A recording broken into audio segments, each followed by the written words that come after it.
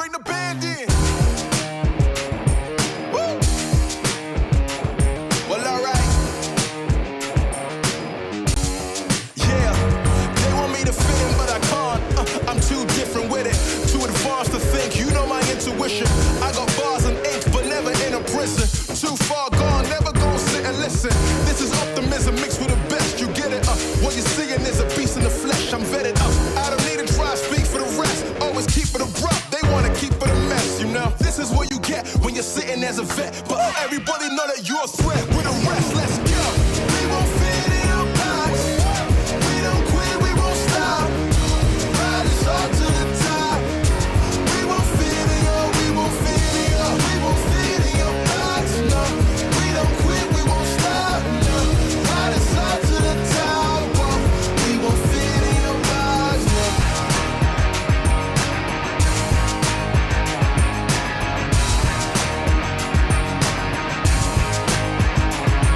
Look, I try to tell you we don't fit in your box. Why you try to box me in? I got the key to unlock. I know the locksmith, optics. Speak of the loss, I'm eating lobster, chopsticks, freaking the boss. You know, I'll never fit in where I go at. Ooh, boss talk like I'm Boaz. Ooh, why fit in when you know you can stand out still? They remember you more when you hand out deals. Let's go. We won't fit in your box. We don't quit, we won't stop. Ride us all to the top. We won't fit in your, we won't fit in your, we won't fit in your box. No, we don't quit, we won't stop. No, ride us all to the top. Whoa. We won't fit in your box. No. Don't box me in. I do my own thing. Spirit is right within. I got my own way. Father is loud within. Look at the way that I do my ops again. Oh, better let me loose. You know that I got the juice. Everything I got to do. Words that I speak out my mouth, I gotta move. Oh, oh, we can't fit in your box. We too cold and you know.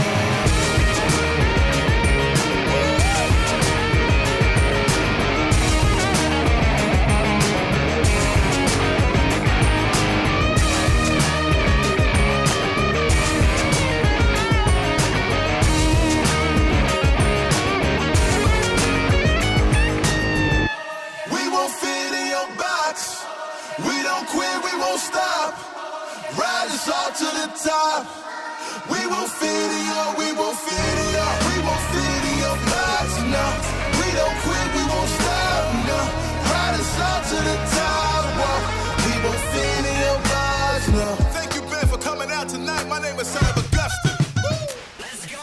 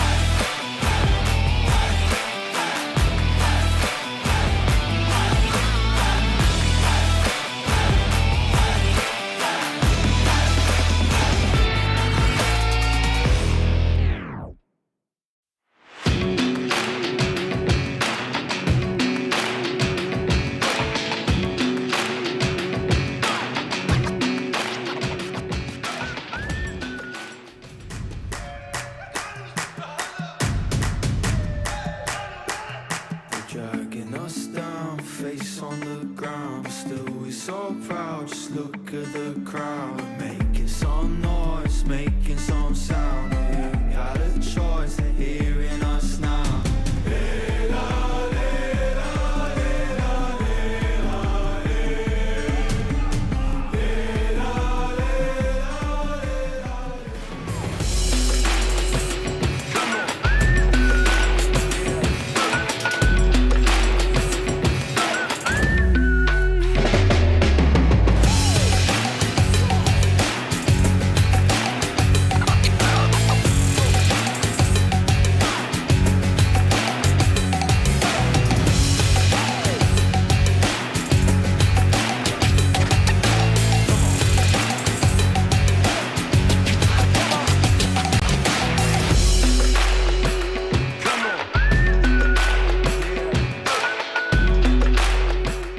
Super. Dragon Ball Super themed mode will be available in Erangel, Livic, and Sandhawk. In this mode, we've incorporated Dragon Ball elements into the classic Battle Royale gameplay. All players will embark on a journey to find the Dragon Balls to summon Shenron. Collect the Dragon Balls scattered throughout the map.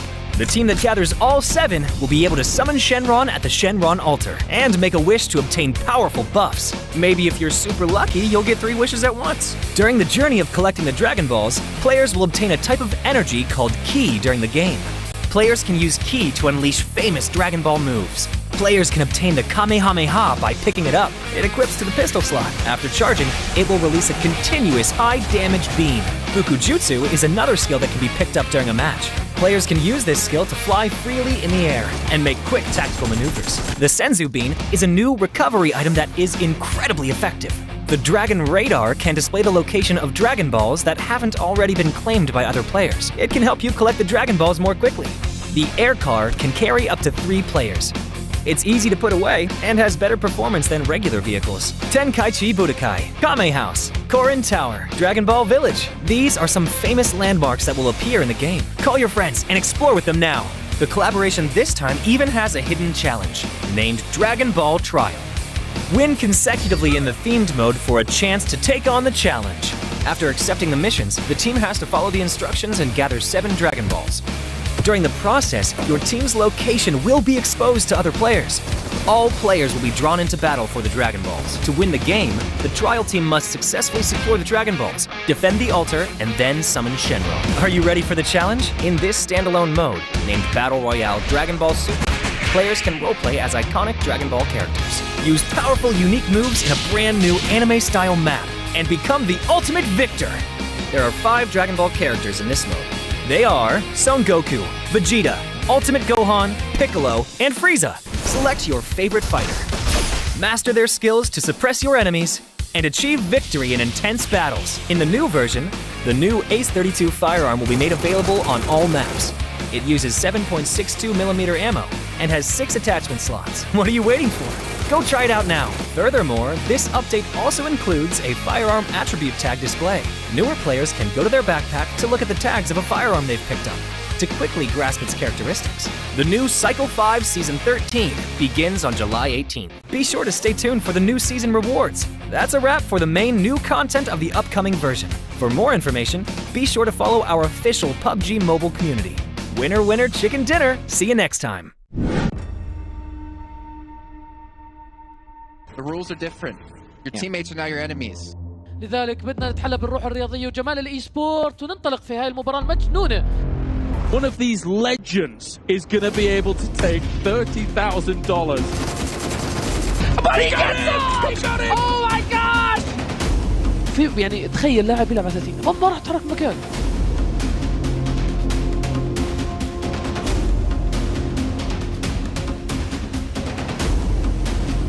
Beautiful. Beautiful.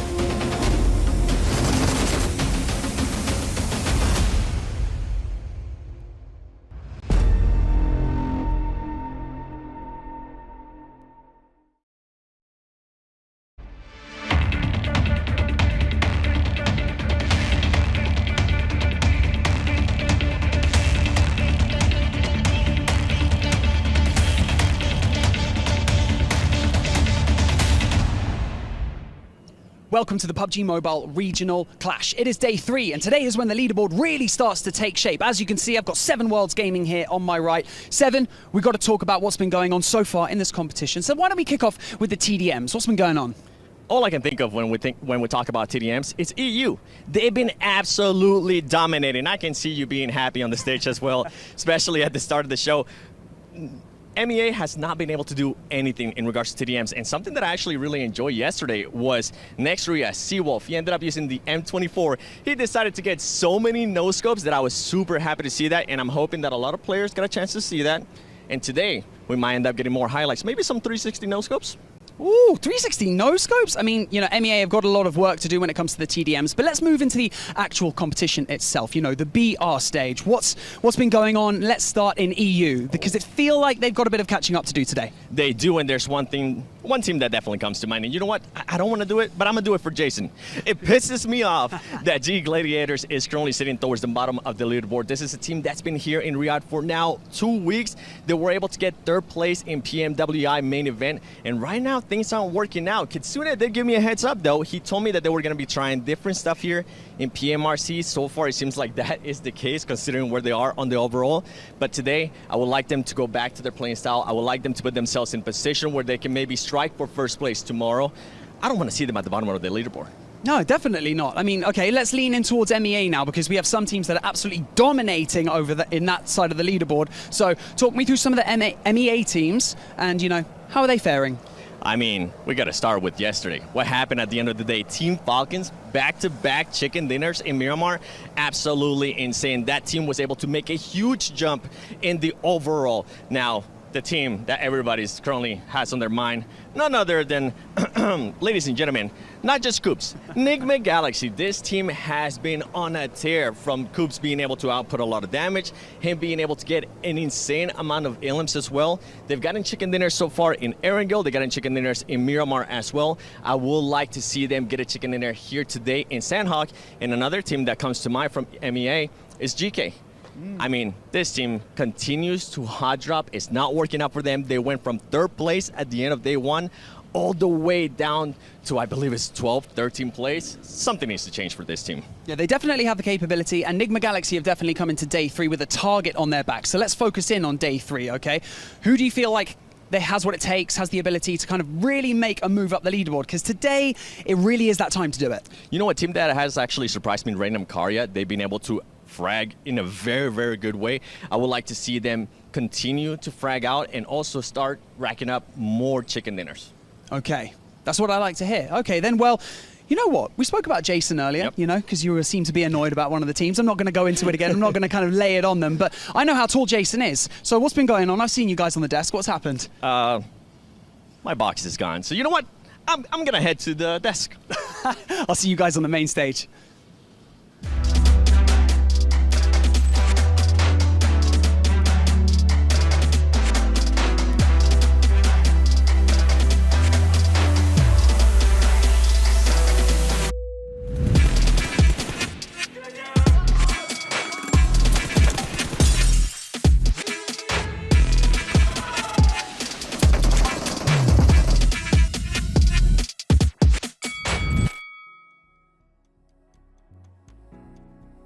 Ladies and gentlemen, let's go! It's the PUBG Mobile Regional Clash as we have MEA taking on EU. I'm your host, Jason Kaplan, and I gave that very energetic intro with Let's Go because it wouldn't be a desk here without our special guest, the king of Let's Go, HotJukes. Let's go! And 7 Worlds Gaming, he just finally made it here, running over from the boulevard.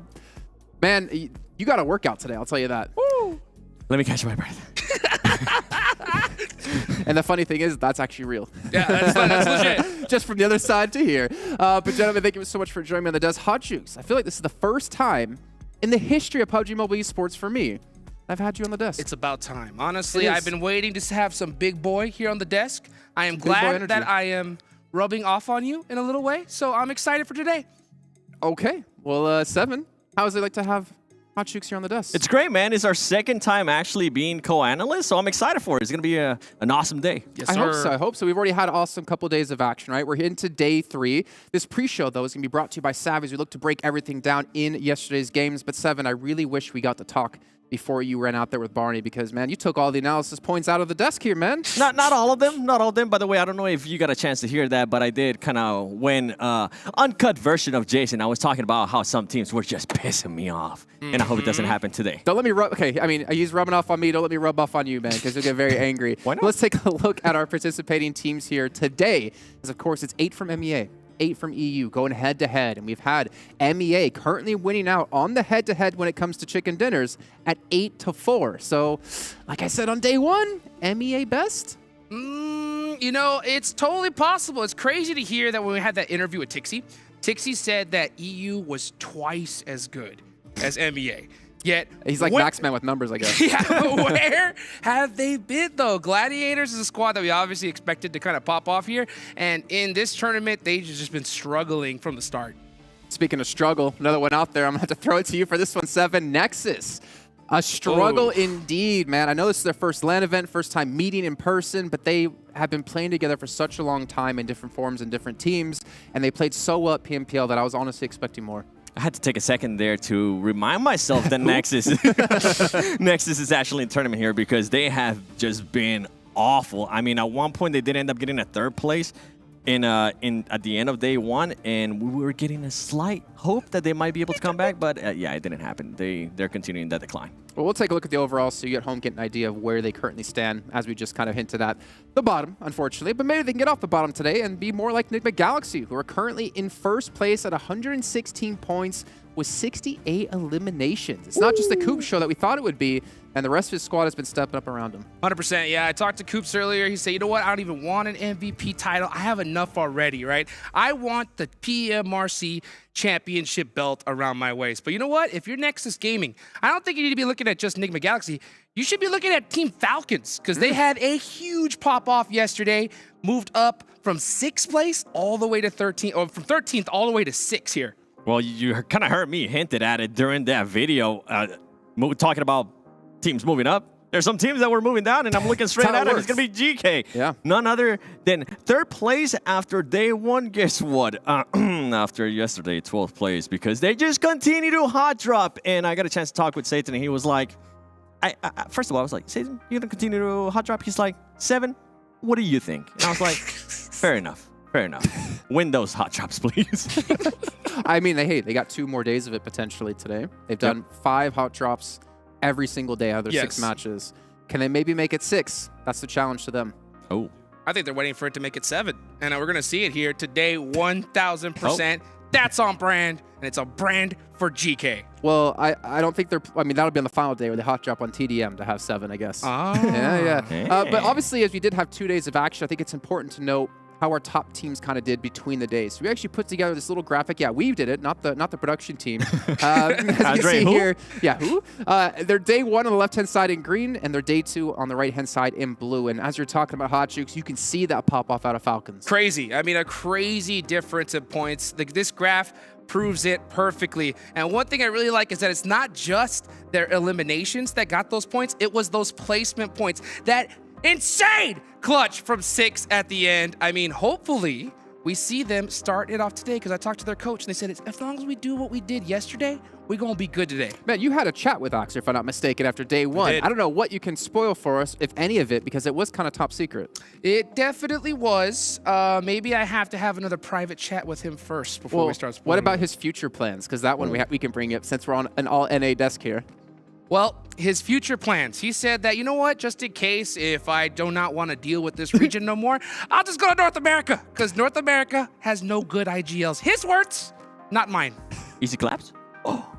I also appreciate, by the way, the solo shot there on that one. Yes. Yeah. That's going to be clipped out and sent to everyone over at NA. And they're going to be like, screw this hot jokes guy. Get him out of here. Hey, he said it. And you know what? He was like, in the worst case scenario, I always got NA. So it's good to see players already planning their retirement here. Yep. We're going to get cooked next PMPL season. I don't think we're going to be doing PMPL anymore. Let's move over to Latin America. I gotta brush up on my Spanish. But let's dive into FALCONS, right? And I think Hot Jukes, you wanted to look at their stats as a team in particular on day 2. So throw that up on the screen here. You can kind of break it down for us, because as you mentioned, 6th, he had a pop-off clutch at the very last match. But the thing is, FALCONS, we saw them at PNWI. We know they're an insanely strong team. but maybe we're not necessarily sure what's going wrong with them within the first day. Yeah, you know what? Obviously they're trying some new things here. You can look at their total stats, 26 eliminations on the day, which is 9 more than they had before. And the crazy part about that is it's only an 89-point difference in damage dealt than what they did the day prior. Wow. So that just goes to show that in yesterday, they had 25 knocks, 17 elims. So they were getting stolen like crazy. But here in yesterday's match, 28 versus 26. So they were able to make a really good, solid conversion rate. And as long as they're able to finish those knocks, they should have some success here today. Go ahead, Seth. I think something that I really enjoyed out of Falcons was their decisiveness yesterday. They were able to make certain rotations where they're able to excel at it. I mean, we saw that perfectly in the last Miramar. The big question mark for this team, yeah, we saw what Six was able to do in that last game, but he had 10 elims in day 2. 8 out of those elims came in the last match. So you don't want to have those roller coaster moments out of Team Falcons. And I think I want to see a little bit more consistency. As I mentioned, though, I do want to continue to see the playing style that they have where they were decisive with their plays and they were decisive with their rotations. We also need to take a look at a team who has been decisive, very decisive with rotations, sending Coops forward. Like the spearhead we've been talking about, it's NIGMA Galaxy and their player stats here on day 2, because 7, you wanted to dive into this because we keep saying it's all about Coops, but you know what? It ain't all about Coops. We talk so much about Coops. I'm getting tired of the Cooperang, all right? So we're actually going to be moving on, and it's going to be Lord. He had an amazing day yesterday, being able to put up 10 elims with a great survival time that we're currently not able to see on the screen, but it was 24 minutes survival time. When we compare that to what he was able to do in day 1, he only had 2 elims in about 19 minutes of average survival time. I actually got a chance to talk with Lord, and he was like, I was like, yo, man, I'm going to be talking about your day too. I thought you had a great day. And he was like, it was still not good. And I looked at him straight in the eyes, and I was like, then you want to talk about your day 1 because you only had 2 elims? And he just busted out laughing. But they are gonna go like that to him, 7. Come on, man. It's true. I'm not lying. All right, okay, you're I'm not lying. I know you're not. So. I know you're always honest, but we got to talk about another thing really quickly here. REGNUM, CARYA have been playing extremely well, and we've done a player to watch from FLUX, done a player to watch from NIGMA Galaxy. Time to do a player to watch here from REGNUM CARYA, as we're going to go with Zell, because honestly, his performance yesterday, it put him into our top 5 in eliminations. He deserves it. Absolutely. I mean, in day 2, he had 18 eliminations. Day 1, he had 7. So that's an 11 elimination advantage in just one single day. So he's spearheading it for his squad, and it's great to have that one member just pop off because it just makes things so much easier. And I think, Sam, what's so important is there's a thirst, there's a drive to be the #1 team in Turkey right now, because S2G, they were let down the All-Star stage. FLUX, they were let down at PMWI main tournament. This could be REGNUM CARYA taking the crown, give it to themselves, and appointing them the new kings of Turkey. It could be. We'll have to wait and see if they improve in their Miramars, though. They're awfully Miramar. All right, well, it is time to head down to the stage here to kick off day 3 of PMRC.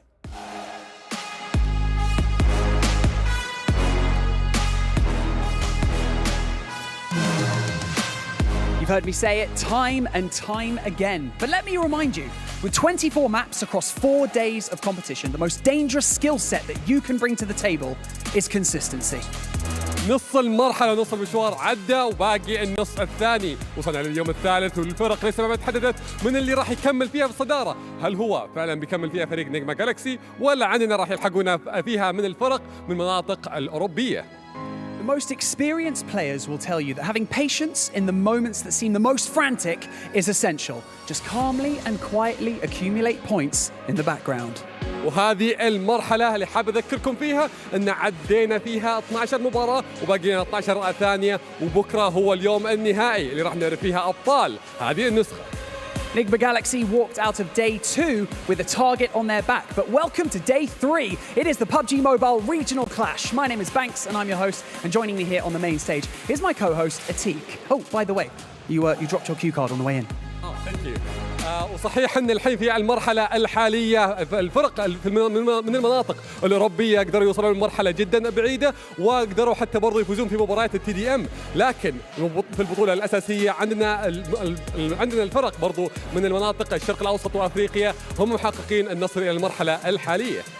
Well, just in case you forgot, $100,000 is still on the line, the PMRC trophy, and of course, regional bragging rights. I still absolutely love it. So with that being said, let's head over to our casters to break everything down before we jump into our first TDM of the day. والحين أعزائنا المشاهدين بعد ما اطلعنا على المرحلة الحالية ومنهم الفرق اللي وصلنا معنا الحين، فخلونا على طول ننتقل إلى الاستديو نشوف فيها باقي المراحل، وبرضه في نفس الوقت نشوف منهم توقيت المباراة. وخلونا نروح على الاستديو.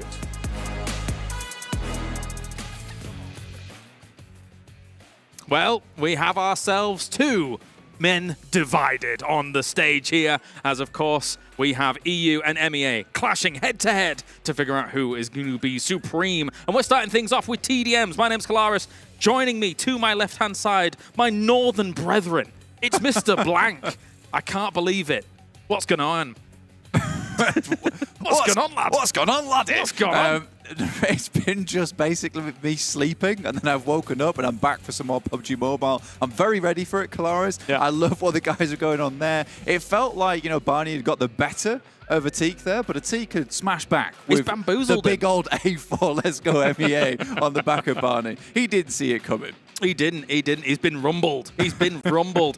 And we're about to get rumbling here for TDM as well. I believe our first match is going to be MADBULLS going up against Brute Force. So we'll see how this is going to play out here for our first one. And then after that, I've got to say, I feel like it's the main event. We've got Gladiators versus NIGMA Galaxy. Ooh. You think it's the main event? The main, well, the TDMs. I'm going to say that's a main event. I would say that's a pretty big event there. But MADBULLS over in PMPLU, they didn't really drop a ball over on TDMs. They were doing extremely well. I think they looked pretty terrifying, to say the least. So I'm scared. Brute Force. I'm really scared for Brute Force because they're coming against quite the intense squad. Because that's even when they were doing badly in PMPLEU as well. They still love the TDMs. I'm going to be honest, it does concern me that we're looking at the teams that I thought was going to be in the second game. So we'll see what happens, Blank, I suppose, throughout all of this. Are we getting main event straight away? I'm all for it. You know what? You can put the main event. You can put the title on straight away to get things going. But no, it will be MADBULLS going up against Brute Force as we have the M1014 very much in action for this one. The secondary event starting first here. Not the real ideal situation, but it will be is it double shotgun sawn-offs? Yeah. Oh, yes, please. His loadout is M1014 and sawn-off. What am I watching? Well, straight around the corner, we've got YDO going for a couple of shots here. 3-3 at the moment. Frozen comes through, gets the M1014 shot in mid-air and immediately gets blasted in the wall to be part of the brickwork.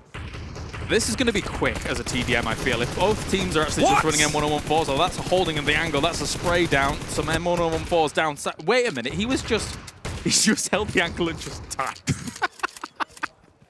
I think he realized, whoa, okay, that's a double, that's big. I think he realized that he'd come in with the slightly worse loadout and had to quickly change that. Yeah, maybe. All right, well, we're going to see a lot of jumping around, a lot of shooting, running and gunning here for this one. It's a double once again here for Brute Force. They're holding it down, but taking the lead. I think Neos actually has the M4 as well, and so does GEEKAY. So it is just currently a 3v3 as two players, I'm pretty sure, are just hanging back. Yeah, over at stairs now. Again, Frozen is able to shut it down, but again, here come the returns as well. This for TDM is going to be very scrappy because with all shotguns in play all the time, there's not. I'm going to be real. There's not that much finesse. There is just bulldozer and hit people with rams as fast as possible. Yeah, you know what I really hope? I hope this is a case of the golden M4. Like the last elimination has to be the M4 elim. You go up against 3 guys with M1014s and the rest of the team is not allowed to participate. That's not going to happen. I hope it does. I mean, you guessed the old let's go MEA on the back. This is what I'm guessing in this game. I did guess that. I did call that. I didn't know it was a thing, but you know what? They pulled it off splendidly. And your intuition is out of this world. It's a wrestling thing. I know what's going to happen with the skits. You know what I mean? They always do them in wrestling and stuff. Yeah, I'm a nerd. I'm sorry. It's okay. We forgive you. It's not okay. But if you didn't know, this is live from Riyadh. This is happening right now. The MADBULLS going up against Brute Force. FLUX's gone. He's left the game. Has anyone used a sawn-off yet? FLUX's had enough. Wait, he's gone. He's actually gone. There's no way.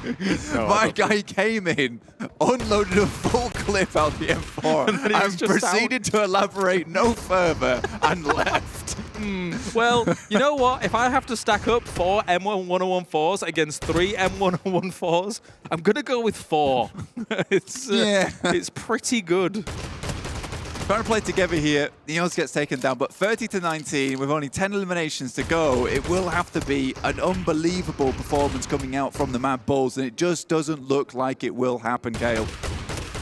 Yep, nice with the iron sights here with the M1114 once again. Another little flip around. Frozen trying to hold these stairs. He's very fond of this location and is actually doing all right with it. Shots coming in from the side, and it's going to be 5 more, only 4 more remaining for the victory. So far, you know, Brute Force has just been moving like an absolute unit. It's been hard to get past them. Zerich is trying to go for it. That was one hell of a flyout. That looked like he got some air there, just like you with the shoe. Thank you, thank you. I practiced that, actually. And likewise, so is he there. In the hotel room? I practiced the whole bit. 6 months I researched that bit. And it's only 1 more elim remaining. Red team victory. And that's it. Red team victory, but it will be the blue team that actually wins with Brute Force. Yeah, I guess that was just the overlay. Yeah. But anyway, yeah, Brute Force looking fantastic. Unfortunately for MADBULLS, losing 1 member early was not the best of situations. No, not at all. No. Silly announcer there as well at the end, but that's fine. We've got the best announcers here over on the casting desk. I'm glad you pointed at me. Thank you. No, it was kind of, I used my palm. I used my palm to know. Did you? All right, yeah, us. All right. Yeah. Okay. Anyway, we'll be going to the next TDM shortly, though. Yeah, the main event for my money. Main event. The main event. It's all been built to this. The pundits are calling it one of the best TDMs of all time. Maybe. Maybe. It could be a legendary engagement. It could be. I mean, look at what NIGMA Galaxy's been doing in the main tournament, right? They have actually looked fantastic in terms of consistency. They're almost never dropping out below kind of that 10th place mark and stuff like that. And they're just constantly getting podium finish after podium finish. I'm excited to see this. I really am. I think this is actually going to be a really good TDM. You know what? The desk was talking about this as well, like how those points actually lined up from yesterday to the first day that we played. And NIGMA Galaxy actually scoring more points on their day too was a bit surprising to me, considering they looked so strong on that first day. I feel like they just cruised through on the second day, getting as many points as possible, getting some pretty high-placing finishes. Yeah. Overall, really, really well done. But in the TDM world, it's a whole different arena. Oh, yeah, absolutely. It's very, very different. I mean, obviously, Gladiators has not been having the easiest time in the tournament, right? But do you count them out suddenly in a 4v4? No. They've got some of the best gun skill here, one would argue, especially since they did so well in PMWI. NIGMA Galaxy, though, has shown that they're fantastic. Now sporting a new logo on their jerseys as well, as of today. Why has Coops got the best posture I've ever seen from any gamer ever? Did you see that? Do they teach that in America? I don't know. Posture? I don't think so. No? I've seen Jason. That's true. He's shrimping. He does look like a vulture. Could swoop in at any moment. He's looking for the carcass, already. Never mind. No, he's bent over. Yeah, I think they were maybe complaining about his posture, in which case he looked he looked very regal for a second. So what you're saying is they all complain, saying, oh, "You look too smart there. If you could just tone it down." Yeah, you can, because you're making us all look bad, quite frankly. I mean, he's doing that in game as well, to be fair. Yeah, I'm wondering if like the rest of the team's just going to pull a FLUX and everyone else just leaves and just lets Coops handle this. Maybe. Who knows? First place versus 14th place right now. I've got my money on NIGMA Galaxy. You think so? Yeah. I mean, again, looking at Gladiators here. Wait a minute. Brute Force just won. That's the first MEA TDM victory. In which case... It's on. Well. M24. M24. Let's get it. I'm ready. I need some Z-Wolf action in my life. Weren't for the zoom in. I think... Actually, Coops just took down 2 players immediately. Matic tries to get out, but Coops is too quick with it. Back behind the blocks. No, with the starting line for Gladiators once again. Ooh, was able to connect on Kitsune there. That was a brilliant nade here. NIGMA Galaxy's taking control very, very early in this. He's got the 4 times on that too. I don't think you necessarily need the 4 times, but you know what? Let's see how it goes. Tixie coming through. Nice little Groza spray there. Coops still has the M24. Looking to send it back that way. Does hit one shot onto Meku. Quickly slides away. It'll be 6-3. It did look a little bit dire at the start there for Gladiators, but this could be the second MEA win in a row. Maybe. Kitsune, very low, still makes it happen. The M114 on some players, but a lot of people have switched over to the Groza now. You were able to use a little bit of that this morning, Blank. We were playing some games. Groza is a powerful beast. It really is devastating a lot of times. It feels quite scary to come up against it. Nice little slide, though, coming through from Matic. Does break the ankles in the corner and will come out again, in which case will be put down by Ralph. Now Meku's coming through with the M24, looking to send a hole through Ralph. Oh. Nice. Not bad. Not bad. I think it was Tixie that was able to get it, but that one was fire. As Freak is gone down, but now look, you can see NIGMA Galaxy slowly taking control of the high ground. More frags will go down, but that high ground is punishing here on Ruins. Tixie heads round, will take some more shots. Surprisingly living a lot longer than I thought he would there versus Coops. 15 eliminations right now to the 11 from Gladiators, despite this being quite a monstrous start from NIGMA Galaxy. Kitsune still swinging out the side. Big flashbang. Nothing can be seen from both sides. Going to go for a spray around this left-hand side corner. Meku here once again, looking for the reload. M24, is he going to peek out for that shot? No, he goes for it, doesn't quite hit it. Lord likewise here as well to go. Meku does take free count with that M24, loving some of these shots. And Coops up on high. Oh, it's a nice actual flick there from Meku. Still looking for more from it. That is bold, and actually gets it to the Mad Lad. Told you, man, this one was going to be excellent. We've got two of the very best squads here duking it out. Despite this high ground advantage that now Gladiators has wrestled away, they're still a little bit behind, but they are catching up considering this started out 5-0. So NIGMA Galaxy's got to lock it down. Yeah, it's been pretty rough for NIGMA Galaxy, trying to get things back on the right foot. It slowed down. It has slowed down. Tixie jumped straight back out again into complete open. I think he was very confused there. And they did get thrown, and only clipped him a little bit there. Meku, once again, with that M24, sliding around, does go on. Of course, that is TDM special only, and trying to find extra position as quickly as possible. You can use it to transition across some of these openings, but the frags continue to fall. Here comes Meku with the sliding shot. Not able to get the bullet through, though, unfortunately. Did look insanely cool in the moment, 26-18, but unlike that, this game is starting to heat up quite a lot. Meku hit Coops. Will he go for another one? Lord's around that corner, going to try and go for it. He's low health. Any hit would take him out completely, but not going to be peaking. That high ground is cursed, Kalaris. The one that's gone on it so far has started to lose around the corner. On the ground with the M1014. Beautiful stuff. Gonna wait. Everyone's charging up the nades. Throws it. Not able to connect with too much by the looks of things. The reinforcement nades come along. Moving on back. Quick moves by Tixie. Quick feet, quick feet. Yeah, he's in and out. He's tussling with them. They can't really handle him right now. You know, he's got those slidey shoes, making sure he can get straight back into position whenever he needs to. Meku, very low HP, hoping to send a whistling bullet through. Not able to do too much. Comes around the corner here with the Groza once again. Looks for a conversion. Looks for a transition on that spray towards Tixie. Doesn't connect it. Ooh, another one though. Meku actually able to hit with the M24 on the other side. Lord just refuses to die in that position. Finally, Meku sends around the corner. And someone from the back actually hits that M24. 35 eliminations, 25. Yeah. It's so close. Meku again with the sliding M24. Very nice. They're going to have to do a lot more of that, though, if they're able to catch up.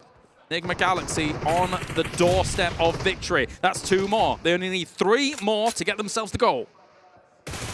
A legendary match, as you said, Kale. The main event has not disappointed. And Meku has shown his worth with that M24 in hand, but it will be ended. And that's the double MEA victory here on TDM. They're bringing it back. NIGMA Galaxy first in the tournament so far and looking great against Gladiators, one of the absolute powerhouses from the Europe region. NIGMA Galaxy looking very good, able to evade those M24s. The slide, the M24, the slide, the M24. Not enough to defeat Coops and the boys. Yeah, I mean, Meku was just sliding around trying to leave that slick trail behind him, but if anything, it sped the guys from NIGMA Galaxy up. That's what we need. When you slide, you leave like oil behind you and you slip over like on a banana peel. It is really required, you know, and the way Gladiators do is there's a go-go-matic. Go-go action-matic. Go-go action-matic boots. And just like, you know, usual situations where Matic's going for that off angle and not able to convert too much in this tournament just yet. Yeah. It wasn't able to be victorious here. Poor Matt. At least Meku looked really cool. He did for look quite cool. some time. And that's all that matters. No, it's not. It's the win that matters. All right, let's head on over to the desk here to talk about those TDMs and get us geared up for the BR. I'm not going to lie, the style points definitely went the way of Gladiators there with the M24. Yes. The sliding in, the M1104 switch up as well. I don't know, that was pretty hype. I enjoyed that. We need an all-sniper TDM. Okay, we need to see that sooner or later.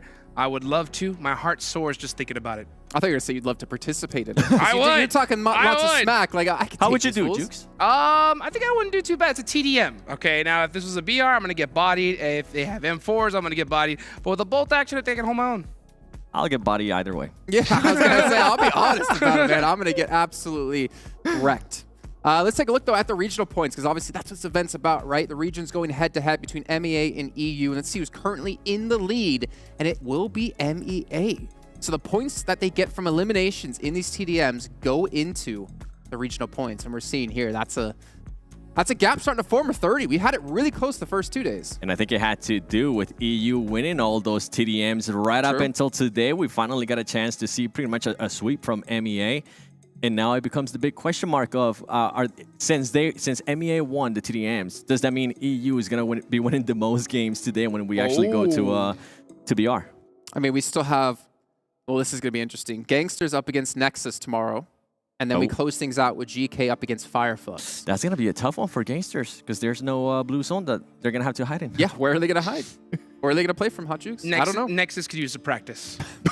Okay. So you're saying we should have put moved this them to solo the shot first on him day. again, please. Honestly. Yeah, break it down. Let's hear the hot take. Yeah, Nexus Gaming, what is going on, guys? Okay, I don't know, but if you can get a little bit of practice, get those fingers warmer just a little bit, I think it's gonna help you out big time. I'm just I already got enough hate on Actually, Instagram. It's shocking. That It's wasn't shocking. him squatting down. That was someone taking his box away slowly. Oh no! Stop it. Get out of there, Blink. You're supposed to be on the caster desk.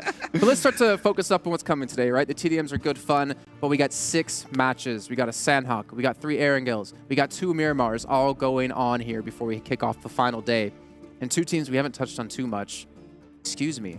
Of course, we have to talk about them. Thank you. Oh yeah. And FLUX. Excuse me to me, has probably been one of the biggest surprises in this event so far.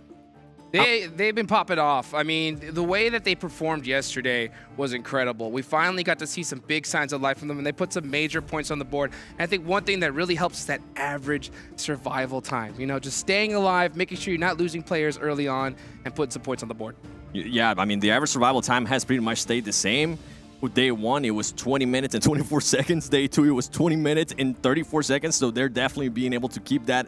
What's actually impressive to me is the elims. They've been able to be consistent with those elims as well. First day, 28 elims. Second day, 25 elims. And on top of that, what's even crazier too is that they are keeping on track with placement points with REGNUM CARYA Esports, which currently that team has 2 wins. And right now, excuse me, is sitting at 0. 0 wins, something Hot Jukes does not know about because all he does is win. I was like, how many know I want to be here? I want to be nice. Well, let's head into our first match today with our commentators. We drop into Sandhawk with Kolaris and Blink. Thank you, boys. Let's do it here as there is a lot on the line here. There's only 2 more Sandhawks remaining, so you need to get boots on the ground fast for this one. The penultimate Sandhawk. And the penultimate Sandhawk. That's right. True. There is only one left. You're not wrong. You're out of line, but you're not wrong. All right, my first question to you, Blank, is what are we going to see from MUERTE? Because they get picked off left, right, and center on Sandhawk over these last couple of days. Yeah, they've had to really change things up massively. We can even see them up towards that northwest side at the moment. They're sending 2 players up towards Hatin.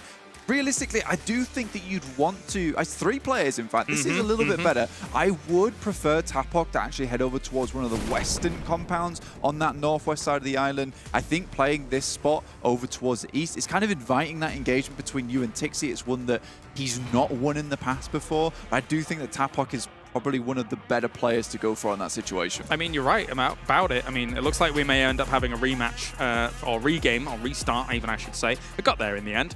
But I mean, you're right. You're dead on about that, right? Tapok and Tixi have had that conflict. As we were getting towards that regame just then, we saw as Tapok was dropping, Tixi was going south, usually towards that kind of trifecta location. Yeah. But he turned around. There was a small moment of turnaround there. So But maybe they will be aware that there was a slight shift in MUERTE's playstyle. The fact that they dropped 3 up there, I think it's far stronger a drop to do something like that. Yeah. The first 2 Sandhawks, man, they were too wild as a drop, in my opinion. It was really ridiculous, yeah. Let's be honest. I think that's something that you just can't get away with. And I was sort of confused they even thought that they could maybe get away with it in the first place. You're ultimately going to get taken down there. You're taking up way too much space over on that northwest side. I think Hatin provides more than enough loot that you need on that area of the map. And then if you having that unit that moves over towards the eastern side, you realistically just want to be a strong 4 pushing through over that northwest bridge, because you've seen it before where brute force, when we get these northern circles, they're actually sending a little bit farther over towards the paddy field to look down towards MUERTE in the first place. Honestly, I was more shocked that MUERTE held it in the second Sandhawk game in terms of that split, because if you're aware of what happened in the first Sandhawk game, Nexus is very unlikely to drop with brute force, right? So they were looking for alternate drop spots. That's close by. Exactly. With it being close by, you want it to be close by so that they can maintain their rotation paths. So you're gonna then have another team dropping around those trash areas. Why would you maintain that split? They've learned from their mistakes, clearly, by the looks of what we just saw on that initial drop. And it's smart, because, you know, Nexus is going to be lurking around still by the looks of things. Yeah, it takes 2 days. That's fine. It's fixed now. And I think that if you're coming over towards that last day on Sandhawk, you really want to have a confident finish there. I am curious again to see this engagement happen between Tapok and Tixi. I think Tapok probably one of the strongest players on that squad of MUERTE. And with the way that Gladiator has been playing recently, maybe Tixi's not up to that engagement. Maybe he's not able to finish out that fight quick enough, in which case the rest of MUERTE can come help. Whereas if you're playing Gladiators up on that northwest island, on the mountain itself, it's much harder to assist quicker, I would say. It's going to be interesting, because if that conflict does go down on the east side of this island, in a ridiculous world, I sort of favor MUERTE being closer, because the way in which Gladiators does split across this island is very heavy over to the west. And they've not been looking so hot in this tournament. As you can see, the plane is now flying over. So it looks like we will be getting into the Sandhawk soon once again. I like the theory craft, though. I like what we're talking about, because just these small things, these small differences can make all the difference here in PUBG Mobile. But let's get to it once again. It is our technically penultimate. The previous one wasn't. Sandhawk to get it going. That was a lie. That was a lie. I told a fib. I'm sorry. We go again here. Gladiators moving down towards that northwest island. Again, this is no longer as fair of a playing path, especially down towards Sami. So NIGMA Galaxy has a little longer to actually head out towards that location, which means they can't start getting those stronger positions up towards that northern side faster. We do see them a lot of times looting up quite frequently, but this time it's a 4-man drop over towards Hatin. And this is what I talked about beforehand, that they wanted maybe to send a player out over towards that western side, which is a stronger position to hold, gives you more time to get that position on the outside. But there is a hot drop over towards GEEKAY. They're having... No way. This is horrible. GEEKAY's like, this is our one match where maybe we can have a little bit of respite from ourselves, but Excuse me's here to change the day. AK is in hand as well. Some DBSs. Going to have to be careful here. Excuse me could quite easily put the pressure on against Haith. What will actually go down? Ragnar's trying to hold the angle up at the top here, but it's not going to be successful. They spotted him quickly, and that was important. Otherwise, they would have tried to make the cross. Again, GEEKAY probably has the most experience out of any team. That is a really crazy shift coming through on the circle up towards the northwest side. But Furia actually finding that off angle coming through, taking the time whilst the team underneath holds those angles. Really smart. Very much taking time to their own advantage. I actually find this very interesting. There's Gaith will now once again try and go for some shots. Does actually get the knock already. He's holding the high ground. It's actually one of the positions of strength here because you need to go all the way over to one of the buildings to try and get an angle on it. But he's dropped down now to try and go for this. Havlik is so lucky, but only for so long as Hope puts a stop to that. Now Furia tries to hold an angle, denying Hope's position off there, but Hive will look immediately upstairs, get that shot through. And I think with the amount of experience and practice GEEKAY have had in these type of situations, it was sort of a matter of time. But I really did like how Excuse Me played out that engagement. But again, 2 players only for GEEKAY is a really big deal here on Sandhawk. We see the majority of those wins come through on Sandhawk as just being that last team that has 4 players still alive and has managed their third parties well into the endgame. It's crippling, unfortunately, there for GEEKAY, and they'll try and play it out. But thankfully for them, the circle's not too horrendous, even though you're boot camp, and when you're in boot camp, you're almost always going to be in the circle to start things off on Sandhawk. But here's NIGMA Galaxy once again taking a fight. Freak got caught out a little bit thanks to the drive-by that's coming along. GQ were able to shut him down completely, and the rest of NIGMA Galaxy, nowhere to be seen. That is quite an instantaneous shutdown. It's a little bit curious that Freak wasn't actually playing in the Watchtower, because I think you can quite easily play in there and just lay prone down. I don't think there's a lot of times in this situation with this rotate that you would stop off to check that thoroughly. And even if it did happen, you could throw a nade. You have time to set up for the rest of the team to get towards you. So I think for NIGMA Galaxy there, I maybe think that Freak was just taking a little bit too long to set himself up. That's the thing. It's a symptom of the playing path when you see this come down. Like, both these teams had to drop far and then try and rotate a little further. And when that happens, you're not as spread out as you normally will be. You wouldn't have the easier time of being able to get your loot and then support each other. But at the same time, it's Nexus going up against FireFlux. In the distance, reinforcements are so far away, and that will be a freebie here for FireFlux. That's almost a double coming through for Doran. Probably furious with the rest of the team right now on Nexus. I think that's the second time we've seen it as well. I mean, Freak was like, where's the rest of my team? Now Doran performing really, really well. Didn't have the support from the rest of the squad. But this is a very quick push coming through from REGNUM CARYA as well, over towards that north side. So they did take a split, did Nexus, between the north compounds and then one player down towards the south. But with a circle shift like this, you're sort of expecting a lot of teams to try and get control over Northwest Bridge very quickly. But again, we talked about this. It's a very central lobby. So this doesn't surprise me that we're seeing teams instant rotate this compound on the southwest, because it can be very strong in terms of sightlines. Yeah, as we're just watching the replays of what was going down in boot camp as well. And again, I said it the same phrase, and I'm going to say it again. It's a symptom of the playing path. Looking at how this has played out, teams were kind of a little bit closer. The circle was friendly to them in this regard. So we've seen actually a few more fights than you normally would at the start of a Sandhawk. But Brute Force cresting the hill here, looking for FireFlux. Taking a little bit of a view over the top side. I think for FireFlux in this position, it is actually quite difficult to get outside of. Realistically, one of these players would have to take an off angle, but with the vehicle burning and smoking, likely to explode at any second, and we know that FireFlux is susceptible to the 4-man vehicle explosion. We've seen it before. It's going to be really difficult for them to find that flanker, because you just need someone to hold an angle to bait a shot coming through. Yeah, sometimes when you're in FireFlux's position, you're saying, okay, we're in the circle, so it doesn't really matter too much. We can stay here and just wait for another team to have an angle on Brute Force. That's why Brute Force is sticking mostly to the north side of that ridge, because it actually denies some lines of sight. For example, if Vision were able to go for a little rotate north of Tatmok or something like that. So I understand what both teams are doing at the moment. They'll bide their time for a while and have that stalemate occur for a little bit. Yeah, so realistically, not much is going to happen on that side. For MUERTE, I think they're also happy that not much is going on their side too. 4 players still alive here is a massive boon to MUERTE when it did look a little bit risque, let's say, with Tixi actually turning around up towards Tapok's position on the first time we tried to play Sandhawk, which was unsuccessful. But this is our successful run coming through. And very successful for one of these teams if they take home a lot of points here, which is certainly doable.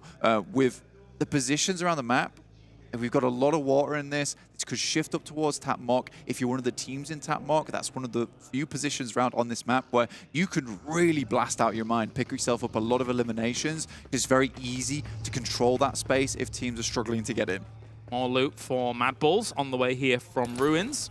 And yeah, I mean, as you say, like with the people positioning up towards the top, technically you would like to be near the river just so you can make a transition, right? If the circle goes northwest, great, you can go to the island. If the circle goes northeast, great, you can try and make a transition. So already, actually, Tapok's swimming across by the looks of things, or has slightly positioned himself on that coast to try and facilitate that kind of move if needs be. But there are a lot of teams still in the south, still chilling out, nowhere near the circle. They're just waiting to see if they have to go west or east, I think. Making that choice is very important. It's funny, right, because it's such an intense circle shift. Yeah. But because of that, it's forced basically a pause on the game at this point. To a degree, yeah, a lot of teams just really don't want to make too many drastic decisions at this point. We've got RÜYA, NEXUS, REGNUM CARYA, all in the same spot. But neither of these teams wants to go for an engagement, because what's the point if one of these next circles heads over towards the western side? Not very likely at this point in time, but at some point, these three teams will have to go at it. Yeah. And a third party is going to be on the cards for at least one of them. Probably. And there's a lot of good compounds left available in this circle. I'm already seeing Falcons moving to what I would consider one of the pivotal compounds. I think they've actually driven past it. So they're going, trying to go even more central, but that's going to cause a conflict quite quickly, I think. We're looking there. You can see in the kill feed already, they're gearing up those DVSs to try and get on in. A big push onto next RÜYA. If they can dislodge them from this location, it is technically, right now, could be a winning location, but Molly's all over the place. They spread on this floor, and he is caught. He's going to go down. Doka Machine starting the Sandhawk barbecue here as the Falcons just go up in smoke, the feathers charring away. That is real depressing news for them. On the wooden floor, the double Molotov is absolutely disgusting. And you have to crash onto just one of these buildings, and I think next RÜYA took a really good position here to hold them down. It was a strong defense, and I'm going to be honest with Falcons, it's a very reckless send here. Yes. I don't think they had information on this whatsoever. There are options. They're gone. They could have stopped on the compound east of this, about 300 meters in terms of distance. So, because I mean, you went past there, you heard no shots, probably going to be, a bit too reckless for my money. Yeah, it's a great spot as well, that compound that you highlighted, because if this circle does move away from Tap Mock, it is one of those winning positions, Kalaris, just because you have great sight lines into Tap Mock, and it's quite difficult to push down the slope towards that compound as well. So it is curious that we would see Falcons just go for what I would probably call an insane push across the map over towards next RÜYA. I think my wording was a little more friendly. Yeah. Insane. I mean, we've had troubles with Falcons in the past. It's like, why are you guys not taking the opportunity to push? Why are you guys not going for that instantaneous regroup where there's an opportunity there available to you? I didn't mean this. Sure, yeah, absolutely. I mean, don't get me wrong. I don't mind the bold plays. I don't mind you sending like that to try and go for what you think is a winning compound at that point. But there's a lot more, and there's a lot more shift coming that could have been available here for them. But meanwhile, lots of shots raining down here over in the distance. Kitsune is just trying to deal with MUERTE. I mean, usually when you have a circle like these two teams are bound to come to blows here. And Gladiators is doing all right. Yeah, I think that is kind of the difference between the way these teams are playing these circles, which is more towards that center focus, especially here on Sandhawk, where you really just want to pick up one of these compounds in one of the most heavily peppered areas of the map of these buildings, right? So I think for Gladiators, they've just moved instantly in. Usually they would hang fire over towards Hatim for a while, towards these compounds, try and get some sight lines across towards some of these eastern compounds. This time they just moved straight across. And FLUX, because of this, are suffering massively. Like you said earlier on, they wanted to just carry on this stalemate between them and Brute Force. However, they are being pinched very hard. MADBULLS has taken the compound that we were mentioning that Falcons could have taken, so we'll keep an eye on that. Meanwhile, rotating in all the way from Miramar is GANGSTERS on that east side. Do you reckon they'll ever join the fray? Yeah, I do kind of like it. It's like they like to play 5D chess, as you say. All I had to do was move Jafar from the future in Miramar back to here, and then he moved round, got a checkmate over towards MADBULLS, took their compound, and won the game. But yeah, they are playing in a completely different universe sometimes. They really are. Yeah. They are in another galaxy. It's working sometimes. It is working sometimes. And speaking of galaxy, NIGMA Galaxy is still all the way south of Painan. They can actually just come in straight from the south of this circle and probably totally fine. MADBULLS, though, was in a little bit of a scrap, so is Vision here against REGNUM CARYA, trying to deal with the damage that's coming on. And Grenade's already charged up, so Molly's already coming along as well. They've got a lot of value here on Sandhawk, tries to throw it through, not going to be successful on that, though. Coming around the corner with the S12K to try and deal with that, though. What a nice peek coming in from Loxy. That is beautiful stuff with this extremely powerful gun. Yeah, just taking the situation into their own hands here. MADBULLS, though, identifies the engagements going on, but it was a pretty clean engagement here for REGNUM CARYA. Their trouble right now is that they're on the eastern edge of these really strong positions of the map, so they're going to be first to face a lot of times. NEXUS are afforded a different position by this because they're towards the western side, completely protected by REGNUM CARYA. They'll always have to be crashed upon first before any team can really get to them, unless Gladiators can kind of shimmy their way down on this coastal side and maybe take that engagement. But even even then, there are still a lot of sightlines looking at that. The thing is that I highlighted it in previous Sandhogs, and I'm going to say it again. For Gladiators, as we see fights going off between MUERTE, etc. up at the north, the Gladiators are always playing edge on Sandhog, unless it's a Northwest Island. So they have to figure this out, because it's not been successful in the previous Sandhogs, and at this pace, I don't think it's going to be successful here. Yeah, it's a lobby change, right? This is not a case of edge doesn't work. It's just that edge doesn't work here. They've sniffed out this fight up at the top. I mean, if they can clear space here, this is what we're talking about with a lot of these teams towards the middle of this circle. If they're not clearing space because there are no teams to clear space from, then they don't get any opportunity or initiative on the circle. But they're doing massively well here versus MUERTE, taking down a lot of the players here. There's only 2 remaining from FLUX, only a couple from Brute Force, but they've already moved through. So if Gladiators can clean things up now, they will have a massive amount of space on this northwest edge. This is how you've got to play third-party Sandhog, sweeping on the edge if you're going to play this edge style. Gladiators identified this super fast, was able to get in there and get themselves 3 knocks to their name. I don't know if they got any of the finishes just yet. However, this fight for FLUX and MUERTE has completely landslided out of their control because Gladiators is trying to hold them out. Brute Force, though, is also sniffing this out. They're on the other side towards the east. They could also effectively fourth party. Yeah, with just 2 players there, but it looks like one of the players from Gladiators did spot them out immediately, so Pre-Pod's not able to go. So it's good that Gladiators are watching their back here, and it's really necessary. The guys from FLUX will find it difficult to move in, but medical supplies for Gladiators at the moment are really lacking, honestly. Tixie will be tossing those smokes out. But again, you said that getting this play in was very important, but it's one of the few times where they've been able to sniff out that third party in the first place, so they were hungry for it, they moved on it, but I just don't think this is happening a lot of times. This is just purely because we got the Brute Force and the FLUX stalemate that this was allowed to happen, with MUERTE also moving in there, and I think it's benefited Gladiators in a big way, but they've overcommitted now. They've lost 1 player to this engagement. Beku, I think, was a little bit too far in. The second rule of third-party edge play Sandhog coming in with not many meds is you don't talk about Sandhog. You actually finish those fights fast. You need to finish them fast, and if you don't, you're going to get fourth-partied, like we just saw there. Yes, you lose Meku. Technically, they're still okay, though. They can move south here to get themselves a compound, but there are lines of sights here that are kind of against them. But there you go. Brute Force has gone down. That is, Gladiator is taking them out. Maybe they can start a bit more of a campaign, a bit of a push here, because over the last 2 days, it's just not the Gladiators we're used to. Not at all. And it's certainly possible with 3 players here on Sandhog, not likely to be a huge win or anything, but I still think with the way that the circle is lining up at the moment, there are several areas around the map where you can take a pretty cheeky off angle, pretty cheeky position, just try and get yourself some more points for this game. In the meantime, Gangsters have moved up through Paris Resort, looking over towards Road to Glory, which seems to be a team they come in contact with quite frequently. This is a really tough position to push out from, is Paris Resort over towards that western side. I think it's very likely that we'll see MADBULLS take shots towards both these teams, whether even both these teams make it out, because that's a nice nade to start things off.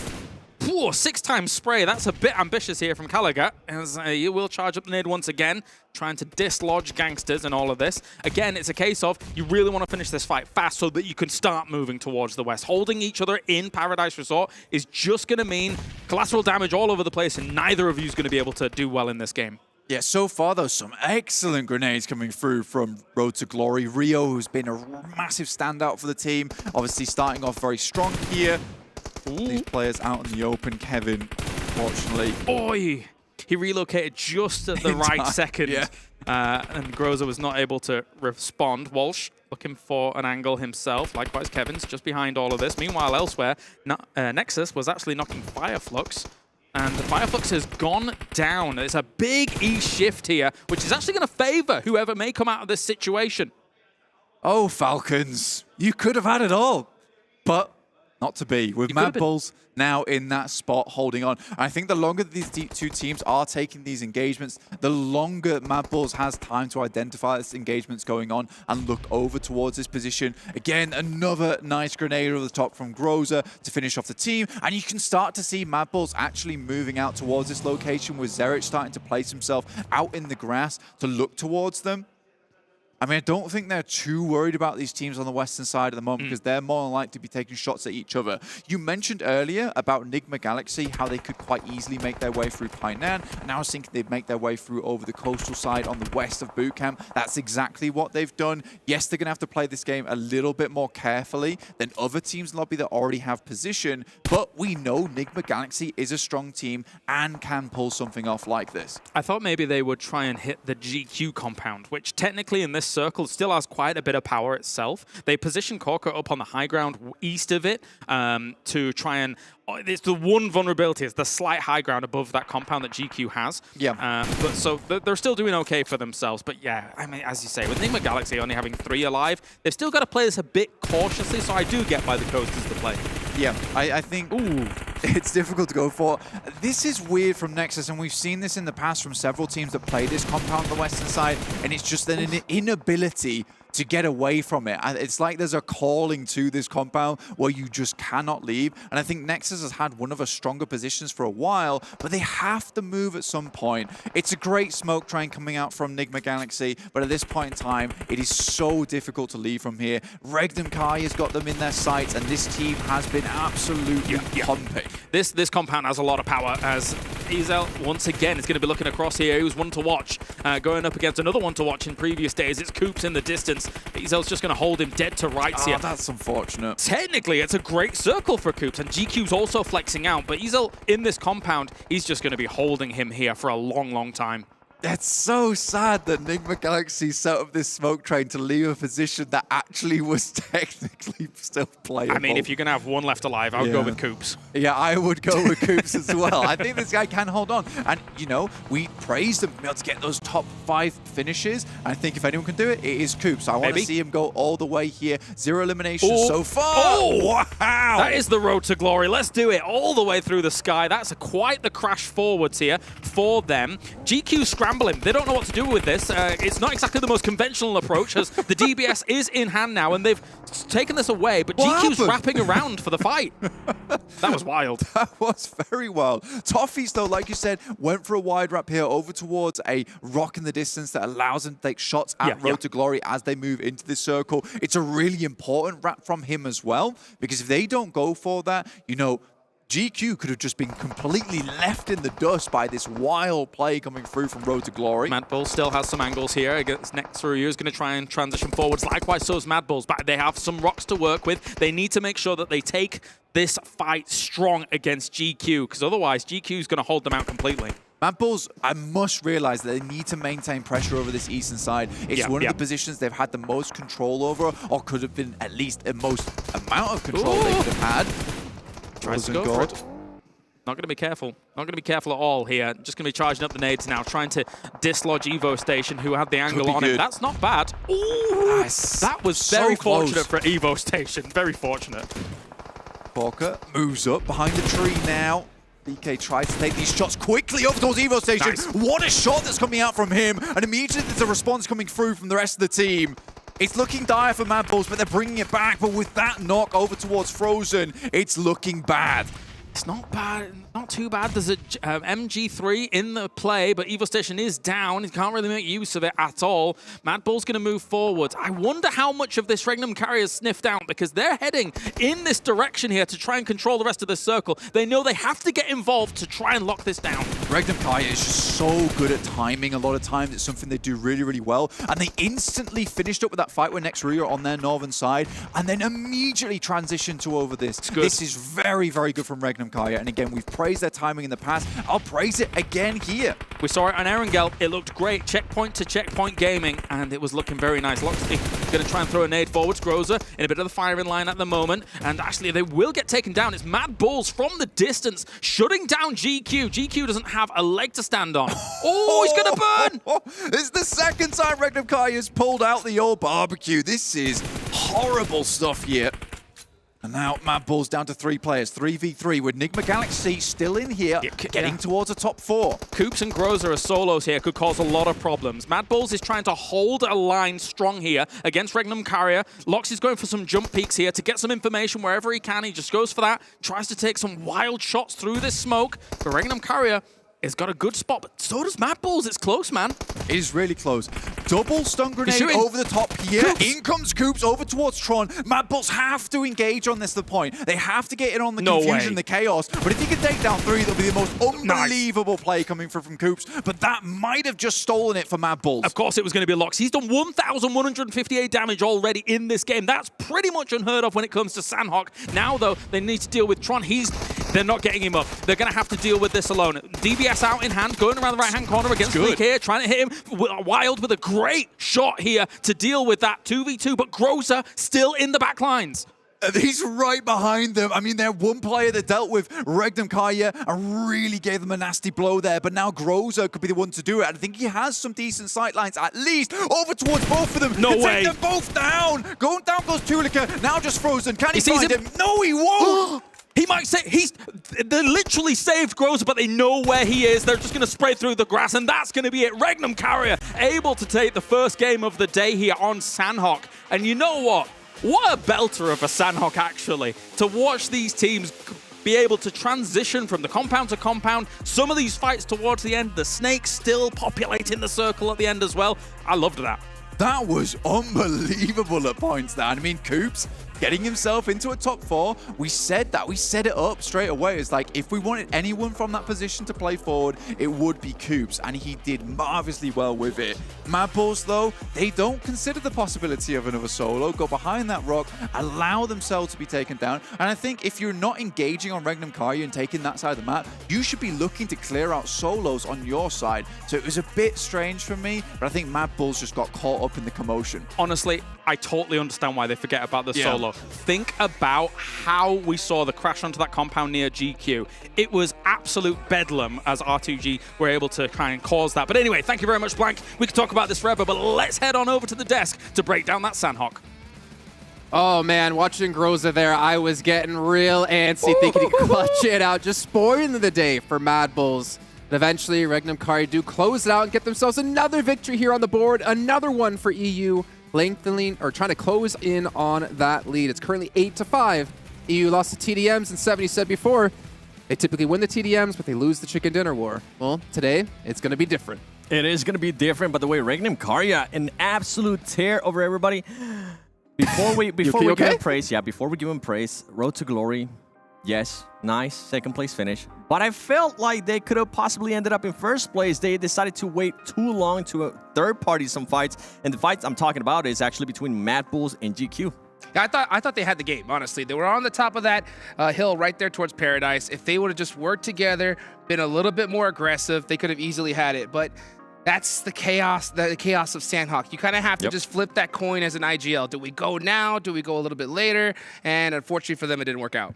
And obviously this analysis can be brought to us by STC Play. And while we were watching this game, as well as thinking about Road to Glory, I think Maxman was saying that the high ground they had in that position as well towards the final zones, their main goal was to just focus as many teams down before they have to move. And then obviously when they eventually did have to move, it just came down to Groza to be the only one left. But let's see our match points here and see what all the teams accumulated for themselves, as well as REGNUM CARYA trying to move up the leaderboards with 26 big points. 26 points is massive. I mean, it's one of our highest scoring games I think we've had in PMRC. Literally, I mean, 16 eliminations, chicken dinner to their name. This team has to be stoked. And after talking to all the players today, they all stressed to me, this is the most important day. I think the last day, who knows what's going to happen. So REGNUM CARYA to start off so strong, they got to be hyped.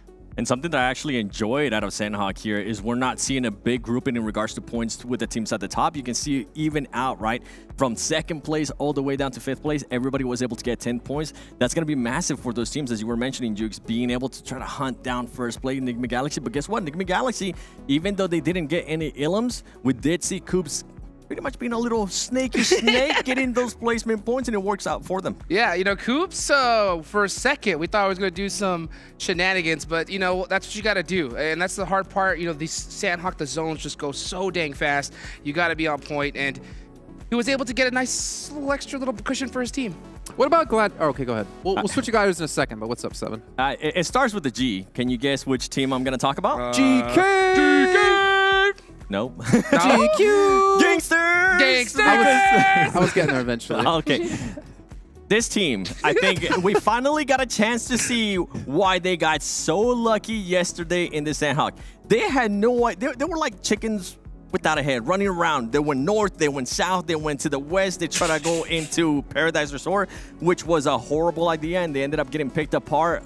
Gangsters, if you're watching this, please stop staying outside in the blue zone for such a long time because it puts you in just such a bad situations when they actually try to approach the zone. I think John was saying when we were watching this game as well that them collectively as a team have over 1 hour more in the blue than any other team collectively. That's wild. You know what? Honestly, it reminds me of season 1, season 2.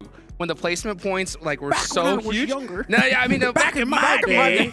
You know, it's crazy because that was the strategy. You know, just go try to get those points, and to see them do that. And I heard the casters talk about it, right? They were saying it's not the fact that it's just outside edge play. It's the fact that it's outside edge play on Sandhawk. You know, that is not the place where you want to be in the blue zone at all. So, yeah, very shocking to see them continue with the strategy. Were they watching N-Hyper and NEA a while back? Oh, remember that? Don't follow that strat. That's not a thing anymore, guys. You know, and I think that's what comes to what the Arabics were saying, the Arabic casters were saying to me a couple days ago, is that like MEA region is just not adapting like they need to. They're too used to their old ways. They're too used to having to be able to heal off in blue, play in this or outside the zone, play edges the whole time. And we're seeing Gangsters be like the epitome of what they were saying. Yeah, and I think with the opposite, right, we're starting to see NIGMA Galaxy. This team is willing to take those risks. We saw them being able to do a botation, which at the end, it ended up working out. It's not with the aliens that they wanted to have, but 4 placement points for them out of the horrible situation that we're in, that's a win for me. That's all they need, honestly. Like, they have a nice little point cushion, so just putting some points on the board and making sure that you continue with that, you're going to be solid. The Vampire strat, right? Yeah. we saw. We have a 60-point lead. Oh, thick gap, boy. I mean, that was, if they can do the same thing, they're going to be excited. You were definitely from Texas. Oh, yes, sir. Let's take a look at REGNUM CARYA's player stats here in this last match as well, so we can highlight individuals. Loxy going to be the one here with 1,251 damage. I mean, he has been one of their biggest damage dealers, one of their high elimination players, but 9 limbs and then go down to 3-2-2. And also the damage he did compared to the rest of his team. Honestly, out of all those stats, the most impressive is the damage received. Only 45 getting 9 eliminations. That is ridiculous. This guy was just striking fear to the hearts of everybody that he was facing. And I mean, from one of the players to watch that we had, right? The Cell 77K. We were talking about what he was able to do yesterday with the great performance. He was able to put up 18 ilms.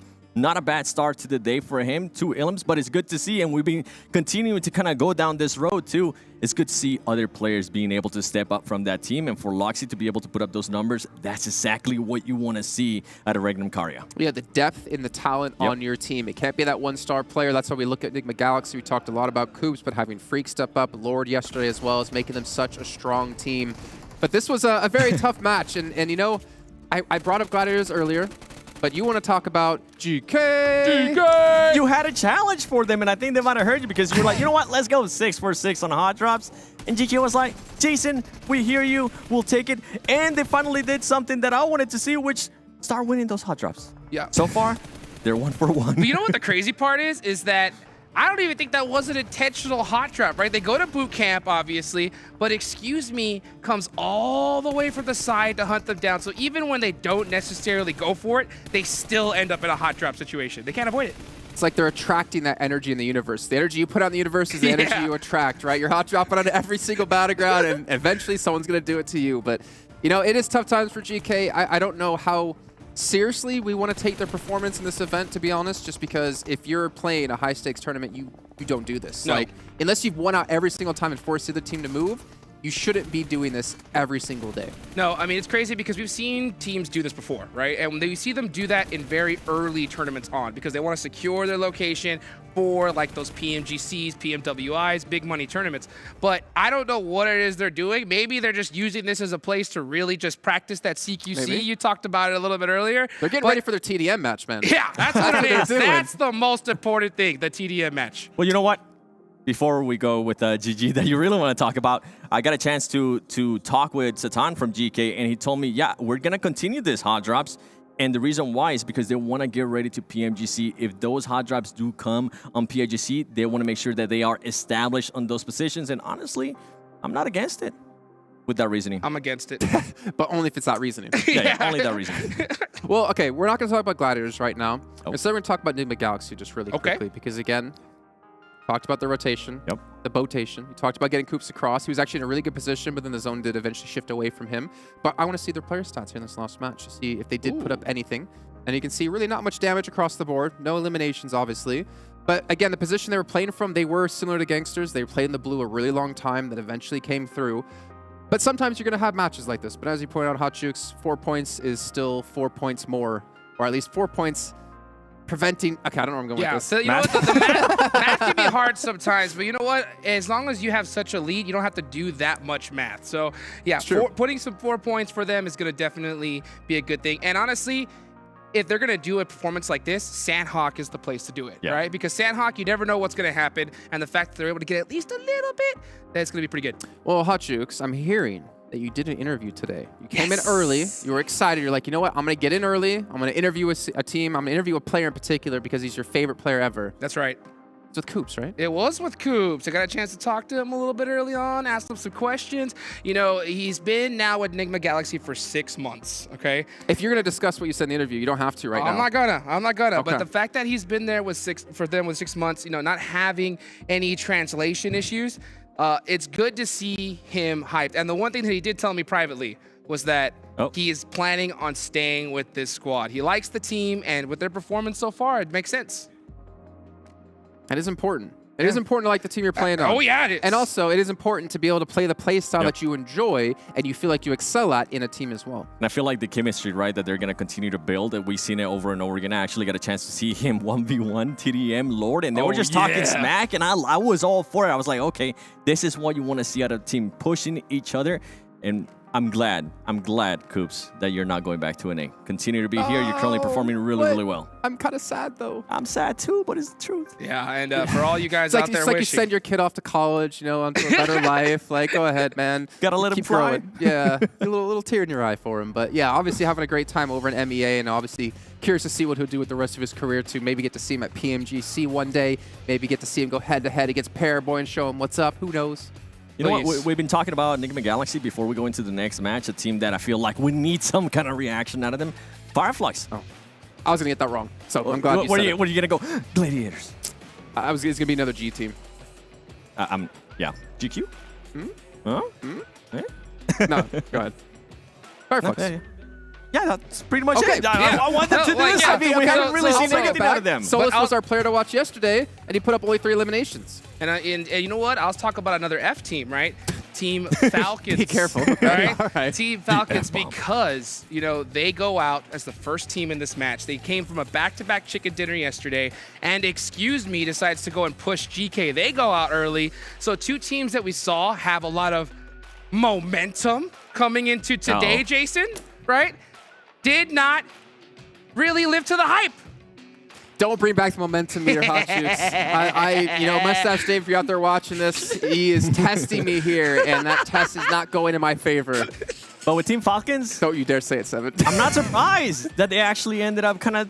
I mean, it is Sandhawk. I'm looking forward to seeing what they're going to be able to do here in Erangel. I felt like, yeah, they had some great decision making yesterday. But that was pretty much it. If we went back and look at the other matches, they were hesitating a little bit too much. And with the main thing that I was talking about earlier in regards to 6, being able to get those 10 limbs, 8 came out of just 1 match. So we need to be able to see that here in different maps. Well, we're going to find out as we're going to head into Erangel with our commentators another time as we send it on over to Blank and Kalaris to kick us in. Thank you, boys. It is time to get into Erangel. The grassy pastures, we got 3 healthy helpings of the grassy pastures on the way, Blank, here. What have you got your eyes on to start things off for Erangel? Well, honestly, I think Rozok is going to be the most interesting position for us because it is where we get our pretty big hot drop on this map. But more interestingly so is because that last game, MADBULLS coming off a pretty decent match, which I felt like they could have won. They got caught up towards the end, but GEEKAY, I think they might not be ready for this warmed-up MADBULLS. Maybe not. Maybe they expected a little bit more airtime on Sandhawk, but they got shot down fast. As, of course, Blue Camp was a bit more action-packed than we were expecting here for PMRC. someone came in with a spoonful of their own medicine, which was, I don't think anything. Have this. No. I'm meant to be handing this out. It's not me. So yeah, a little bit unfortunate for GEEKAY there, but I am curious to see what happens between them and MADBULLS on this match. Obviously, it's a very nice playing path for FLUX as well, directly over Yas9. They can quickly pick that one up. And GANGSTERS actually drop down towards Sosnovka with, who is it? Ooh, okay. Yeah, with Gladiators down there as well. I mean, I do think that usually they would just find vehicles and go away, but I do hear shooting already. So maybe that is in military because, you know, they were boots on the ground very, very fast. That's an awful circle for this plane as well. Yeah, it's a really, really bad circle for this plane path. Practically everyone will be picking up vehicles heading over towards the western side of the map. MADBULLS actually pick up some of the compounds just to the western side of Yasnaya. It's actually a decent drop spot as well for them. They'll be picking up positions over in school, and Apps and Zerich will be scouting out over the fielded area towards Yasnaya. Now, Tixie's got the pump. Yeah, but there's a DBS and an Uzi against him. But the poomp is eternal. He's got two poops. He's got two poops. You can't dual wield those. Kitsuna though will actually start things off against Jafar. He goes down. Machete will be able to take out Safe. So unfortunate for him as well. A few hot drops here and there. Me, Soulless, truly is Soulless coming through with the slice and dice. Tixie moves up. Look for Kevin. But it was all a bait. The poomp was a bait. What happens when GANGSTERS has to fight someone in the first 20 minutes? We've found out. Oh no, goes badly. Who would have thunk? So yeah, I'm a little bit curious about this. Maybe Gladiators are just like, let's just put them out there in misery at the start of the game. The blue hurts them enough. Ooh. Youssef taking a lot of damage there as well. Meku still holding on ground. He does have himself the ump as well as the mini. The mini's not going to be too useful here just yet unless he really goes for some cheeky shots. But here comes the PP Bison to try and do something. Goes for the pre-fire on that window just in case. Meku still sat there. Good to go. And Meku just locking him down in this position. And I think this has happened a fair few times where one player has played the bait role and the other players just waited to find the off angle. Meku got a little bit too big for his boots there, will step out and get put down. And now Kitsune, Papa Kitsune, will have to come in as backup. Trying to go for the nade. How far is Walsh forwards, though? He was looking to try and get a flush if he could. Still trying to peek through some of these windows. Here, reinforcement is not to be seen because Youssef's already down. Tixie tries to get him. Will do so. That is Gladiators getting some much-needed points on the board to start things off. Yeah, you know what? I was feeling a little bit stressed towards the end of that engagement because I feel like Gladiators versus some of their easiest fights lose one player. And Meku could have easily been that player. And Kitsune, once again, first exhales a sigh of disappointment and then a sigh of relief as he's able to get over towards Meku to pick it back up again. It's been a while, man, since we've seen them at 4 getting in towards a decent position in the circle. And it's always dicey in the hot drops, right? Because you want to drop quite spread-ish so you get enough weapons and utility on the board, but you don't want to be too far away from each other just in case you need to reinforce a knock that comes through fast, etc. and things like that. So you've got to balance this kind of dynamic against your opponents, and thankfully for them they didn't lose anyone, but they, as you say, they quite easily could have. Yeah, whilst looting and scooting all the while, it is a little bit of a difficult juggling act to actually accomplish a lot of times. In the meantime, over towards that western side, we have effectively, I think it's 4 teams right now. I guess you could say 5 if you count Ragnar as a team of himself, but the rest of GEEKAY is over towards Rozox. We've got Excuse Me up towards Crate side on South George. We've got MUERTE wrapped around Gatka at the moment, and next RÜYA over towards Ferry Piers. So pretty decent positions for most of these teams going forward in terms of grabbing vehicles, in terms of having sightlines over towards that eastern side. I think NIGMA Galaxy currently and Pachinki will have some seriously good loot. Could transition up towards Church, start scouting out towards the west, but I think this second shift is going to be the thing that will define a lot of the rotations of these teams on the east, because there are some easier rotations up towards Stalborough and cross Severny into shooting range, and realistically some of these teams might not want to crunch themselves all into this traffic jam that is caused by going underneath Pattaya Hill. And Pachinki as well. I mean, you can actually rotate past it, but of course, teams are going to get some information. Probably, like NIGMA Galaxy, for example, could situate someone just up on Church and know for a lot of the directions where you're going, and maybe trying to react to that. I'm curious how GK is going to play this out, though. I mean, they're alive. They are. That's a start. They're like, we are so confused. There's been no engagement There was no at the start. There was no fighting. There was no violence. What is this passive game that we we've were come up born against? in the violence. They need to be at the inception of the game embroiled in combat to continue going forward, because that team without adrenaline just slows down to a grinding halt. They're like Horn Warriors. They're bloodthirsty. They're coming in with their axes, swinging around. Yeah. Like, calm down, lads. They're fueled by it. Yeah. And at this point in time, the battery is starting to run low a little bit. Moving over towards Ruins, though, Kale, I think it's one of those positions that is a little bit more difficult to push through. I think they're down towards Sunken right now. But because it slopes down there and MADBULLS are ahead of them and will most likely assume this rotational path, would they look down towards that location? They won't look down towards there, but they're rotating to get some of them big priority compounds south of Everest, right? Obviously, we would normally actually see Gladiators as a team that would normally take those compounds, but MADBULLS, they know exactly where they want to be, so those are very valuable. I mean, we've played there a few times, Blank ourselves, and we love those compounds. They're so good. You can see them here. You know, just being able to look down eventually into those fields, etc. They're awesome spots. Yeah, they're really good in the sense that, like, you know, you have that 180 back on the side of you that is just clean and clear. And then because it is staged downwards towards the fields, you get more sight lines than you might typically think you would, because looking downwards, you can scan a lot easier as opposed to looking over flat ground, which might be suddenly remove that sight line in terms of a little bit of a rock face in front of it. But yeah, you can just look for miles, spot a lot of things coming through. You don't necessarily need to go for eliminations here for MADBULLS. Scouting alone, looking at the vehicles going through the fields is very easy to do. You can see the vehicles before you can see the players. Yeah, exactly. You can shoot at them and hope you're hitting somebody. And the best thing is, how do you get through fields? With the vehicles. With the vehicles. Yum, yum. So it's a perfect position to play for MADBULLS. So I really do like that they picked this up so quickly. GEEKAY just about starting to move now over towards Ruins. Nice little bit of airtime for themselves. We're going to have that circle shifted in just a little bit here, as well as drops coming in. But so far, NEXUS late to this circle, Gladiators once again late to this circle. They are pretty proficient when it comes to playing edge here on Erangel, but again, it's not really materialized in a whole lot just yet. Loxy taking the elimination lead. I love to see that from that 9 that he got in the previous game. Yeah, I mean, he has done really, really well. And deserved as well. I think that he had saved the team so many times there. There was a chance that they get taken down by a solo from Coops, but he was quick on the trigger.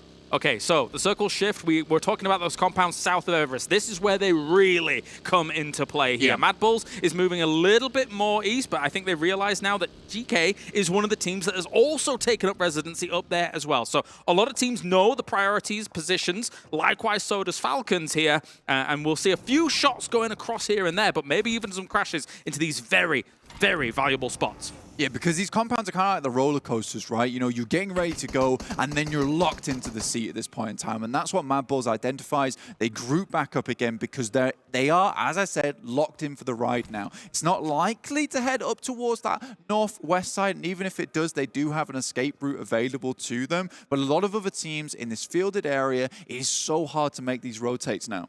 You can see even REGNUM CARYA has technically what is also a good compound in a circle like this. If it does become a field ending, these locations are a fortress, even though he gets shot at from a distance, but that's fine, as Road to Glory is still going to relocate. Let's take a look back now here and see what they're up to. Is it a flip? Oh! The nose ride into the front flip. I love it. I mean, that's how I like to shave in the morning, and I'll just toss myself on towards the carpet and see how far I go. With all your shaving cream all over it. It's all over the place. Blank, stop, you're making a mess. This is a hotel room. But you go very fast. I'm telling you, that slide is quick over towards the bed. So that's exactly what FLUX are incorporating there to get as fast across the field as possible. It's the old face dive. They're going to get there clean shaven, apparently. That's true. Lovely. Exactly. Not only getting across there fast, but getting across there smart. Yeah, looking, well, they clean up nicely, I think. Dapper. That's what people say, right? But anyway, we've got NEXUS here down in the hills as well. Now, they're using this hill to try and scout out some of these compounds, try and scout out some of those fields. Unfortunately for them, they've arrived very late. You can see the line of sight from Octavian. If he sees vehicles, it's going to tip him off, but you can't see players from that distance in those buildings, so they've got to be careful.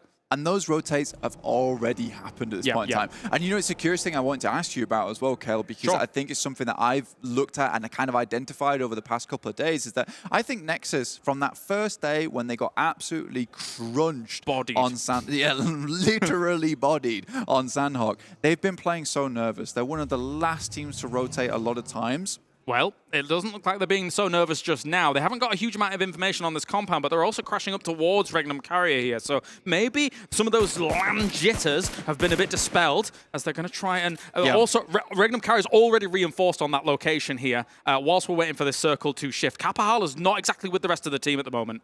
Which is funny because Kapahala has been at the front of the team so many times in the previous stage, trying to get them to make these kind of movements. It's really nice that, you know, we bring it up and suddenly that confidence is back in the game for them. And it had to happen at some point because they have been playing a little bit scared. And I'm glad that they're pushing a little bit further in now because they have a strong team. As Doran showed us before, going toe-to-toe with FLUX by himself, who are now moving through at the moment. They're on the northern side, pushing down towards Hospital side. I think they're going to wrap over the top of Everest, and it's going to work out well for them. I'm also worried that actually it wasn't Nexus crashing into REGNUM. It was the fact that Kapahala might just be Nexus in one vehicle. And if they're in the middle of all of these fields in one vehicle, I'm really scared for Kapahala. Oh, they're all gone. They must have lost. They must have lost everyone as they crashed onto REGNUM CARYA, and we just couldn't see it because of the map. Because of the map. Oh, that's a disaster then for them. That is a disaster. Maybe we'll get a replay a little later on, or maybe now. What? There you go. You're okay. clairvoyant. Ta-da! Yeah. So this happened in the blink of an eye. This was. But what can we say about Nexus? Because they look so great in our region, but they're coming late to these circles. They're making these crashes. It's devil may care because, again, we were talking about Octavian's line of sight on that compound, and they were just like, well, we can't see anyone, so I guess we'll do it. But you can't see anyone at that distance anyway. And again, as we brought up earlier, those fields, you're rotating through them. It's so visible. So difficult to do. Ooh. Okay, well, rough stuff, but likewise, MUERTE is in a little bit of rough stuff as well. Wolf, up from the top, was able to get a few pot shots in himself. Likewise, trying to help out Frozen, knowing that need to get these guys up as fast as possible on the high ground, probably in that compound. Yekta, not going to be salvageable here. No, I think it's pretty much donezo at this point in time. Yeah, I think so too, Blank. That was very deep, man. Look, it's because I'm sad about it, all right? Leave me alone. I'm also, you know, I'm crunched up in the chair right now. I'm actually doing my stretches. Oh, yeah, I could see. Yeah, of the lungs. Okay, all right, all right. That's the only reason. Come on.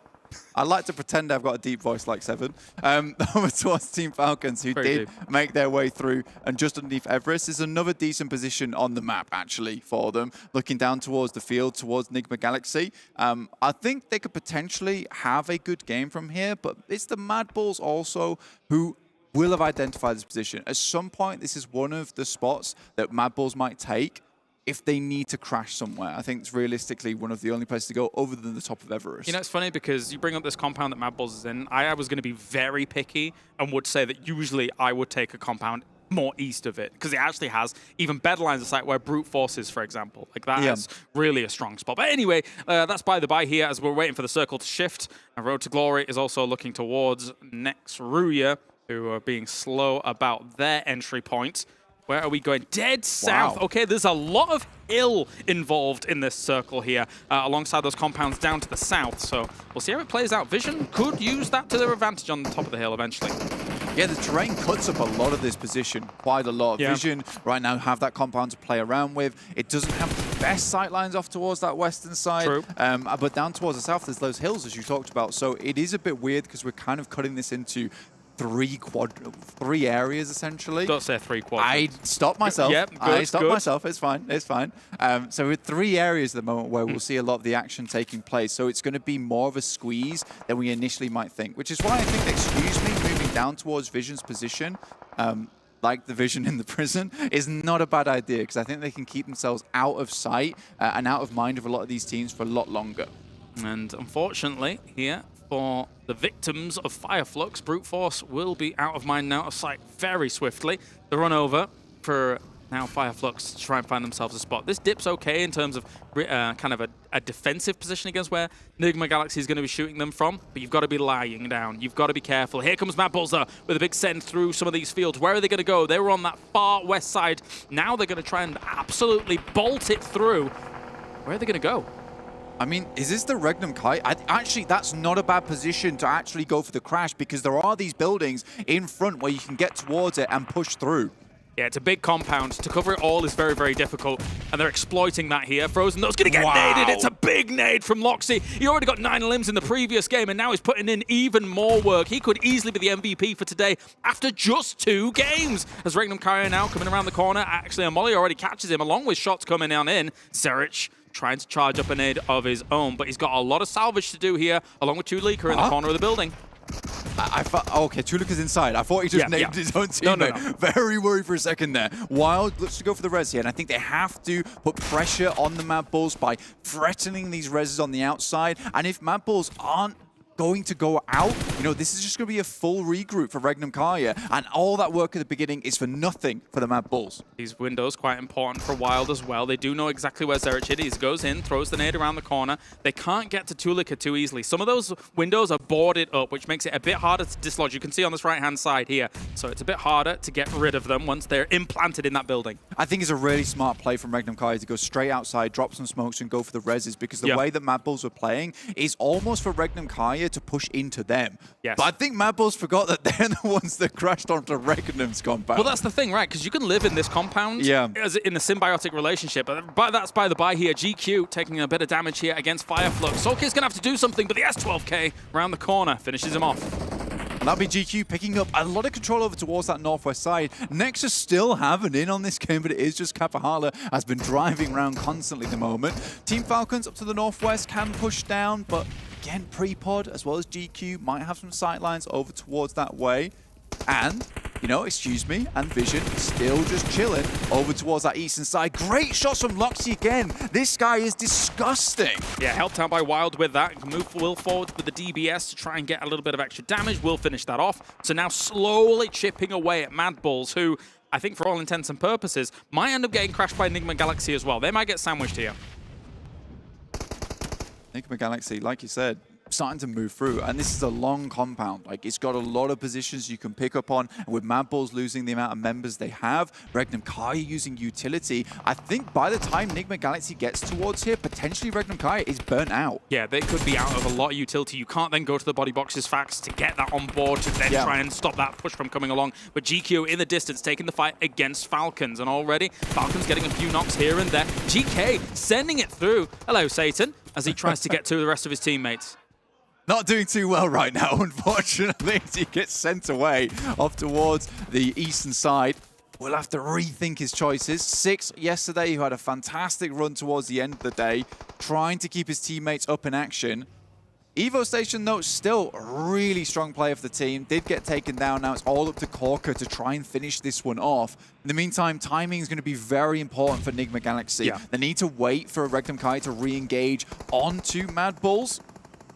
I mean, you're right. I thought they were going to go a little bit faster, but they've bided their time. They don't have too much pressure against them. Yeah, the Blues eventually going to push them, but they're calculating, how are we going to approach this? I won't be surprised if they've thrown some smokes near the road and eventually we'll make that transition, but we'll look a little later on. Falcon still embroiled in this fight. Corker looking for a Corker. Will it hit? Yes, it will.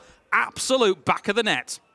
That was nicely done there. Corker able to finish that one off. Tulika, Frozen God, over towards the shack side. I think this is about as far as possible as you can get away from REGNUM CARYA. Please leave us alone. I'll see you guys in a little bit. Tomorrow.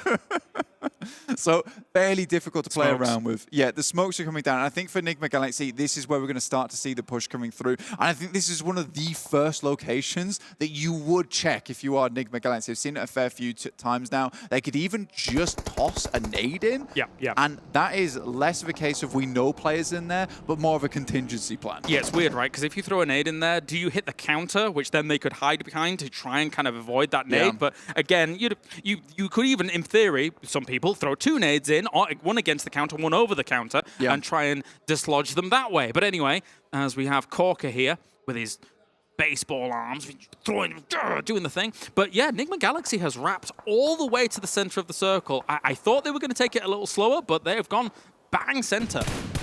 Yeah, I think. What do you think? I think with NIGMA, Galaxy, and Ralph, right, with Freak going out here as well, it's one of those things where you send 2 players through as an anchor point for the rest of the team, and I think they hope to third party or at least take shots towards REGNUM, CARYA, and MADBULLS as they left this compound because they don't see the value in it anymore. But obviously with Ralph going down on the approach, I'd rather they'd rotate it together into one single position. So if one gets knocked, there's at least that potential for the smoke and the res. They're going to use some of the fields as well. So they have spread themselves out to try and kind of subvert a little bit the expectations here from the lobby. We're going to have that circle pop in just a moment. Vision still has this compound, and depending on where the circle goes, they might have to move through the hills. One team we haven't talked too much about is RTG, who I really like what they've been doing in terms of gathering information. They've been slowly flexing out north or ahead of that road, trying to get the information themselves. Technically, we've sent it all up. It's going to be Beck and Freak chilling in the field. Diesel though, spots one. There will be a knock on the refrag there from Frozen, who's starting to step up just a little bit, but there's still more players to go as Loxy comes around the corner. An absolute disgusting player. Tries for it. Going around once again. No, the DBS will take him out. I think I might have figured out what NIGMA Galaxy's planning. I think they wanted an anchor position in the middle of the circle, but thought it was a little bit too early to transition the full team, and has now moved, even though it's kind of a bit piecemeal. There's just too many guns looking that way. Yeah. So I understand kind of what they wanted to do, but there's just not enough cover there. Yeah, I would agree with you 100%. Whoa, because, wait a minute. You know, I think genuinely this comes down to indecision of like, do we send anchors out towards the center and try and take center circle, or do we crash onto this compound? I think That will lose value. I think if they crash onto the compound, it would lose value. And did it earlier, cleared out both MADBULLS and REGNUM CARYA, and just went for the confidence play. There's then that potential that you're moving slowly out into the circle. You're not facing as many guns, and then you can play the center later on. So I think for this game, I would honestly say NIGMA Galaxy has given up one of the potential winning positions and just allowed REGNUM CARYA to get out scot-free. Maybe. We'll see how it develops here for now. As also MUERTE is in the south, and they're trying to push on forwards. GK Satan is down. Ragnar looking to try and at least even position himself in front of some of his teammates here to create a little bit more of a car bunker. Nades will flow forwards, though, here against Vision, who have had to push up against the RTG position. And again, RTG was scouting that out for a long, long time, so they know exactly how to take that fight. It's some really good position taking from REGNUM CARYA. They have milked every last ounce of value out of this compound at this point in time. It is really, really good. Now even using the Russo advantage, now they've cleared out the final players from MADBULLS, and it's flat terrain over towards that center side of the circle. So as many players they can cause casualties now whilst they still are within the circle technically, the easier it's going to be to get those vehicles they've parked out around these compounds into a central defilade. Loxy's now on over 2,000 damage across 2 games. What a mad lad. What a start for him for today. He doesn't have that many ammo, though, I would say, on this. Only the 77 shots after these 19 have dissipated, so he'll be looking to not expend too much ammo. You can see him being conservative about those shots towards those cars. Normally, if you've got 200 shots, you just blow up those cars. Easy. It's the sad tap fire, right? Please. Anyone got any 5.56? Please.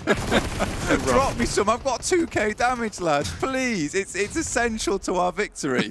Right now, though, Vision finally making their way out from that slope. Obviously, they do have to come slightly uphill here, which has denied the sightlines from RTG. You mentioned earlier how, you know, they'd been playing this circle quite well. Yes. And I think that I would agree with you that they've been slowly taking their time with the hillside that they've had to gather information slowly, whilst just poking their head out now and again to not allow Vision to get the better of them. You could have just stayed in the compound they did all game long, but they didn't do that. They were looking at this side and knowing that they would have to defend it eventually. And look at that, the circle has favored them as well. I do think RTG's played an excellent information game here throughout this one so far. Mon is weathering a billion nades. That one kind of clips him. This one's far away. There's a molly there as we leave it. What's going on? He's doing the equivalent of like the prone moonwalk. In comes one of the players from Groza here on RTG. Will immediately get taken down. Tries to go for the ball play inside the vehicle. They won't be having any of it though. And now the rest of RTG has to close in. In the meantime, they will hurt the shots, will of REGNUM CARYA, and now take this time to get a better position within the circle. Honestly, they could wrap around on the north. The timing. Just go southeast. You wrap around on where RTG previously was because they felt the urgency on trying to take this fight. That could be an amazing play, but we'll see how it goes. They might just stay down on that southwest. But there's nothing you could do if you are RTG right here versus REGNUM CARYA if they go for that wrap, because you can't see them for quite some time. And they can get up towards that hillside. Freak, though, from NIGMA Galaxy, still going strong. Quickly, the information is passed back. So REGNUM was actually going to try and make that move, but that knock does hurt things a little bit against them. Freak doing quite a job against this. RTG is only 3 as well, though. This loot crate, thank geez that this is here for Freak, providing the cover that is not normally there. It's indestructible. It's taken 7 grenades at this point. Finally, Easel spots at least generally where he is, but the element of surprise is now gone for REGNUM CARYA, and that was the big thing they wanted. In the meantime, RTG has passed back over the road with RÜYA to set up some kind of defense against this. Beck had a Groza and actually knocks one of RTG on the other side. So these snakes, once again, it's not a dissimilar situation from our previous Sandhawk. These snakes are having big impact at the moment. REGNUM somehow still has nades. Nades for days. Yeah, they had a huge amount, and it's so weird to me they've invested so much in this one dude. They keep him in the box. I know they do. I don't know. He's not there anymore. It's not going anywhere at this point in time. And I think if I'm Freak, the amount of nades that's come my way, a veritable bombardment. Yes. I'm never getting back up again. At that point, I think REGNUM could leave him alone. CALYA has 8 elims in this game as well. Really just trying to rival Lox's from the previous game. Spray down, though. CALYA on 9 now here. Wow. Brilliant stuff coming in. He could get double digits here. Although Tron did see him, lies down. We'll look for the cover. Comes a vehicle. These were protected from earlier. They have played that compound on the southwest side so well, and immediately they move back. They see the circle shift. They know they have advantage with the tree line here. RTG has to move into them, but I think the only thing that RTG right now can do is what RÜYA has immediately done, is to reposition straight away to not allow REGNUM CARYA to get set up on this side of the circle. Please don't think Freak is still on the box. Please. I mean, I think they've expended all of their nades, to be perfectly honest. Got with nothing all of that. left. Yeah. I mean... I've got nothing left. I've never seen a box be naded so much, apart from that time this morning where I knocked one off of a roof when we were playing. That was pretty cool. spicy. That was nice. That was nice. But we got RÜYA now looking to make the move himself, and he does see on that right-hand side. I actually did not see Freak. I thought maybe he would drive a little bit close to him. And he's just doing this for scouting purposes at the moment. He knows everyone's lying down. I really like the spot that Easel's taken right now. He's just underneath this tiny ridge, so it's difficult to take a vehicle over the top of it, but he still has a nice off angle. So I think for RTG, if they can find him, REGNUM CARYA's chances of winning the game goes down quite a lot. But with Easel being the MVP from yesterday, I think he can handle himself. It's about spotting pixels here. Sometimes when we're in this scenario, I do wish we kind of, turn the X-ray off and see exactly what the players see. Because when it comes to all of this proning, chilling out, waiting, it's honestly about seeing pixels in grass. It is tiny. They have excellent eyes, these players. On the storyline of today, though, another top 5 finish for NIGMA Galaxy. With Freak making his way up to a top 3 off the back of the top 4 that Coops was able to make on the Sandhawk. So for NIGMA Galaxy, they're absolutely laughing right now. But REGNUM CARYA is catching up. They're unbelievably consistent. It's been really fun watching NIGMA Galaxy here. It looks so good from game to game to game. But as you say, REGNUM CARYA on the hunt, on the charge. 10 elims their way. Road to glory, 12 elims. I said it earlier and I'll say it again. They've played a great information game. He sees one though. Good. Will actually stray into the blue and also stay up a little bit too long. You can see how finite it is, how much time you have to take the elim, because if you don't, you'll get blasted down in an instant. I wonder if they even have time to go for this res, or even if they will go for it here with RTG off in the distance. Freak could still win this. Yes. Because that's the crazy thing. I think he will get spotted eventually now on this flank round, but who knows at this point. I think RTG maybe even thinks he's one of the players from REGNUM CARYA that might have gone for a long wrap, but I think so far REGNUM CARYA playing... He is not there anymore. He's not inside the box, that box either. So small, okay? It just doesn't matter at this point. It will not fit. Freak in a box in there. RTG sees him. That's a big play as they're able to take out the snake. That really brings down some of the pressure that they're going to be hitting. And Tron got hit as well. Somehow they spotted him through the grass. Another nade. I don't know where they're getting all these from at this point in time, because I swear they threw about 10 players worth over towards that loot crate earlier on. This now becomes quite difficult for RTG with 2 players. REGNUM CARYA with a great lineup, and they managed to get that res off too.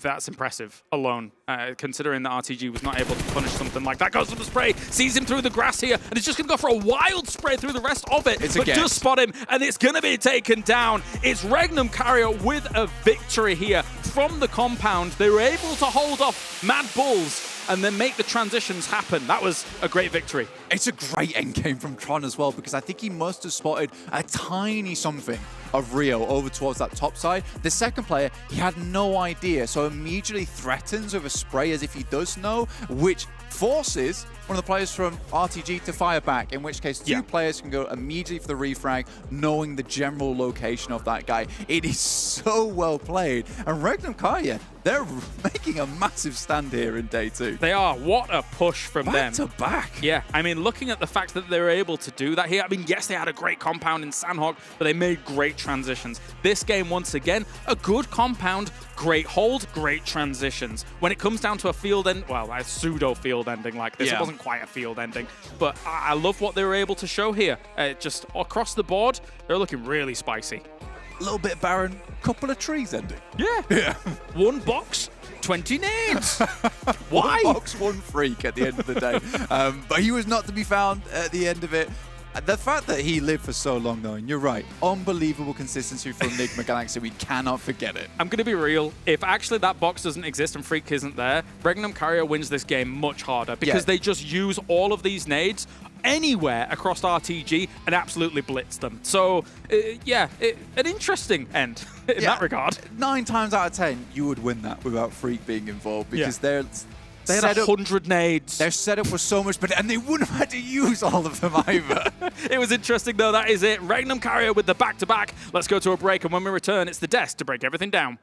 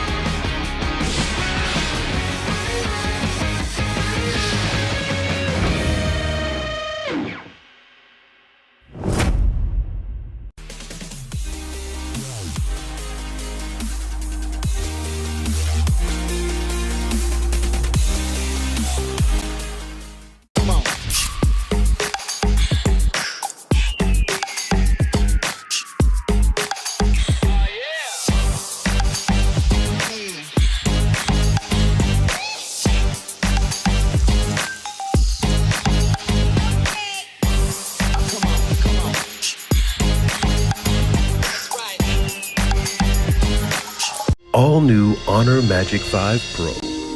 Freeze even fleeting emotions in just milliseconds. Take marvelous night shots with lightning-fast exposure. The display reveals more details in bright areas with an astonishingly long battery life that just keeps going. The latest flagship chipset brings you exceptional performance. Unleash the power of magic. Honor Magic 5 Pro.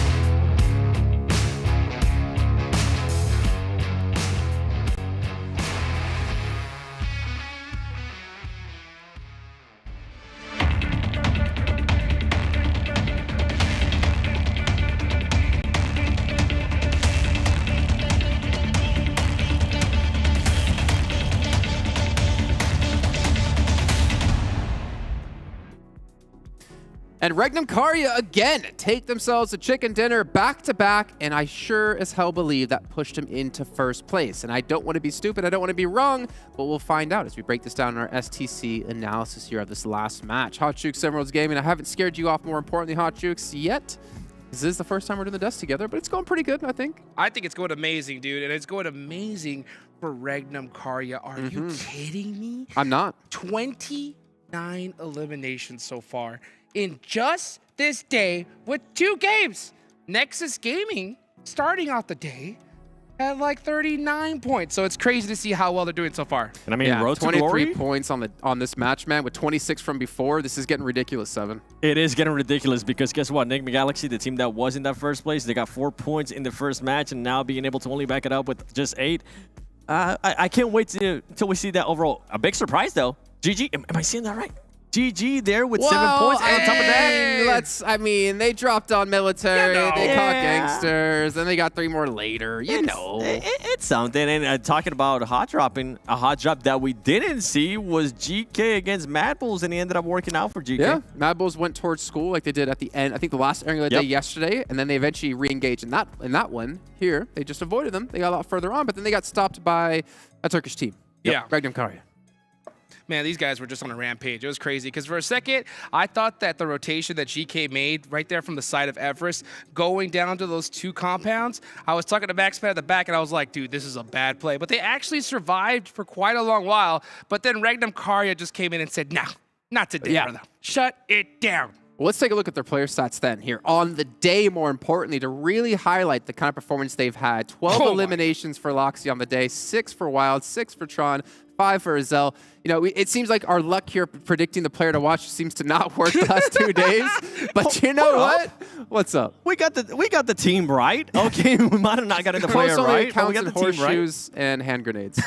But for Loxy, I mean, this is an insane improvement because yesterday he ended up with 10 elims. So far today, he's being able to put up 12. Yesterday, 10 in 6 matches. Yep. He's got 12 and 2. Imagine what he can do in 6 today. I hope it keeps going, though. One thing that I didn't like about REGNUM CARYA the last match is they took way too long to actually take care of MADBULLS. They were way too passive there on that engagement, considering that they actually had the numbers up on their favor, and it allowed NIGMA Galaxy, especially Freak, to kind of leapfrog them, and it ended up gatekeeping them at the end, and I felt like it could have cost them the game. I think it was the perfect amount of time. They shredded. I mean, it was crazy. I mean, to put up that many points is ridiculous. I mean, I think NIGMA Galaxy personally just moved into the center of zone just a little bit too early and just got picked apart because that is a really hard place to hold, especially that tractor. It looks so appetizing. You think those tires are big enough to protect you, and then your ankles are blown out and you're crying. Well, I think they replaced the tractor with just a stack of those boxes that Freak was hiding behind because, dear Lord, those things are indestructible. But let's take a look at another team as well here in a head-to-head between REGNUM CARYA and RTG. Road to Glory have been honestly surprising us, coming in 8th place to the regionals. They placed 8th in the respective PMPL as well, but they have been having a tear here in the last 2 days. They definitely have. I mean, 17 eliminations so far for today. If we went back and look at this team with what they were able to do yesterday, they ended up with 16 eliminations after 6 matches. So that is a huge improvement already with what they've been able to do. And something that I really enjoyed about this team was their 2-2 split that they had west of Pochinki. I feel like they were controlling a lot of ground, and it forced teams to not even try to crash on them. They decided to keep on going. And then for the teams that kept on going, it was kind of goodbye Irene in a way because they ran into the MUERTE, they ran into REGNUM CARYA as well. Not a good sign. Yeah, I mean, it was a really good push from them, and it's crazy to see that they had such an amazing performance. And normally it would be like, dude, these guys are going crazy. But 2 games, 5K damage, 29 eliminations. This is a performance that we have not seen this tournament so far. Well, like we talked about, right? There might be a new king in Turkey because S2G. Uh-oh. FLUX. FLUX, who? Fire who? Who? Fire who? FLUX? Who? Huh? I don't know, man. But let's actually see Road to Glory's player stats here. If we're obviously going to give some props to REGNUM CARYA, you do the same here to their counter opponent. And Kalaga, as we did say, I think this was from, I want to say like almost last match, but I mean, Kalaga had 9 eliminations last match, if I'm not mistaken. Yeah, I mean, he was crushing it. I mean, we saw him, like you mentioned a little bit earlier, coming from that Pochinki side. It was way less congested, and they had that hill to kind of just look down on everybody and shot. At the end of the day, it just came down to who was the better snakes. Yeah, but look at the damage, Hot Jukes. I know. Whoa. I know what's crazy? Yesterday, Kalaga ended up with 766 damage after 6 games and only 4 illims. For him to be able to put up these numbers, that is another great improvement. I mean, normally when we see someone, you know, beat 1,000 damage in a match, we'll hear Claris go like, ooh, or oh. Yeah. Ooh. But then to see someone break 2K here in 2 matches for you just made you puke on the desk. I mean, literally, that's ridiculous. Well, you know what, Hot Jukes? It's fine. We don't need to talk about it anymore. Because let's go into our casters here for our 3rd match of the day. Claris and Blank, please take it away. Thank you very much, boys. Erangel, so good. Erangel, so good. You slay as we get into our next game here to start things. And it is going to be quite the plane path here. Exciting stuff. Well, I knew that Jason was a boomer, but I didn't realize that Hot Jukes was one as well. But yeah, heading over towards Erangel right now with military base once again. We're going to have the gangsters heading in towards this position. Are we going to see Gladiators down here again? I'm not too sure. I don't think so. I think they're going to head further up. You can do it once, then the surprise factor's gone. Yeah, that is for sure. Let's see how it's going to all play out for now. Vision heading over towards Primos to start things off, which of course is a slight deviation, but I mean, considering where they would normally go, that's difficult. Look at that. Doran, 435 meters. He's hit. Well, I'm going to anticipate what he's done there. He's seen a car in the distance, shot at the window, and hit someone. Yeah. When he's not really been able to see them that well. Still, an really, really difficult shot to hit, honestly. That is like somehow wanted. But I think that at the end of the day, right, I think 435 is genuinely a record. I've seen it a few times now, and I think I've not seen... You mean in this tournament? Just in all tournaments. In all tournaments? I don't think I've ever seen a 435... I don't think I've seen more than 435 before. Ever. We'll have to look. We'll have to look. We'll have to find out. Into the archives. Anyway, plane path once again. Anyway, sends over towards the western side. Shut up, mate. We're not going in the back to look at the archive right now. Yeah, no books, only video games. Okay. But yeah, plane path on the western side, East Circle. It's really messing with them today. Yeah, it's been properly brutal. I was going to bring it up as well. I mean, looking at how this is, I was honestly, promise you, mate, promise. Collecting that info Scouts from the archive. That's right, that's right. I've got my books open. No, that's not true. I don't read. I can't read. We've got ourselves this playing path with this circle, as you say, for a lot of those teams, especially West Coast droppers. Very, very difficult to get those rotations going on, and it's just going to be basically an opposite of what we saw in the previous game. Yeah, REGNUM CARYA actually over towards that eastern side already. Just an instant push across. 143 points of REGNUM CARYA. Wow! Sailing over the top of NIGMA Galaxy at the moment. That is one hell of a jump up there. Turkey is mad. They're like, we're not having this at all. We've presented FLUX and S2G. Those were our champions of choice. They have failed us. We've had to bring out the contractors. In REGNUM CARYA, they have done really, really well so far. Turkey mercenaries. Very well indeed. What a back-to-back so far for REGNUM CARYA. Mate, let's go for the triple. Look at where they are in a circle like this. They're in shelter already. It's a great spot as well, just in terms of being able to gather information around this area. But what a send out from REGNUM CARYA almost immediately. It's just, I think they identified that there's no one really challenging these central positions other than them at the start of the game. And so they just pick up a really strong spot in the middle.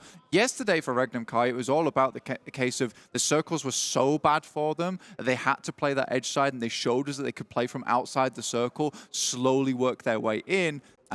But today, we're going back to basics where they're like, right, this circle favors a little bit, let's just send it. Yeah, there's been games where they've looked relatively flawless. And if I want to contest... That's not even a joke either. Exactly. I mean, even this last game, for the most part, if I want to contest something Seven brought up on the desk, he was talking about MADBULLS kind of taking a while for them to dislodge them as we watch another car flip. The production loves these. That's actually a lot of car flips. All right. I don't do that on the, the face first slide. No. That's not involved. Well, last time you were in a car, you flipped us and we had to run through the fields of Erangel. So, just saying. Well, you know, the face first slide. Can I Sometimes go back to my point? Shut up. I want to, because of course we were talking, Seven was talking about REGNUM, CARYA and MADBULLS. Technically, yes, you could dislodge them quicker if you wanted to, but they have them dead to rights in a building like that. There's no escape paths really for MADBULLS. So if it started delaying your move into the circle later on, I would understand. But for the most part, yeah, they were just biding their time. Yeah, and I think that when you are REGNUM CARYA there and you spot the smokes train coming through from NIGMA Galaxy, you don't want to invite a third party by getting involved with MADBULLS. So it's well played. It is well played. MADBULLS, in the meantime, do not take another engagement with GEEKAY. So it feels like the hot drop has just been subsided. It's subsided, yeah. right? And I think GEEKAY realizes this is not working. And it's almost amusing that it stops after GEEKAY gets hot dropped on. They're is, like, yeah.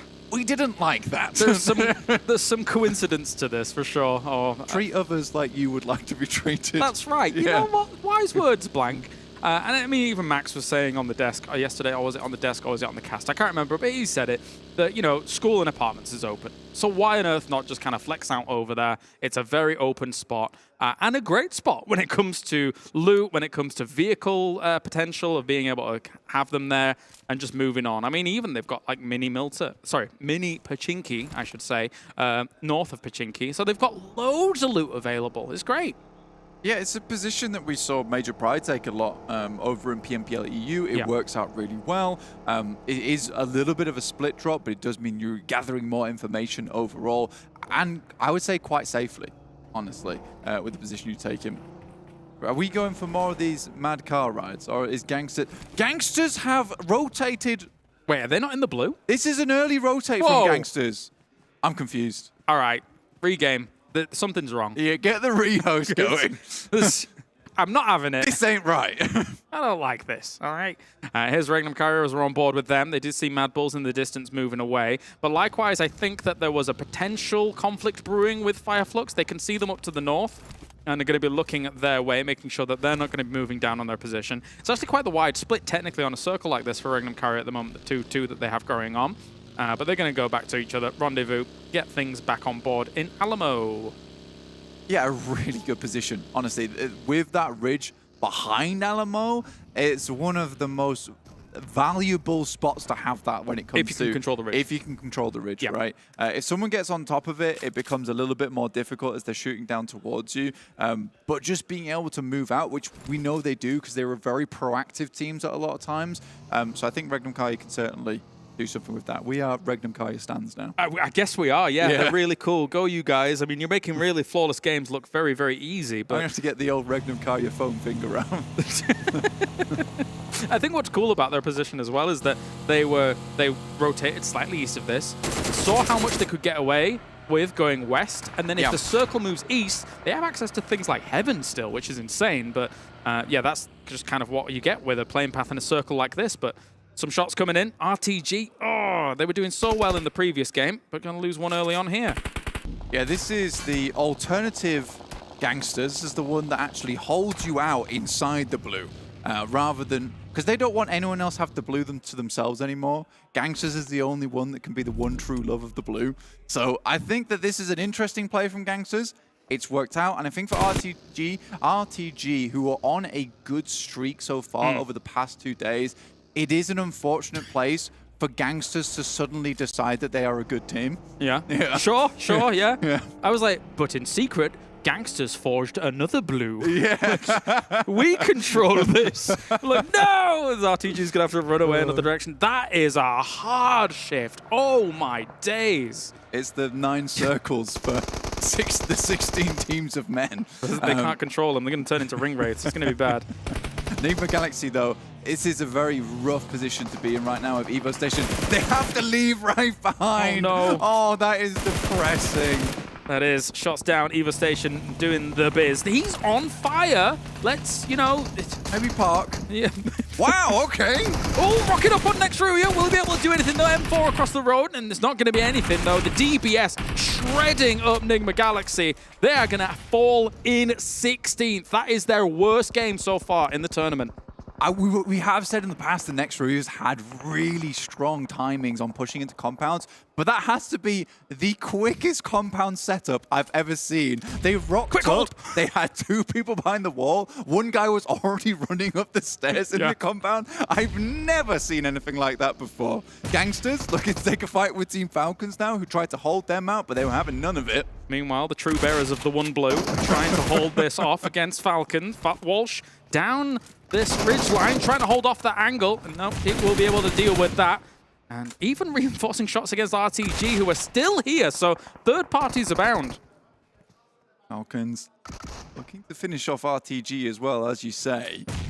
CARYA with a really, really strong performance from last game.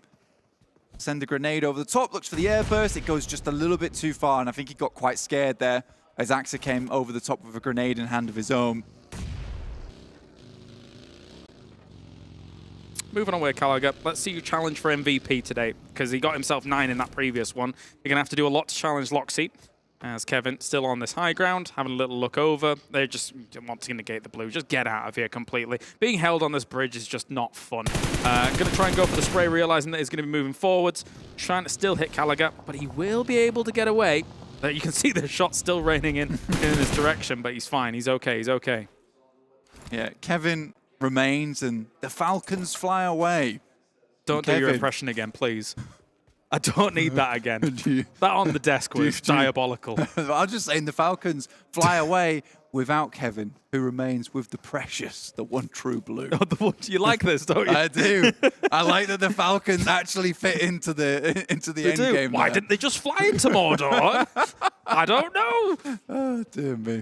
Anyway, Kevin will face the brunt of the blue as the rest of the teams leave. But looking on a more larger scale here towards the circle, we do see NEXUS towards that central compound, with REGNUM actually holding 2 positions looking up towards brute force. Where's he going?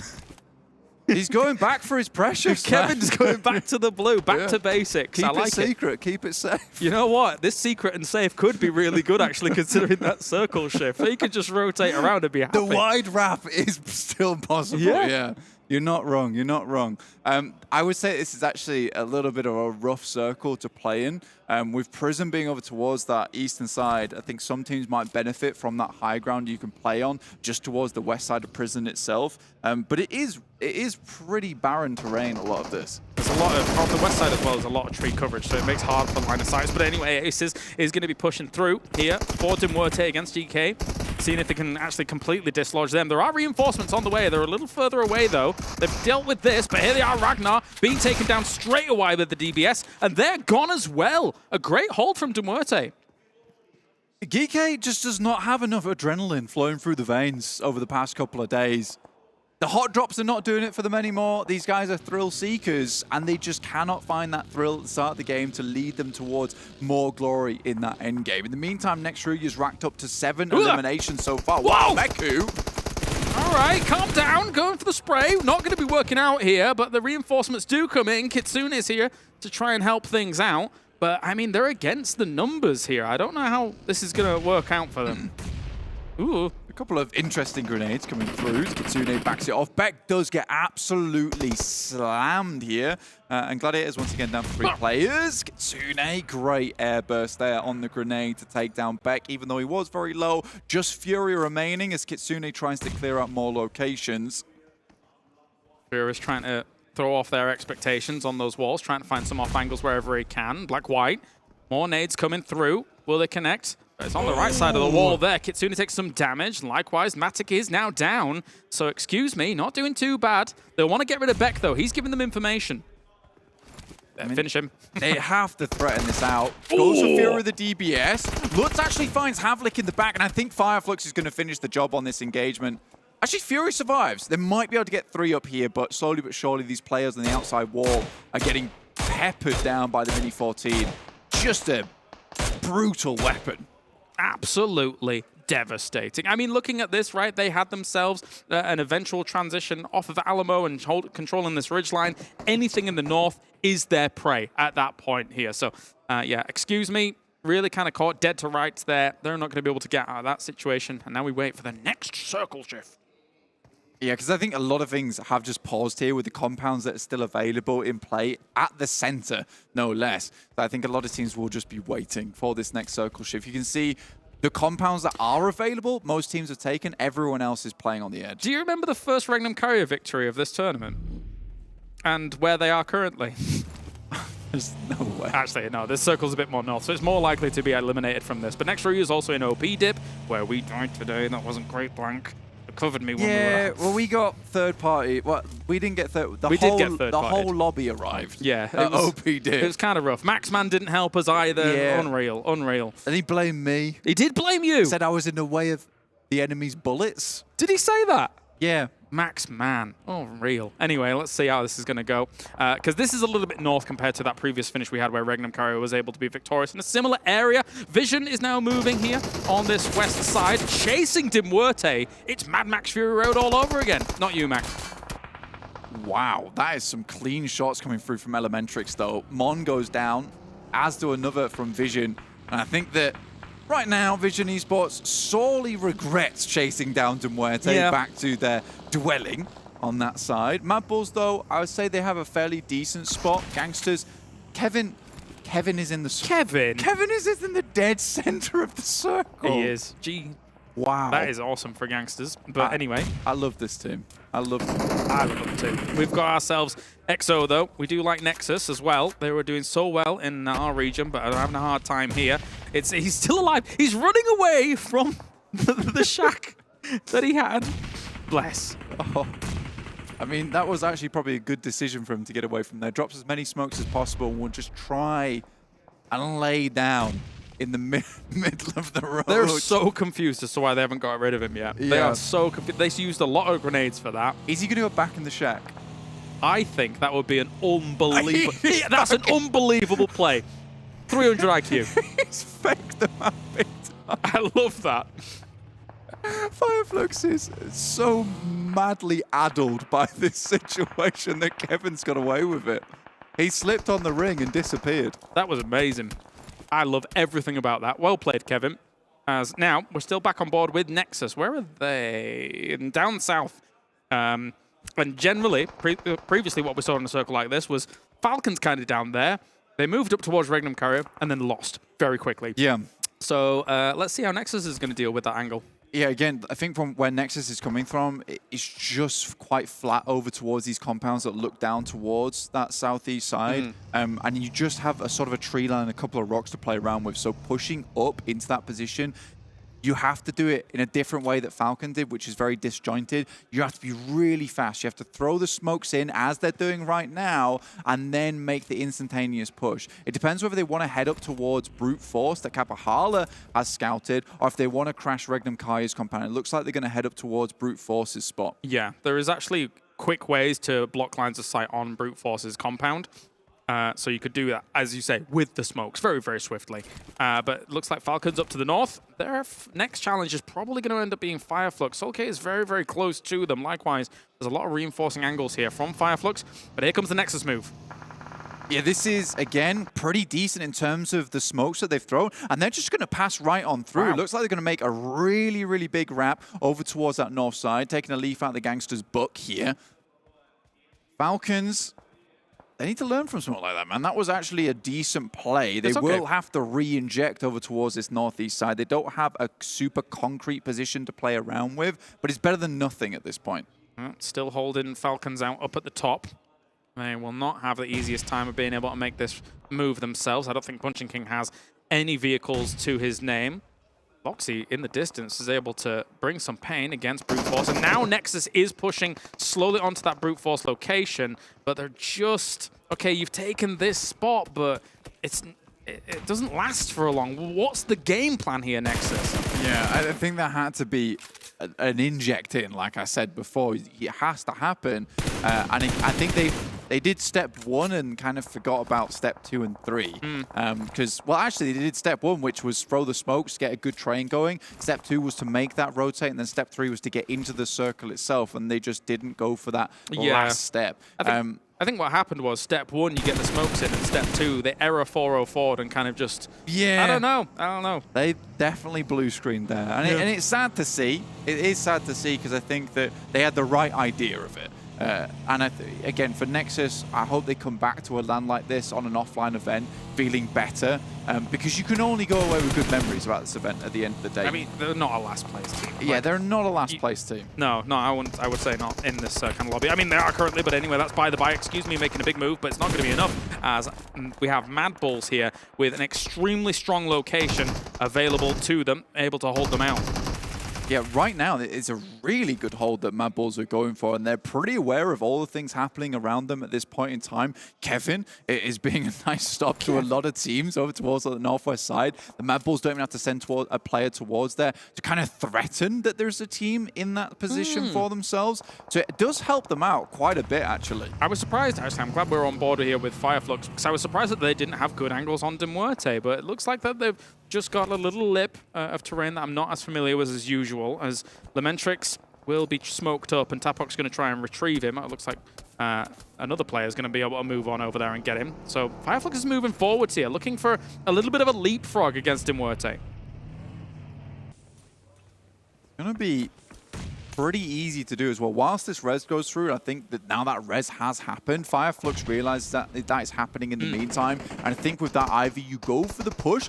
Kevin just hit a nade up towards MUERTE, actually. And that makes FLUX's push over towards the eastern side even easier. This is what I was saying. The decision is either you push onto the team or you use that opportunity during the res to get away. And RÜYA here, trying to make their moves as well. Against Vision, who's holding out this. There goes a molly through, but he's trying to deal with this. Dokkan Machine will go down. The DBS doing a lot of damage, but it's not going to be enough. Difficult to make that work alone here, as Wolf as well is able to deal with it. REGNUM, CARYA taking shots over towards NEXUS as well. These guys are on a swivel at the moment. They're taking shots up towards brute force. They are threatening so many positions at the moment. MUERTE also is struggling because Kevin is tossing grenades their way, in which case FLUX has actually come back in to re-go for this engagement. That is an interesting rotate coming through from REGNUM, CARYA. They're taking names. It's a big move. It's a big move to try and bring some damage here against RÜYA. I guess they realized that they would end up rotating south if they were to be left alone. So a big push on over there. Meanwhile, FLUX going up against MUERTE. Just so many smokes. It's going to be a stalemate across this ridgeline for a while. I'm very curious to see how REGNUM, CARYA is dealing with on that south side. Yeah, Wild's already found another nade here. This is so interesting. A lot of times, these long-range shots don't come to anything, but REGNUM, CARYA is so good at making these instantaneous decisions. They've just sent 2 players over here to deal with the remainder of RÜYA. Like you said, that southern rotation could be problematic for them in future, but this has really put a stop to it before it can even start. It's not a possible move if you don't know the lay of land really, really well. The fact that they know that they can get away with a 2-2 split like that, but then being said, Loxy's down in the distance by the looks of things. They really want to get him up fast. He's still near the compound. They could do. I think they've given this up. I think they realize they have to get back together, try and find some spot in the circle, but it is going to be difficult sending it from this compound north. I think they've delayed RÜYA more than enough though, right? Maybe, yeah. The res had to come through. It's going to be difficult to get healed up and then get back on your bike and moving. They at least put fear in them, right? It did, yeah. So that will stop them forcing themselves down towards that south side. And they have stopped short of the road here and are just pressuring onto MADBULLS. And actually, by doing this, causing RÜYA to have to move further east, they've essentially caused a pinch between 2 teams, themselves and RÜYA, onto MADBULLS, which is the true threat here. Yeah, because they have the spot in the circle. And then, you know, if you dislodge MADBULLS, then you 2 can fight over that spot a little later on. But at least it gives you that potential of getting somewhere in the circle, whereas prior, it might not have at all. The blue is going to be pushing them, though. As you can see, Loxy's reinforced the 2 at the front to try and help them out. RÜYA is playing scared, man. They're all lying down. They need to make this push happen quickly, otherwise the blue's going to be nipping at them. I love this play overall. I mean, it's good. Yeah, it's REGNUM, CARYA just drew the line in the sand and have now forced MADBULLS into a horrible engagement. It's a big move, trying to move on up against the MADBULLS here. They're going to try and go for this, but big spray is coming out across it. Loxy was still up there for a moment. He's going to try and salvage, but it's not going to be the case. That's a big scalp to take for MADBULLS. But REGNUM, CARYA, I understand what they wanted to do, just wasn't successful. Yeah, it's a massive defense. I think they'd hoped that MADBULLS was more preoccupied with next RÜYA, but you have to give mad respect to the MADBULLS. The fact that they were able to hold on to this as long as they did, it was sort of helped by MUERTE, who are still on this northern side, who have clear sights down towards next RÜYA as they were pushing through, because they were constantly having to stand up and run away from the blue at that point in time. But Brute Force now has probably one of the best positions in the circle, the high ground that they hold. Goodness me, there has to be some shots over towards Frozen. Tries to go for the double spray against him and actually divides his attention a little bit too much. Will be shot at and taken down by Tulika. MADBULLS still continues to weather the storm, and now in the distance you can see Brute Force trying to take extra angles to apply pressure to that dip. Somehow they've taken a knock though as they pushed further down towards this circle. They do get it back up, but Zachariah, extremely low HP.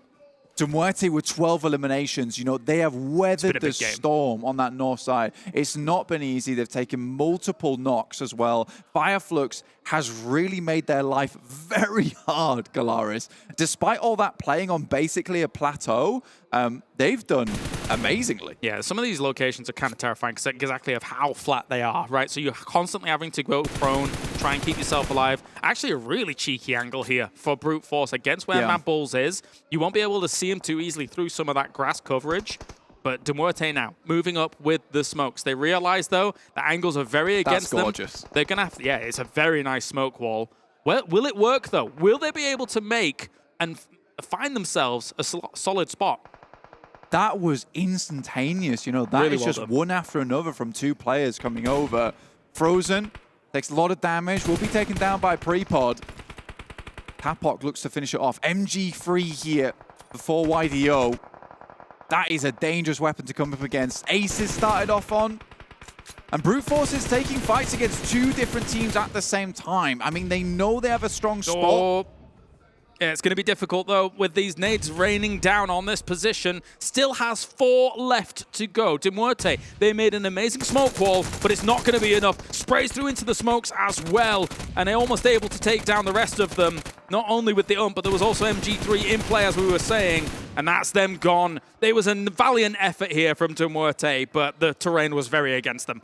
MADBULLS, if they saw this was just 2 teams remaining, they might have pushed onto the knock they found towards Prepod and Neds way earlier. I think they think there's more teams involved here at this point in time. But for the MADBULLS, as soon as that knock goes through, you hear the engagement happening on that northern side. You just push in towards Prepod and Neds, and they just didn't take that opportunity while they could. Yeah. And now Brute Force can really take control of the circle. They're trying to suffocate MADBULLS here. They're trying to suffocate them. The one thing that could cause them problems might be Solus. I think they realize, though, they can sense there is still a solo over there. Spots him out. Really good eyes on that one. And now that suffocation play. Look how little MADBULLS has to play with. This should be Brute Forces. Yeah, there's nothing MADBULLS can do. They are playing around with this tiny little lip. They need to find a knock, and they need to find it now. And it's so unlikely they'll find either of them because from both sides, there is a crushing amount of damage coming through. FLUX takes the nade, and there's another, and it will be the finish. Brute Force take a chicken dinner, and it is a well-deserved one because the way that they spread up in that end game, very good. Very nice. Not only the suffocation of MADBULLS towards the end, but as you say, holding down that east side and not allowing teams to rotate into them. It was a good divide, it was good control, and it's about time they've got one on the board here. I love that Prepod's got a bit of confidence in him. I mean, he has carried the team a lot of times towards these victories.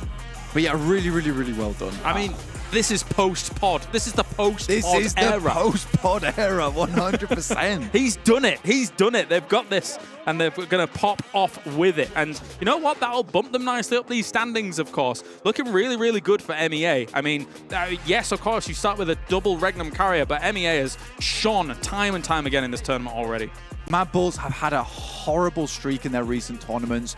But today, they've got some good last place finishings, honestly. They've got towards that top side of the lobby. They've gone against some of the best teams in the lobby, and this is a real change of pace for them. Well, they can finally play the game as they intend, I think, is one thing that's fair to say about this. And that usually, as you can see here in some of these replays, normally people would take OP Dit, which is a little further south than this, and play from there. However, MADBULLS really understood exactly where all teams were at all times, well, for quite a while in this game, and used that position to their advantage. It was quite well done, considering it's not normally the most common place you would rock up.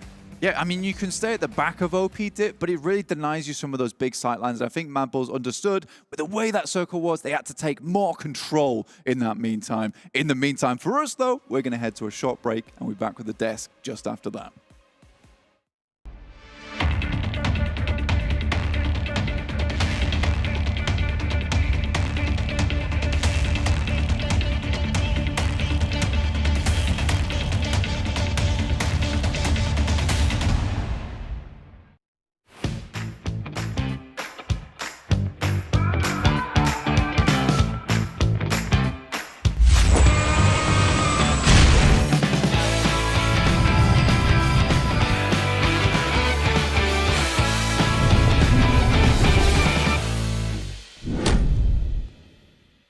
All new Honor Magic 5 Pro. Freeze even fleeting emotions in just milliseconds. Take marvelous night shots with lightning-fast exposure.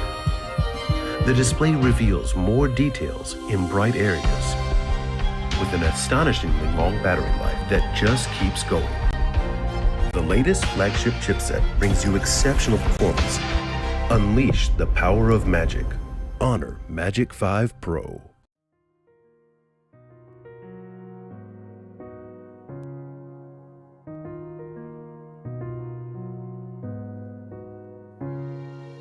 الحياة لحن، ولأننا جزء من مقطوعة عظيمة تحركنا، تلمسنا، تصنع من لحظاتنا ذكريات بديعة. لأن الوجبة، التجربة، المغامرة يعطيك بعد جديد في هيلتون الرياض.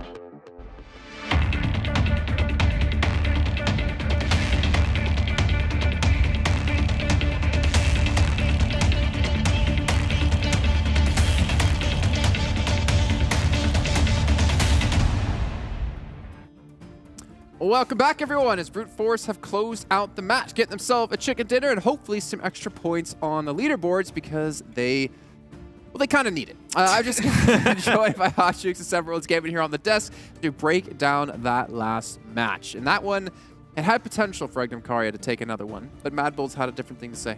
Yep, MADBULLS were in that, what I'm going to call that OP Dip Junior spot, right? They were holding it down really well. REGNUM CARYA, they did the right decision, right? They went and they pushed it, but got taken out in that process. It was a really excellent game. And as far as when it comes to brute force, I think Blake said it best, right? It was a well-deserved chicken dinner. It really was. The 2-2 split that Bruce Force was able to do there at the end, I feel like that's what got him that chicken dinner. We saw, I know you were mentioning it, we saw the MUERTE smoke wall, which we thought they were going to end up, it's going to end up working out wonders for them.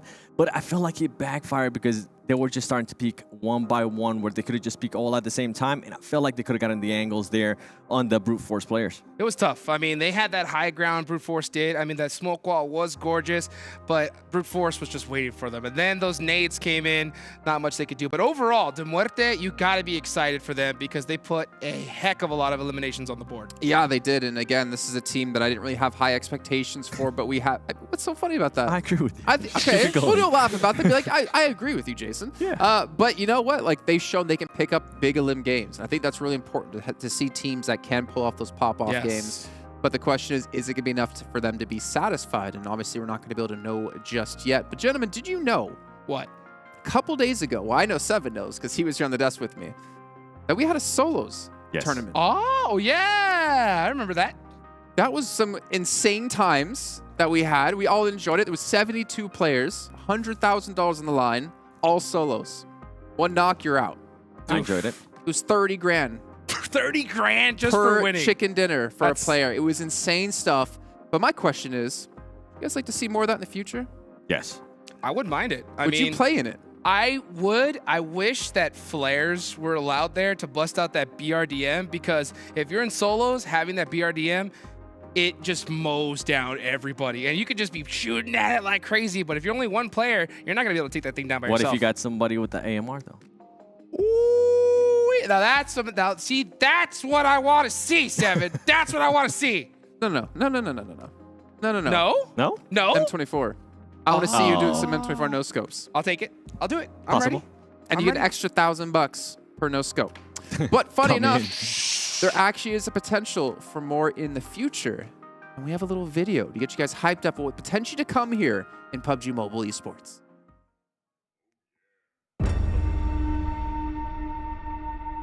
The rules are different. Your teammates are now your enemies. لذلك بدنا نتحلى بالروح الرياضية وجمال الإي سبورت وننطلق في هاي المباراة المجنونة. One of these legends is going to be able to take $30,000. But he got it! Oh my God! في يعني تخيل لاعب يلعب على 30 ما راح تحرك مكان.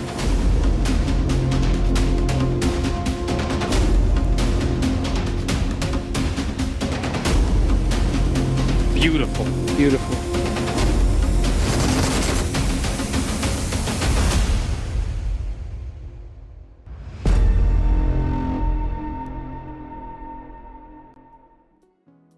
Honestly, beautiful indeed. Clara said it perfectly. These legends in PUBG Mobile history going head to head. I mean, you could go into that, win 30 grand for yourself, and that's more than you can win in an entire event or potentially a year. That's wild. I enjoyed the fact that we got a chance to see if a player is able to perform because they are just in a good team, like Tony K, because he was able to perform really well with Vampire Esports, and then on top of that, he was able to win one of those solos. Just, you know, I do want to see more solos. Goodness gracious, like he needed more money at this point. That's crazy. I mean, I was like shook. I was like, how much money are these guys going to take? Because that, like you mentioned, was more money than it was split from that all-star stage. That's generational wealth right there. That's it. That's what it is. That Goodness gracious. All right, well, gentlemen, let's bring it back here to our event, PMRC, and let's take a look at our overalls because we have not looked at it yet today. And we got to see how things have shaken up. And we're not going to get to there. We're going to get to max ranking first. I got y'all excited, Hot Chicks. I caught you off guard. That's the first rule of being on the desk with me is you don't listen. You don't assume what I call we're going to is actually what we're going to. 22 points for brute force. I should have seen that rotation coming, you know. It was very fluid rotation, too. It was the fluidest rotation I've ever seen in my entire life. And a great rotation from Brute Force because 22 points overall with 12 elims. This squad has got to be hype. Honestly, if they had any nerves from, you know, coming to the LAN for the first time by now, especially after this game, they are long gone. We'll have to see if they can continue on that momentum, right, Hot Juice? I know you like to talk about him, and I know I'm getting the stinky eye right now from Jason, but it's okay. Hold on. Something that we weren't able to mention there, the top 3 teams were 3 teams that were able to hold great sections. You were talking about MADBULLS there at some point. They were able to kind of hold off that OP Dip Junior. Some of the other teams were able to also, like next RÜYA, they ended up with 10 Ilms because they were holding that OP Dip Senior? Yeah, Senior. That's what it was. It's just regular OP Dip. Ah, yeah. Oh. I mean, it's like technically senior. Yeah. I mean, if you have a junior, I guess it's technically senior. That is true. That is true. You know, it's also true. What? Gangsters. Got a bridge camp going on because the bridge was in blue. Take it to the bank. They decided to just wait. They saw the circle being pretty much just a wide open, nothing in blue, and they were like, you know what, we're just going to back off and we're going to wait on Road to Glory, which ended up working out for them there for a bit. But then Team Falcons was like, oh, is that something that we hear there in the blue? And they just went in and absolutely destroyed 3 players of Gangsters. Although we did end up seeing 1 player from Gangsters survive in a very long time. Yeah, Kevin. That's pretty gangster. Pretty gangster indeed. That's true. I got nothing to say about that, to be honest. And I think Seven's kind of lost it here as well. But again, like we see Gladiators go out early. What's up, Seven? You okay? Yeah.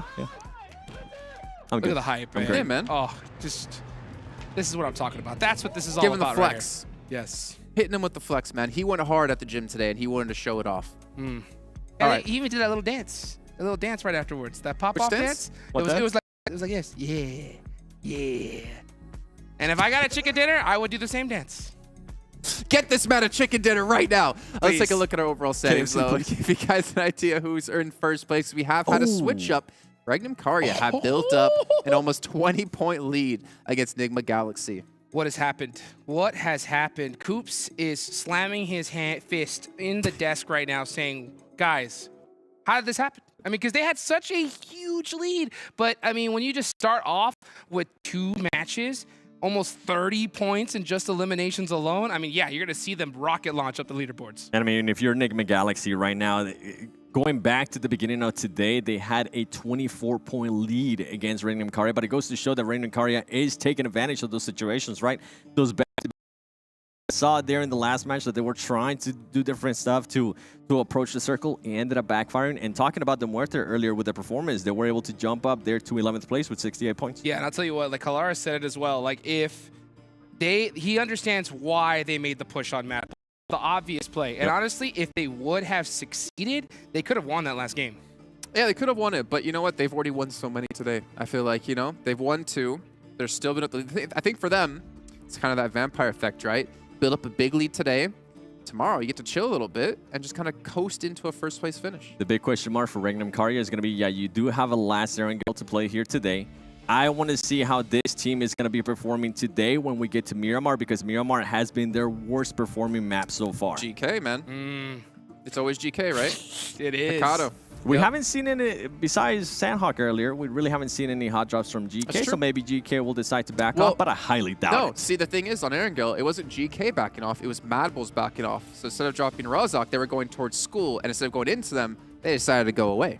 Well, to be fair, too, like every single time we've seen that drop at apartments, REGNUM CARYA, I think for the most part, has outclassed GK so every single time. So and then NEXUS when they showed up. Exactly. And if you just want them to win, sure, GK drop. But if not, I would leave them alone. Well, we got a little bit of time before we do head to Miramar. We still have 1 Erangel left to go, so we're going to send it on over to our casters. So we drop on in here with Maxman and John Allen. We have these legends ready to take on one another once again over on Erangel. Max, we're going to be taking a look at the match number 4 on the day. We're going to be going from Severny down to the west point of Sosnovka Military. Pretty decent. At least we're not going to have some weird drops happening for Gladiators. They can easily make it to North Georgepol this time around. But yeah, we had some great matches. Of course, REGNUM CARYA secured himself the back-to-back win at the start of the day. Loxy in particular, John, has been an absolute standout player after how Azel played in day 2. So good stuff from the Turkish teams, even though I would like to see some OG Western European squads maybe rise up to the challenge. And yeah, I mean, we still got a few matches for that to happen here, John. So OG Western Europe, you need to rise up right now. Absolutely, looking for a little bit more performance there. We've seen these MADBULLS drops around the GK department go a little bit smoother for them this time around. Actually, a wide split here. Ragnar and Satan both sending away from the GK drop. Gladiators might have a little bit of an off angle to deal with Ragnar. Pretty split away from one another, actually. Satan, Ragnar, not willing to get close to Rozhok has been just unfortunately the cause of many bad memories for them in that compound. Actually, MADBULLS kind of leaving it, kind of going towards that school and bar we mentioned multiple times that has similar rotation path, and you're just not going to mess around your early game too much. So I do appreciate that from MADBULLS. Thank you very much for that. When it comes to other drops, though, I'm seeing a little bit of a potential clash. Brute Force and GANGSTERS up north on the west of Severny hopefully is not going to result in anything, because GANGSTERS can't die without meeting the blue zone. Need to survive until at least then. They've played, I think they've played this split drop to the west of Severny before, if I'm not mistaken. I can't remember exactly which match. I'd have to go back through, but I think we've seen them up there once so far. They shall once more throw themselves into that breach. Down on North George, the Gladiators are back there, excuse me, as well. South George, MUERTE split over those Gatka fields. The West Coast looking nice and plump with players. Plump, yeah. Maybe not a word I was expected to hear today in PUBG Mobile ESPORTS. Like a well-fed chicken.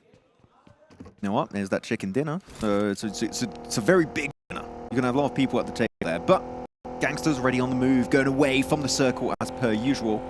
Though I'm looking at this phase one, John, there's a lot of positions that I'm personally looking at. Don't know if you would agree, but I'm mainly looking at mini Pachinki. The areas around school apartment are going to be relatively strong, so teams like MADBULLS, easy access, won't have to move too much in this early phase, so they can easily just loot up, bunker up in one of those positions and just chill for a few phases at least. For me, I mean, you talked about the MADBULLS having that position that could be pretty pivotal. I would say also the teams on the eastern side and the northeast are going to have a little bit easier of a time in general moving into these locations. They might have to scrap a little bit for them, but in my mind, I see a little bit smoother of a journey for them, given that a lot of the teams have settled on this western point and will be funneled across those Pachinki fields into 1, 2, maybe 3 different sort of routes in towards the central area of this circle. With a circle like this, actually, one way to make it a little bit easier on yourself and to gather information is Potato Hill. It's a good position. You could see teams like REGNUM, CARYA, FALCONS, maybe also NIGMA Galaxy wants to leave Pachinki a little bit earlier and go to Potato Hill, play one of the overview, because it is relatively central on this phase one. It would be a good option to get some early info. But other than that, no hot drops, which, no, I mean, we did have lose one player, unfortunately, to the side of GANGSTERS, which was a little bit fortunate. But other than that, we're not seeing that Rozhok fight anymore, which is making me a lot happier. You know what? My enjoyment has been doubled and given to the next person. That's very kind of you, actually, and I'll double it and pass it straight on. I'll double it and pass it straight on as well, because it has been a little bit of a breath of fresh air. Something we've heavily criticized GK for is going for a hot drop literally every single map, and we saw it at the start of today with them taking on, I think it was Excuse Me, in boot camp over on Sanhok, and we were like, oh no, the only map where they weren't fighting someone immediately, and we weren't allowed to say that. But yeah, good news is they've taken a step. Well, actually, they haven't taken a step back. It's not even their decision. It's MADBULLS. It's MADBULLS. Just, I mean, MADBULLS have been doing decently there too, but they're going to be taking a step back then, as you said, which I do appreciate. We'll see if it's going to continue in Picardo. We've got Miramar right after this, so hopefully it's going to be able to transition in those other battlegrounds. Otherwise, yeah, just not much happening. It's a very central circle, so we're just really relaxing, though. There are a few teams that I really want to see a comeback from here, hopefully. And one team that has still been slow on the rotations has been Gladiators. They do have Northern George. This is their bread and butter when it comes to Erangel, John. So I would say no really excuse on this game. We need to see more presence because we're past the halfway point of PMRC. And it seems like at the start of these events, they go back to the old playstyle that just doesn't work, where they're very split and they rotate slow. And they just slowly improve over time, but it's sometimes very, very late. And I want to see them just start a tournament hot one day. Maybe PMPL, who knows? Sir? Well, I mean, they're definitely not starting hot here. I think is the underlying story for them. Hopefully, a better showing. Meku has been poking his nose over towards GANGSTERS in Zaki, so a split position for them. Definitely have that information. And the first place that of the first bit of land that has the blue zone on it, of course, the GANGSTERS are there on the northwest point. I didn't catch it, but the GANGSTERS did manage to pick off a player from Brute Force over towards Severny, where they initially dropped. Yeah, a little bit too close on the drop, but that wasn't too much of an issue for GANGSTERS. Pick themselves that one, go to Zaki, loot up. Might clash in the Gladiators as they rotate towards shooting range, which is their typical rotation. We'll have to see how that one unfolds, though. Here you go, NIGMA Galaxy started leaving Pochinki, leaving Lord as a little bit of a scout, checking out the Headshot Valley, or I don't know how you used to call it. It was blank. That static? I mean, yeah, I think we went for Headshot Hills in the end. That was it. There was multiple iterations. We had a lot of iterations, yeah, for sure. Either way, bloody dangerous and open ground with a couple of defilades, but you poke your head off, it's coming off. We saw in PMWI Vampire play that position actually really well because you got a few dips, a few little ridges that are really, really strong. I mean, you can see it here as NIGMA pass on by. You got those little piles of dirt you can hide behind, and if you can actually hide cars over there, you can also leave it later on down the line. So Vampire proven that it is, in fact, super strong. Is just down to that terrain knowledge, and if you do know how that terrain works, then you can actually get a chicken dinner without too much of an effort, as we saw multiple times. And here you go, GK sent it into Mini Pochinki, currently going to be holding down a few of those buildings. Yeah, on the north side of the warehouse with overlook onto those Headshot Hills, they can get a little bit of vision and control over the area there for teams rotating through. REGNUM CARYA, who broke out towards the east, we've seen a lot of them today so far. They've started to coalesce back west, closer to the MADBULLS position. Nobody yet on the north side of Potato Hill, Max, but REGNUM CARYA the closest to that spot. Yeah. And to link back onto REGNUM CARYA mostly is that what I love so much about their playstyle and why it's been so successful so far is they like to have these not really wide 2-2 splits, but 2-2 splits in really solid positions on the later stage of the game, mainly like towards phase 5, 6. And then instantly when the circle shifts and they just go to the best point of interest and just hold it down as a 4-man team like a 4 and get themselves to win in a really, really efficient way. So I said it many times, REGNUM CARYA is such an underrated team outside of their region. You love them. Really, I do. They're my favorite Turkish team for a reason, because the fragging power is there. They just needed a little bit more experience outside of Turkey. And I feel like this is the perfect opportunity for them to get that experience and maybe bring it back to their region afterwards. I mean, they're certainly outperforming teams like Gladiators right now, who they'll be facing off against in those PMPLs, right? A little bit further down the line after the Turkish one, and hopefully be able to bring that experience through, like you say. I mean, they are certainly right now, in my eyes, outshining FLUX for sure in their performance right here, and obviously S2G not being here. As you say, they're your actually, I don't know who I'm talking about. But no, they have absolutely, you're right. They've outshone their countrymen in this spot, and we hope for more from them, because right now we're loving the performance that they're playing with obviously the new pickup coming through on Azel.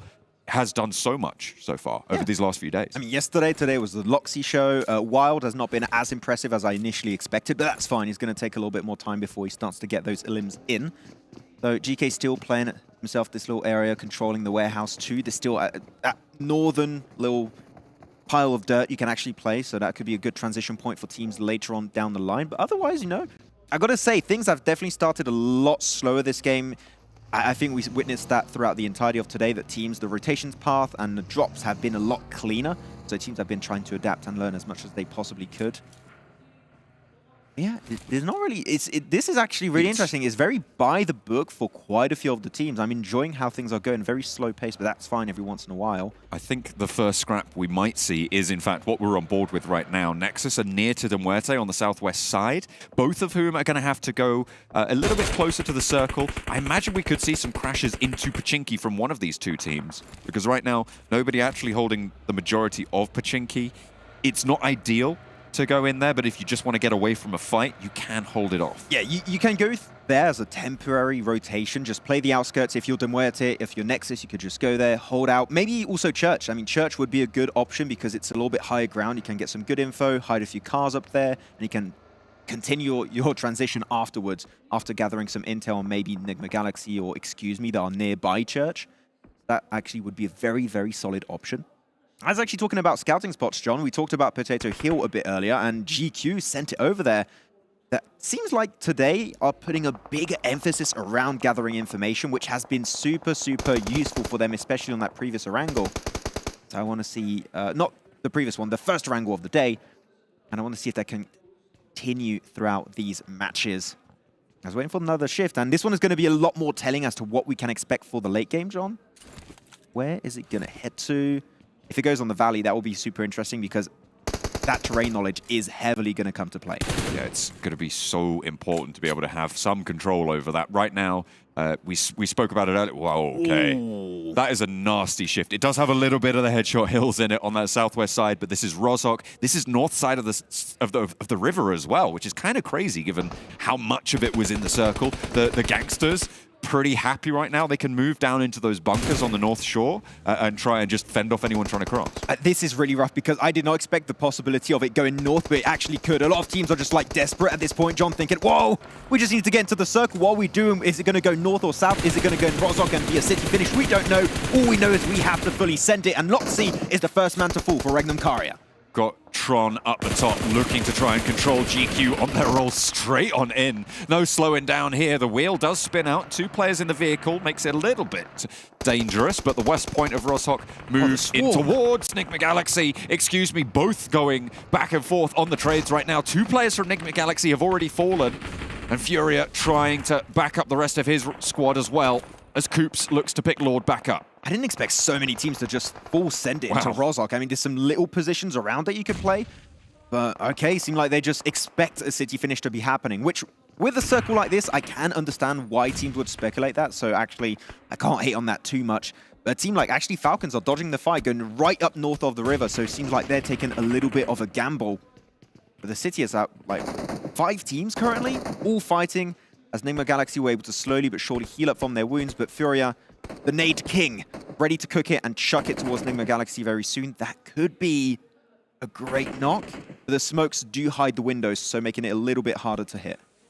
A lot of teams just sending in for those buildings. REGNUM CARYA looked like they want to leave from that high ground, the South Rozhok Hill, roll down as well the slope, try and gather some speed into it. Playing a little bit split right now. Road to Glory, doing a lot more today and impressing us overall in general.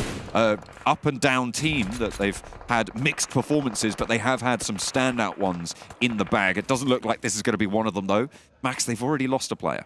Oh, unfortunate. And also, though, something that is pretty fortunate is I'm looking at Evo Station with the MG3 that we've seen be a pretty big clutch weapon of interest yesterday on that final Miramar. So it could definitely turn the tide in this possible city finish, which a lot more teams have started to bank on that position. While Gladiators, I'm loving what Gladiators are doing, actually. Waiting on the west next to Sunken City and waiting for the next circle to pop and make a decision based onto that. As here you go, GK suffering from the wrath of next RÜYA here against that nade. Far on the south side, that position in Mini Rozhok there, just on the northeast point of it. They play in this warehouse and the nades burst open the defenses here, looking to try and hold down the wall, and Frozen has to hit the deck behind the barrels to stay alive, and in this one gets the reload off, and now only 1 player from GK survives. The Molotov was there, and they will deny it as well. The point gets picked up by Doka Machine, and GK, they are swept aside. Next RÜYA have the better time of it. That was such a one-sided fight, John. That's what happens when 2 players go down to a nade instantly. Exactly. I mean, great execution from next RÜYA. Now there's going to be a lot easier transition in the south. No one is going to be really of a major issue. Well, wait, Tixie's playing that radio tower. Wow. Okay. Don't see that position played too often because typically you can be spotted pretty easily, but it's just going to be for a small amount of time, I believe. Just get info, see where teams are positioned, get back with the team, and rotate into the circle, maybe towards Kitsune. There is currently actually a few really strong buildings to the west. No one's really looking that way right now, so Gladiators in a decent position as GANGSTERS looking to engage onto Falcons. Nades being launched in by the Falcons. Jafar answering though, peeks over the top, and Yusuf goes down first. It is traded off, however, and immediately flushed by Kevin. Yusuf down away from the rest of the team, not quite with the sightlines on Falcons to go down fully, not the flush just yet. As we hop back over to next RÜYA, they're rolling straight on in to MUERTE, looking to try and hold it off, but no, the wheel just claps them, and they are going to fall on down. Next RÜYA have had their fair share of casualties sent back their way, and Jose holds down the position, but Dokkan Machine once more puts the final nail into the coffin, and next RÜYA can get these reses, but hang on a minute, the Gladiators have entered the fight. Oh, that's Nate City. This is so easy for Meku. There's no way the next RÜYA make it out alive. There you go, 2 eliminations confirmed. That's going to be 4 easy points to secure for Gladiators, and that's going to be it. Next RÜYA eliminated in 13th position, but still 8 eliminations, so no, not that bad of a game here. Gladiators looking to try and just close up on that southwest side, push in and play towards these teams in Rostock, because if the circle does finish there, they need all the control they can get, Max. There's actually some decent positions they can enter here. Mainly, I think the pushing onto Brute Force spot would be a decent breaching point because they have cars. Though North, GANGSTERS, and FALCONS, the 2 only teams that took the North River gamble, are currently fighting it out. And that nade is looking massive. And that's going to be 2 more. And actually, the entire squad falling on down. FALCONS, more eliminations, full control up north, but they need to start thinking about how are they going to rotate across that river. 4 eliminations, 3 players alive. They do not have their full force now. The wings somewhat clipped on the northern shore. East side, Vision looking to try and just pick players off and maybe find an open door in Rostock. The next circle, pretty close, only at 45 seconds now before the next one pops. And the circle right at the center of it is that urban environment of Rostock. I know I've been talking about Gladiators a lot here, but they're going for a wide southern wrap. And they're going to try and go for that hilltop south of REGNUM, CARYA, south of Rostock, which actually is going to be good to have a good overview of what the hell is happening in this weird finish of a city. So we'll have to see. I mean, these city finishes are always fun to see how they unfold, but it's very tough to predict who's going to be possibly taking this win. It's going to be down to the numbers. If you still have, at this point, have a 4-man team, you are potentially in the racing for a chicken dinner on this 4th map of the day. And this shift is going to be very telling here, John, as to who might be the one to take that win. Gladiators might have to scrap it out with Vision for that south side as they have continued their eastward march. Hang on a minute, Kitsune's all the way over on the west. That is nasty. It keeps the Falcons in on the northern shore. Actually, this exact... You have that ridge just north, actually just south of that river. And we saw a team play it back in Europe, and it's so strong if no one is on the west or the north. If Falcons do some misplay, aren't really a threat to Gladiators, they could actually run away with a chicken dinner. Because all the teams now are going to have to fight one another to escape from Rostock, except potentially from Brute Force, which are playing that very high ground position. They are currently, in this city, the safest team. They might be one of the few to make it out alive of this. I think you've also got REGNUM, CARYA, who are currently the only team on the south side of the road here. Yeah. They could retreat up the hill if they know that there's no one up there, if they've scouted that information. They can move along that ridgeline, but then their crossing is so hard with everybody in control of that area. If I were them, what I'd do as REGNUM, CARYA, delay the rotation and try and shut down teams as they try to rotate. The Falcons on the rotate, caught out by Vision Esports that went north of the... Wait a second, Vision sent north? That wasn't Falcons, that was Vision all day. 6 goes down, no clutches for him on this map. And that's a really good pickup for Vision. They're going to be able to control the northeast side of Rostock. They might be able to get across should the need arise, and most likely will arise in the coming circles. Really solid, but there is still an answer from Teacup on high. Oh, Teak, though, actually, that angle is so strong because he's got that little dip on the road and you just can't really push him out of that location. So that push from Vision Esports, I like the idea. I know where they were going with it. They wanted to try and just play that ridge north of Brute Force. But unfortunately, the fact that Falcons are up there are going to ruin many play opportunities for these remaining squads in Rostock. And Vision, just as now Mon and Volt, the 2 remaining players, will have to keep the hopes alive for the team, maybe trying to secure a few extra placement points. The Gladiators still not willing to regroup, which I think they might be stretching it a little bit too far, John. I mean, they've left Meku. They have got their 3 now over on the west side. And Meku is in a vehicle. Wait, hang on a minute. Where are they going? They just turned... They've just swiveled on the steering wheels. They're going right up to the hill, close to NIGMA Galaxy. Coop's on the roof as well there. And to be fair, there's no one on the northern shore looking out this way. They don't really have too much exposure out there either way. They've sent Meku out all the way to the west, but they're playing closer to Rostock. I'm not sure how to feel about this, John, right now, because I feel like it might get a little bit too close where nades could be of impact. I still think that holding onto the west side and that little ridge next to the river would be a good option, but this is definitely a most aggressive approach. But if it's played correctly, it could definitely result in a win for them. As Falcons now, as expected, crossing back from that river side is going to be proven to be a difficult task at hand. And Brute Force from that high ground just have so much intel onto Falcons, and all the teams inside the city could also be in a very strong game-winning spot. But are we going to see teams try and breach it like FLUX that have been sneakily approaching the northeast? They could try and get that nice off angle and just upset Brute Force in that spot. We've seen this coastline on that bank side here on the east point where FLUX are holding be super effective against positions like Visions where they're playing, and Falcons as well, even further across that shoreline. They will have to leave it, and that is the main curtailer of this. This is wild that the North Shore is still in this one. And it goes away from so many of these teams. It is going to be absolute carnage with these legends of Rozhok. We just reached that breaking point, John. Every team is going to start to engage, pushing on over. REGNUM CARYA is going to have a bit of a tough task at hand because they're going to have to cross that road. And the teams are not going to allow that to happen for free, at least, as Mon spotted out Bolt, the last remaining player of Vision. Also spotted out by FLUX, so you know he's not going to be able to make it out for too long. Falcons also trying to survive a little bit further in this match. But Gladiators need to try and regroup and send it to the west. Just to bring it up once more, this is a big opportunity for them to maybe initiate that comeback in PMRC after a bit of an upset of a start on those first few days. FLUX, that nade could be massive, but a little bit too short on the throw. REGNUM CARYA looking to make their way out of the south side of up Gladiator. Into the mult they go. Tixi picks it up. There is Nox sent back their way, but only on Tomatic. And REGNUM CARYA meet their maker, the Gladiators, able to win this round. That was instant. The team just barely arrived and instantly sent straight back to the lobby. We'll see you back on Miramar, lads. But in the city are starting to encroach even further in the city of Rozhok. They need to try and gain more space, more terrain. Oh, GQ, the nade of Ralph, absolutely decimate the two players of GQ.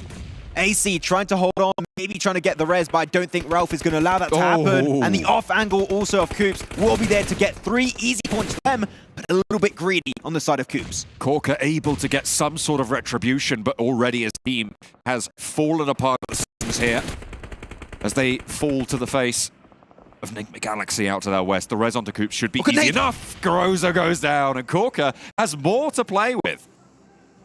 Great nade there, able to just get the bounce over that wall, makes it in, confirms that elimination, and the team squad, the whole squad, should I say.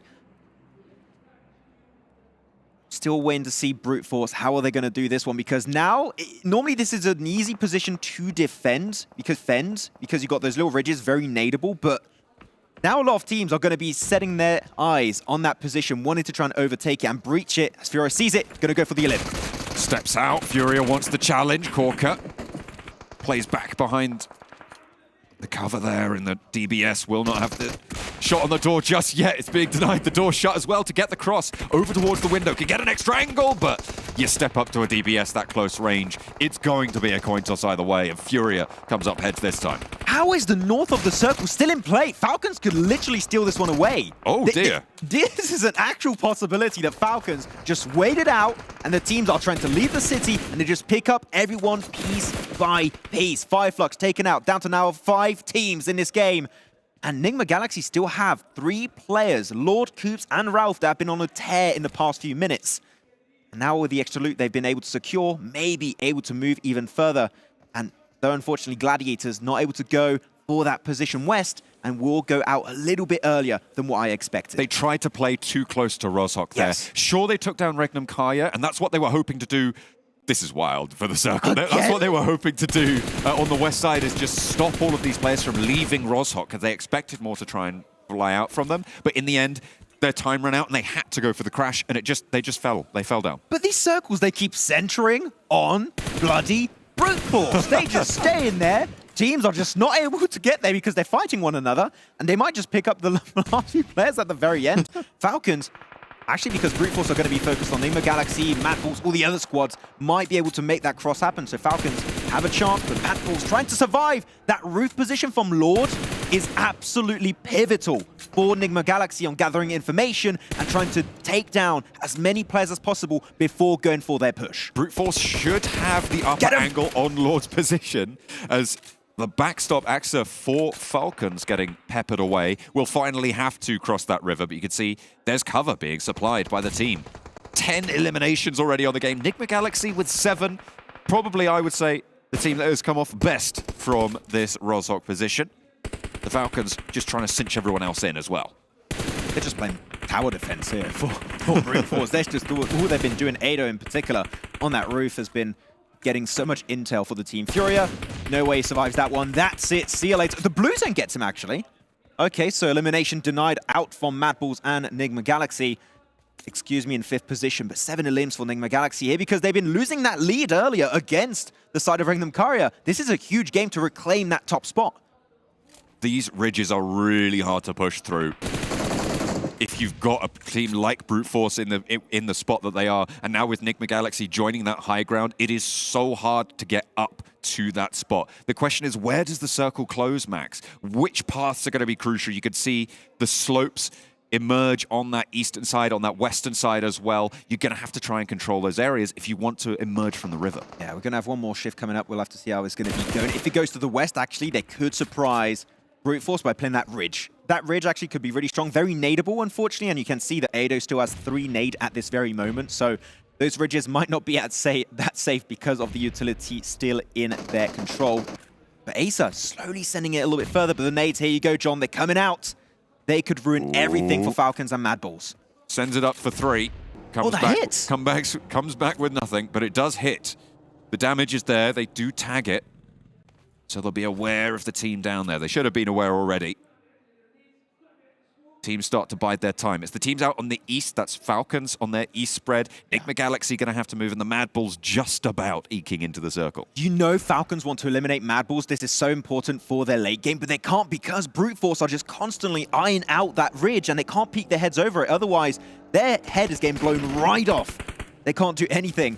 Here you go, NIGMA. Make it inside the warehouse, a little bit of a safer position. They're going to be sharing it, for now at least, with Brute Force. Ooh. But they're still going to have to keep moving because the center is not coming their way. It goes hard west. Brute Force still currently looking like the favorites in this match. 6 gets to the cover. Ralph not quite able to tack on. A lot of ammo still in the backpack for NIGMA Galaxy. They are well supplied. Falcons not so lucky though. Teak now last to stand. No, wait, hang on a minute. They've still got one more. A little bit further out there. 6.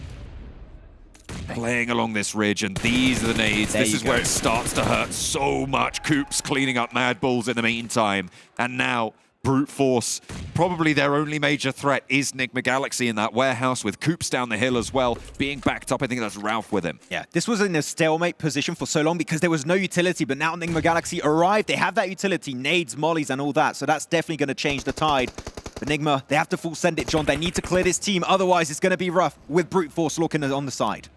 2 players from NIGMA Galaxy have now isolated themselves in a pretty tricky position. And look at the pre-position from Prepod. Massive. Swinging down and getting a sideswipe onto this fight, Max. It's absolutely pivotal. Could be, certainly, for Brute Force with the nades on the high ground. Ralph looks to line one up, but Coops goes low here. The Falcons looking to emerge. They still had nades? I didn't expect that. Okay, they just could eliminate the entire team. This is so nadeable. There's nowhere NIGMA Galaxy can escape. I think that was actually their last nade, John, so they can't do much with it. But this is a fight for second place. It's going to be between Falcons and NIGMA Galaxy, with Brute Force normally securing this chicken dinner. And that ridge is slowly getting pushed out of into the blue zone. That nade is huge. That might just be a double if they get close enough. Over the top. Nexa dodges it. NIGMA Galaxy still not under pressure just yet. Plenty from the blue, though. Ado joins. He joins with Prepod. They're just really locking down this game. Such an important sideswipe angle. This is the ridge that I was talking about. You need to get control of this. And that's exactly what Brute Force have done. Coops, first out now, stepping up to the fight. Neos shuts back the Falcons. They are answering with knocks over onto Coops, onto NIGMA Galaxy. They get that flush, but they cannot peek forwards either because the rooftop is so dangerous. Teak last to stand and they fall down. And in the meantime, NIGMA Galaxy swept aside. Brute Force take a second, double back-to-back. Yeah, it was so quick at the end. NIGMA Galaxy just got a 3rd place and a 2nd place over to Team Falcons, but we knew it, John, the fact that it kept centering on that high ground of Rozhok. as many times as they actually did in this match is mental.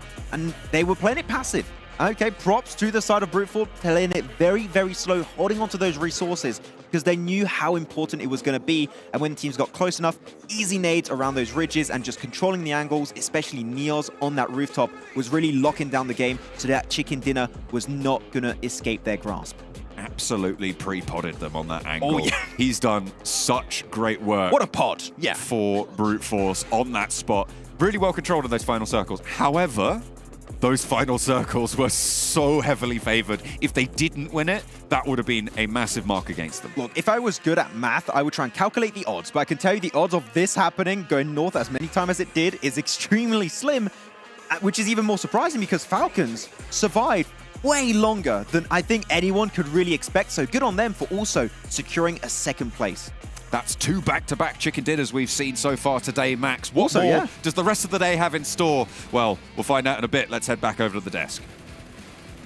Brute Force, what a perfect time to pull this off as well. Neos, more importantly, after having a horrible first day performance, I think he had 1 elimination for his team, ends up clutching things out here on top of the roof, giving them that angle they need to shut down Falcons, to shut down NIGMA Galaxy, and to take home a chicken dinner. That was gorgeous, honestly. I mean, I've been waiting to see Brute Force finally start to pop off, and they did. It's crazy. We've had 4 matches today and only 2 different winners. I mean, like it. This is what I'm talking about. I mean, they finally stepped up right when they needed to. You need to add that to your repertoire of let's go to. That's what I'm talking about. That's what I'm talking about. There you go. Because that is what I was talking about.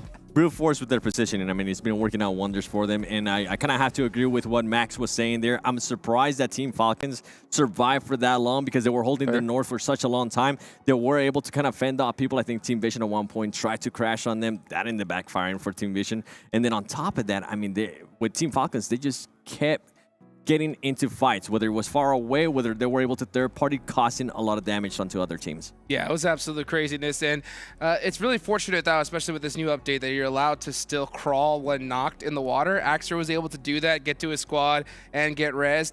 It was just a matter of positioning. That zone is so toxic when it splits that north from the south of Rozhawk, but still, great points from them, and honestly, really heads-up play from NIGMA Galaxy to use that vehicle to get into that warehouse and at least achieve some more points on the board. You know what I was thinking, though, when watching that match, gentlemen? What's up? You know what I was thinking? What were you thinking? What were you thinking? What were you thinking? GK! Yeah! Oh my gosh, they've dropped Rozhawk every single time, and then they don't get the chance to play out Rozhawk. I was broken. I was shattered. By the time that they wanted to actually go back to Rozhawk, we saw the minimap, and everybody and their mom were just going to Rozhawk. And RÜYA saw that, saw an opportunity. They decided to crash onto them, and RÜYA took care of GK very, very quickly. Makes me sad. But you know what doesn't make me sad? You guys at home giving us feedback here about the show. Make sure you check the chat. There's a survey link for you guys to fill out. Again, now that we have him here on the desk finally, he can tell us about it. Take a picture of you completing the survey. You send it over to him, Summer Worlds Gaming, and he's going to give you some UC. Let's take a look. Give it to him. Give it to him. He's looking for the codes right now. Well, yeah, hear me out. I only got 7, okay? That's all you get. 7. Okay, well, after you're done with the survey, you know what you should do? What's up? What should you do? What you should do, you should make sure that you tweet at us and add us. Not and, that one. No, jump the gun there. This isn't PMPL. Oh, yeah, right. Don't use the hashtag PMPLNA. No, what you guys should do is go check out the new collab between Dragon Ball Super and PUBG Mobile in-game with a new game mode you can play with vehicles, with new items you can play with as well, and you can try to collect all 7 of the Dragon Balls and summon Shenron. I tried. We got 6. Yeah. We got 6. So we couldn't close. find the 7th. And then somebody else called it and we tried to get there in time. And we wiped them. Yeah. Well, I didn't say. I mean, Hold on a second. It was those 2 who wiped it for me. I was just there enjoying to watch it. But let's take a look at the match ranking, though, and see Brute Force back again on top with another chicken dinner and another 18 points added to their tally. Ooh, big game for them. Big game for Team Falcons, too, because they have not had the start today that they were looking to have. And then NIGMA Galaxy now trying to get on the hunt for REGNUM CARYA, because REGNUM CARYA passing them up today in a major way. This is finally going to close that gap just a little bit. Another team that we've been talking about, G.GLADIATORS. I mean, is this finally what we want to see out of them? Not in regards to placement points, but I see at least some ilims, right, that were able to get into some third parties. They were actually able to third party next RÜYA whenever Frozen decided to just go off on that buggy, and that's what you're seeing next RÜYA there with those 8 ilims. And if we keep going down a little bit, I'm surprised to still see the MUERTE there being able to at least follow with a little bit of momentum, right, Hot Jukes, with 5 eliminations?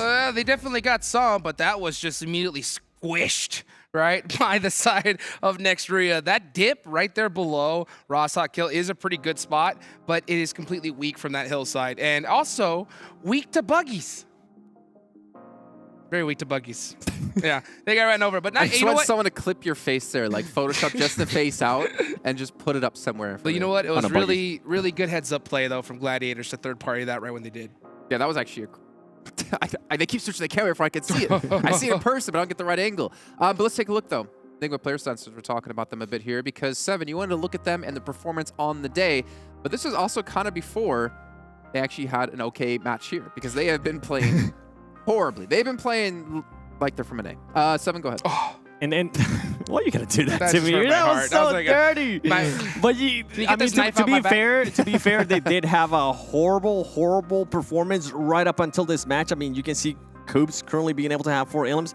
Usually he ends up with 11 if we kind of based it off what he was able to do yesterday. Lore ended up with 10, so he might be able to catch up to that. Rauf and Freak, though, I mean, they're currently having some horrible days. But once again, I wish we could have seen this stats before that Erangel, because this team had been pretty much non-existent, and that's why we saw the difference there on the overall when REGNUM CARYA was able to just take over that first place. They saw it coming. That's what happened, right? They knew that these stats were going to get pulled up, so they said, let's just pad them up real quick so that way we can shut 7 up. Hey, if you know what? If that's what it takes. If I've worked with you for so many years, if I knew it was that simple, I would have done that a long time ago. Team Falcons, though, another team. Somebody get this man a muffin. I've already had 2. I don't need any more. Team Falcons, similar boat for them. Yes. Okay, match here. But besides this match, you take this away, and they've had a really subpar performance today. So we'll take a look at their player stats on the day and kind of break this down for you guys. Yeah, I think we've seen a lot of teams really just understand the severity of the situation they're in. It's day number 3. There's only 1 day left to go. You got to be able to put some big points on the board. So if you are Team Falcons, it's a little bit, I think it's a lot more difficult than yesterday, right? Trying to compete here in this particular lobby. Players are used to the devices that they've been playing on, and I'm surprised that they're even struggling because they have had so many days compared to a lot of these squads here on that Honor Magic 5 Pro, and hopefully we see them put some work with it in the next game. Honor Magic 5 Pro? Yes. What's it powered by? It's powered by that Snapdragon 8 Gen 2, baby. I'm a Snapdragon insider, baby, from day 1. Oh my gosh. You're jumping the gun a little bit. Self-developed. An Honor self-developed GPU. Turbo X. That's right. Well, it's time to head into our back-to-back Miramars of the day. We're going to throw it back to our commentators of John Allen and Maxman to take you underway. It's feeling hot here in the desert. Max, we are going over to Miramar, as Jason so rightly said, for 2 of the doses of the desert. That's the end of my sentence. Okay, It felt like there was more. I thought there was more, and then I realized, you know what? That is actually a full stop that I've just done. Great. Sometimes that happens. Either way, we're going to be going from Torre Ahumada down past Los Leones through to the south side. It looks pretty clean on the plane path. Yeah, are we going to have the Picardo hot drop, John? Hopefully not. GK. I hate it. I hate it so much. They're just going to make the other teams give up. Just like, we don't want to fight GK anymore. It's annoying. It's a pain. Just don't want to go for it no more. And we'll have to see if that's going to be the case. But other than that, I did enjoy a lot of the drops, a lot of the rotations. It's pretty chill, very similar to what we saw on our previous wrangle. Not too much happening around the board, though. I'm seeing a big clump, a big group of players moving towards Picardo, and I feel like, unfortunately, my dreams are not going to become reality today. Because that hard drop shall continue into day 3. That is one REGNUM CARYA playing on top of GK. Once more in Picardo. It is my least favorite hot drop that exists in the game. I agree. I hate it so much. They just go into those 2 buildings and then sit there for 15 minutes. I'm really annoyed too because Picardo used to be my favorite position. I would drop there in my own Miramar games, and yeah, it's been happening for so long now. Not only in this tournament, in multiple other tournaments. And I'm just angry, so I just avoid it because there's so many bad memories I want to avoid at all costs. Though we do see a southern-western phase 1 circle pop. And actually, not many teams are in there, so actually, you should have some pretty decent entry points. No teams can really complain they couldn't get in the circle, because if you do, you will be a bit troublesome. Though I do want to nerd out a little bit on this hot drop again. Push those glasses up your nose. Go for it. Yeah, going full anime nerd on this one. There's so many good trash loots around Picardo that you could literally just move. We're talking 100 to 200 meters over to the west, split drop, regroup, and go for the exact same rotation from Picardo as if nothing happened, as if you dropped in that exact location. So I don't know. I don't know, and I don't care who would do that. One team has to go for the initiative, send it over to the side, and you will be A-OK. So we'll see. Maybe. Yeah. Maybe. Monte Nuevo currently unoccupied as well, so potential to try and move out there on this game. Obviously, the plane path was a little bit further over to the east. Monte Nuevo a little bit less maybe reachable for a lot of these teams, but that will change in about 30 to 40 seconds. It could have been the case you grab some vehicles, you get out there fast. FLUX, they went over to Chumacera. The Falcons as well, they dropped over on the bridge that they took from the GANGSTERS in their push in yesterday's games on Miramar, and they have now moved out west, heading towards Valle de Mar. That western road, we've talked a lot about how open that is as a rotational path. I was about to touch onto this. Next, RÜYA have this weird tendency of splitting so split. It's a double split. That's how big it is. And Yekta is just going to be caught out, and unfortunately no team backup is there, and he gets squished. Nothing he can do about it. So next RÜYA need to tighten up their drop, at least do a 2-2 split if you want to really loot up these trash drops, because otherwise you're vulnerable at exactly this type of play. And Furia won free elimination with very minimal effort. Though, back onto the circle and what could be happening, John. I'm looking at this phase 1. One location that strikes me is Church. If we see some teams play Church, it's good for information gathering. Not the easiest position to breach unless you're pushing from the west. And it's just overall great for the intel, and you can just play it for really long periods of time without thinking about moving. So I would like to see some teams, maybe FLUX, send it over there as GANGSTERS having Wash taken down. Finding Beck isolated. The GANGSTERS not going to go for the res just yet. Just going to wait a little bit longer. Maybe draw some more of Excuse Me in as Furia peeks his head over the hill. Kevin and Yusuf position far on the southeast side. Not really looking like they're taking a look back. Furia, I think, would be folly to go for a save here onto Beck. But the GANGSTERS just going to leave without flushing? Or going to run him over, maybe? I think they saw Furia. They have a good idea, so they want to try and push it. They know they got the numbers advantage, right? Get that extra limb. Punish Excuse Me. And that's going to be the play? Oh, it is. And look at this. There's actually backup arriving for Excuse Me. They've allowed the time to come through, and they might even lose out on the point that they've found onto Beck that was completely free, right open for them, and now they're going to try and claim it this time around. Second swing is the doozy, hopefully. Unfortunately for Walsh, though, takes a lot of damage on the roll-up. Excuse Me have managed to get back in action, and Furia plays close. This is a massive misstep for the GANGSTERS. Kevin plays on the back line and cannot hold it down. Yusuf is there as well, but they just lose their players. This is disastrous. Honestly, that play baffles me, Max. I don't think it makes any more sense to you by the look on your face. No, I am extremely confused. They started pushing together, then like, how about we don't push together and just send 2 players solo in pretty much a 2v3/2v4 at the time. Gladiators? And Tixi has actually an inkling of information that this madness, whatever the hell this is happening. Maybe we can snatch a few eliminations along the way, and GANGSTERS going to push up once more. Yusuf goes down to a vehicle explosion. Now it's just Kevin in the mix. 3 players from Excuse Me, and here's the third party. Tixi from Gladiators finds the top of the ridgeline and will just start opening that magazine wherever anybody moves. A pixel peaks. It's going to get that crosshair trained on it. And there's more repositioning from the Gladiators as well. Meku starting to move in on the other side. It is an Excuse Me sandwich, and Gladiators playing the bread perfectly. I prefer seeing GANGSTERS in the blue zone every day of the week compared to seeing this again. I don't know about you. To be a bit brutal, go back to the blue zone, lads. This ain't it. This ain't it. And Trying to get the smoke road, trying to hopefully bring Yusuf back to life, but I'm not sure if they're going to really allow that. I mean, they do have some time brought to them because Gladiators are going for the third party. And look, they sent 2 players across the roads. Currently, you have, who is it? I think you have Matic. Matic and Meku, I believe. Exactly. You have Matic on this position, just pinning down the entirety of Excuse Me. This fight, I feel like, could last a really long time. No one's going to be wanting to peek out. Kitsune's here as well. All 4 of the Gladiators. They've seen like 7 eliminations in a valley, free and ready for the taking, right before the plucking. And that is exactly what they're going to try and find here. I think it's, yeah, there's 5 points potentially for the Gladiators right here.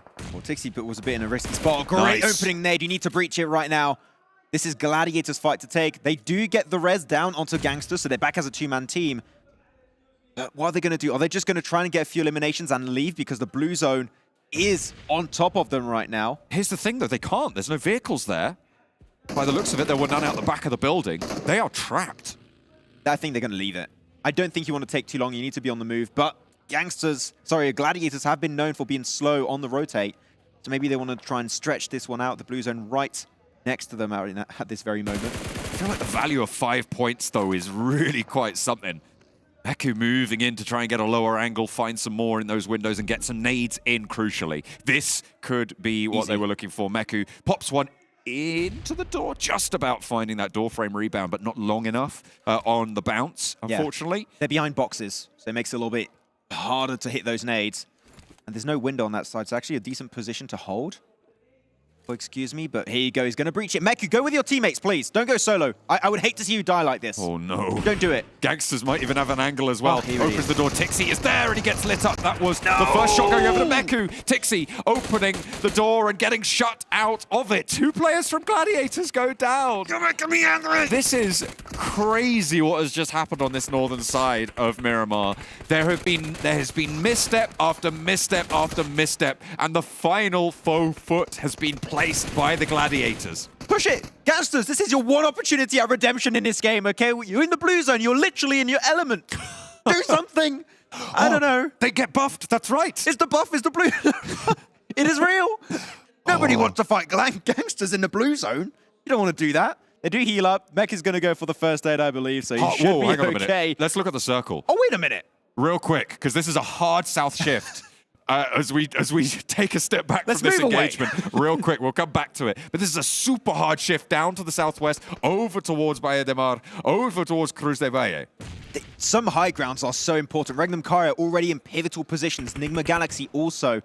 MADBULLS going for the wide rotate next to Los Higos, so there's going to be some really strong footholds. None of these 2 teams, though, that we're looking on screen, John, will get there anytime soon. Yusuf, the last to stand for Gladiators, and Matic goes down first. God damn it! Maxis, he's going to lose even more hair. I didn't think it was possible based on this play alone. But my goodness, 3 players alive, sure. They'll be able to get the res for the Gladiators.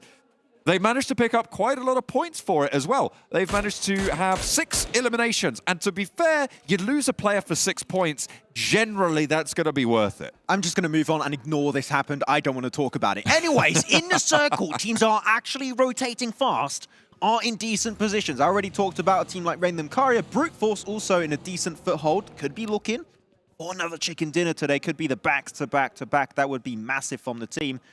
Even though the previous game was kind of given to them, I do have to say, John. But they held it down like a bunch of champs. As far as FLUX, also currently playing the warehouse position. They have played this spot multiple times in these type of circles, so they're pretty experienced back in PMPL Turkey. RTG. With a mini 14 too. Being opened up from Lutz. But just tickle damage there. Nothing really special for FLUX. They'll look for their res onto Solus, pick him back up into the fold. NIGMA Galaxy from on high. Angles down towards them, and RTG looking to suppress this ridgeline on the southeast side. A lot of ridges, a lot of close positions on these hills on the south side near Chumasera that teams are going to be looking to try and control. You guys don't know this, but on the caster side, we have a map, a big map feed we're looking at. And if teams are still out in the blue, we don't zoom it in, so we don't know what's going on. Because of Gladiators, we don't know what's really happening. Come on, Gladiators, hurry up. Come on, okay? We literally can't analyze because it's so slow. This is what happens. You fight the GANGSTERS, you have to stay in the blue. Is that a rule? It is now. Not, but I said it. So it's a rule. It's the John Allen rule. That's right. The rule of thumbs. Oh, Absolutely. Yeah. Anyways, the circle did shift away from the water. The river's not in play anymore. And you got some nice little hilltops that are still available. NIGMA Galaxy does have a little bit of a split, I believe. And this is another team, but they're going to try and regroup it because teams are going to have to breach very soon. Over to the east, though, it's going to be Nexus fighting Vision. And I believe there's also GK up there. So that's a three-way fight on the east. Looks like Vision currently getting surrounded. Octavian goes down, Adoran as well. A double knock for Mon. As Exo Machina tries to keep his team in the running, will be able to do so, plays close, and Kapahala gets knocked in the meantime. A pretty poor showing from Nexus on this fight, but that's what we've come to expect so far this tournament. I feel bad for Nexus. Oh, well, what an... Okay, third party. I mean, that was expected from GK. They were just relaxing on the side and waiting for one nade to hit eventually. That's it for Vision. It's been... Unfortunately, had a decent start when I saw them in the spring season, and unfortunately, they're just not able to quite transfer in PMRC, but we'll have to see as Nexus going to try and heal up from their wounds, but I don't think GK want to give them that space because if they clear Nexus, they got so much rotational path to open up to them. So if they eliminate that team, they're going to be able to just make so many decisions as to how they want to play the rest of this game, especially if we have a hard Eastern shift. So GK could be off to potentially one of their best games because they didn't die early. Yeah. Next RÜYA on the northern side will be the first to face the Gladiators, but it looks like they've turned them slightly over towards GQ on the south side of Chumasera. Trying to enter into the hills in the time to come. Brute Force. I've seen that recent success. Guarding out MUERTE. Unfortunately, Tapok opens up onto Zakira. Okay, Brute Force. I want to see more eliminations this game if possible. Okay, they're being swarmed. They're being completely swarmed by MUERTE. They got so many angles. Pretty nadeable. So I'll see if it's going to be one-sided. So far, Ado again being the one to step up at the start of this engagement. That could be a great angle here. With it, Yuzi. Yuzi Mini 14. It's a new combo. Yuzi Mini 14? Okay, not a very breach, focused loadout. That loadout is a risk, certainly. Maybe it's being picked up by the rest of the roster's loadouts. We'll have to wait and see, but with aces down, you need all the help you can get. Up on the top, MUERTE looking to punch a hole through this defense, but it hasn't gone to plan. They opened up well onto Zachariah, but it looks like Brute Force have pulled it back under control on the northwest point. And still NIGMA Galaxy's position. Oh, the value has just risen. Wow. Stonks, that investment is going to make absolute bang for NIGMA Galaxy. REGNUM CARYA too. I mean, REGNUM CARYA, we saw it do it like 2 circles ago, John. They had this 2-2 split.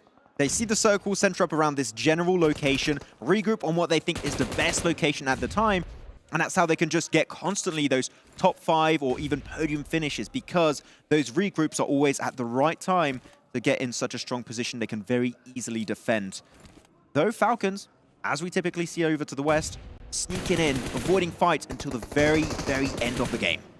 Octavian rolling up to Ragnar and wins out the trade, seemingly fairly easily there. A swift flush as well. Kapahala knocked up on the high ground. The smoke unleashed, and Doran is there for the res. They'll have to move on the long side of the circle. They've got to get pretty far and pretty fast. 5 seconds until it starts to close. Yeah, MADBULLS are coming up towards GK, though. Not going to give them any resting time.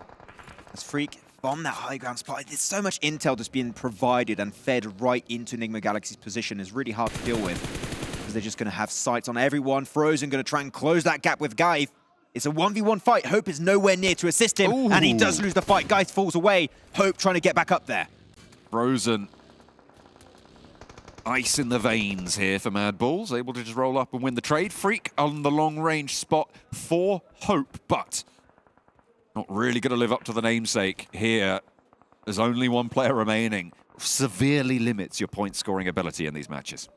Definitely the case, though. Top 3 contenders, NIGMA Galaxy, REGNUM CARYA, and FLUX, all in such game-winning positions. Hopefully, Meku is split away from the rest of his team and spotted out. I mean, okay, sniped down with the shotgun. Gets the elimination, so I won't argue about that one, but Kitsune Matic trying to salvage this position. But now GQ, the entirety of the team are aware 2 other players minimum are over here.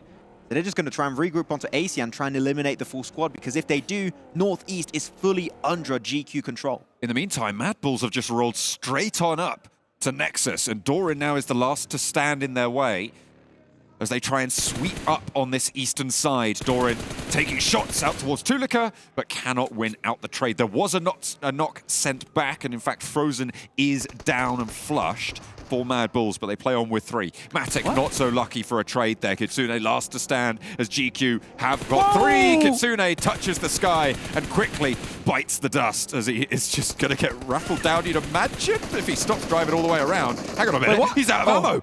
Okay, Evo Station just about puts an end to that. What are they getting involved with this game? Every fight you take is the weirdest fight we've seen in a hot minute. But GQ do get the control. NIGMA Galaxy, because of the information provided by Freak and Lord, hear about the engage. Lord gets close. Okay, not going to take it, not going to pull a Gladiator just yet. He's going to regroup with his team and maybe push this fight to a later date, which I do appreciate, waiting for the circle that's about to pop. So if he goes north, maybe that fight is going to be worth taking. But as of right now, they're going to play the long game and wait for more information to be given their way as to where the circle is going to end up. We've had a little bit of a shuffle on the northwest side, and MUERTE got ahead of Brute Force, as now they're trying to swing down on the western coast, where the Falcons have been sneaking their way up. I would say tiptoeing, but I guess tip winging their way? Tip taloning. Oh, I like that. On their tippy talons. Good job, me. Yes, good job, John. Tip taloning up the western side for the Falcons. They do have actually an angle where 6 could be caught out by Brute Force. So if they are sneaky about it, it could surprise 6 in its position. And you won't have the MG3 clutch to wrap up a game here. No, that's not going to happen anymore. As MUERTE have been actually really smart on their rotates, just sending Tapok into the circle, checking if it's safe. They're going to hopefully send relatively soon Aces and Kose. The longer this takes, the more risky it becomes, because NIGMA Galaxy are just sweeping the northern edge, trying to get as much intel. But here you go, 6, as we said, spotted out because he was so far away from his team. And Brute Force, as they usually do, full sending over to the west and trying to claim as much control as they possibly can. Once again, he gets pre-podded there. And the Falcons, I mean, it happened in the final circle there. I don't know why it's so funny to me. I don't know. I'm a child, really. I love verbing players' names is excellent. But we are seeing once again the Falcons taking a little bit of heavy punishment from the Brute Force roster, as they saw on the Rosok shores. So shall it be in Bayademar. Not sure why Kose took so long to go on that rotate. You know that value, you want to avoid it. So regrouping on Aces and Tapok would have been the smart play, but took a bit too long, and we know that a lot of teams are eyeing out the north to try and clear it. Right now, only GQ and next RÜYA are teams that could be of a major trouble for NIGMA Galaxy. So if they can clear both of them, they might be in a running for a win today. Brute Force finally made it to a safer position away from the road cliffside. Are going to spot out players of next RÜYA, John. They might just be able to get 2 easier limbs. Ralph's there. They need to be careful. It looks like they're just taking care of that window. In the meantime, though, GQ from the northeast side might draw the attention of NIGMA Galaxy. They have been playing with 3 for the longest time now. They've lost their main man, Coops, as well, so a little bit difficult to hold such a priority position. NIGMA Galaxy need to push up onto GQ. They're going to become a major issue here. And actually, AC gets a little bit higher ground control. NIGMA Galaxy hear the car, they leave. They don't want to stay in the premises. And they're just going to be giving that little hilltop to GQ, which is going to be a nice little overview. But NIGMA Galaxy are not interested. They go even further in the circle, inland, and are going to completely surrender that spot to GQ, which is interesting. Though looking at their spot, it's a good little overview on so many other squads over to the west and south. So I understand why they want to hold it, but right now this is an easy breaching point for GQ. They can go into the warehouse, crash their cars, and really extend that fight as long as it really needs to go. Next circle soon to come through. 23 seconds left until it does. And REGNUM CARYA just biding their time in that middle area. Oh, Lord's got a Groza. Oh, that's going to be impactful. You'd hope for NIGMA Galaxy to hold out on that northern side. Or if actually, next RÜYA are pushing up onto NIGMA Galaxy. GQ can third party, or maybe MUERTE / Brute Force. I don't think that's going to be happening. But next RÜYA are getting dangerously close to NIGMA Galaxy's position, which could become a major issue. And man, Turkey, the chances of a Turkish chicken dinner coming through is massive, John. REGNUM CARYA and FLUX have not moved here for like the past 5 to 6 circles, and it ends right on top of their position. Is their compound going to be in play until the very end? I don't believe so. Leaving their spots is going to be tough, but they should at least get a top 5. Wow, wow, wow. This is excellent news for Turkey, as you say. Absolutely brilliant result. Doka Machine laying down the lead towards Tapok and taps him down as well. Another flush over towards MUERTE leaves them down on just the pocket ace. Trying not to fold as best they can. As Ado needs a couple as well. Not ideal, but they can back off behind the headland. Now, the fact that we're seeing so many Mini 14s played in PMRC changes the entire dynamic of these type of circles. You can't peek as freely as you used to do. This is really making you having to be so much more respectful of the teams in your vicinity, or they're just going to upset you with some sneaky headshots around the corner. Brute Force, I mean, is the game plan going to be to breach onto REGNUM CARYA? I don't really see too many other options here. I would say get in the cars and breach REGNUM CARYA at some point, because otherwise I feel like you're just going to be in position down ridges, which is very, very nadeable as Falcons versus RTG starts to unfold. And it plays into that as well. The nades can start to find their way over towards the MADBULLS. They lost Frozen earlier on the position on the east. The sweep that they found didn't go ideal. Well, the Lone Ranger aces from MUERTE actually spotting a lot of brute force and able to catch a blind spot seemingly. MADBULLS still surviving in the hail of bullets being sent their way by GQ. This hilltop is so good. Both teams going to have to shunt a little bit southwest, and MUERTE finally going down. Brute Force losing a player fully. Actually, great fight from Brute Force because they were initially at a disadvantage. They had a low ground position, extremely nadeable, and MUERTE couldn't do anything about it. So Brute Force seeming to turn up the heat up to 11, looking even more aggressive in this third day. Though MADBULLS, there's no escape. The wrath of GQ has been completely laid down up on the northeast.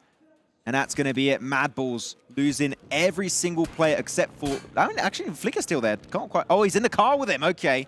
He's up there into the car and go a little bit further in the circle.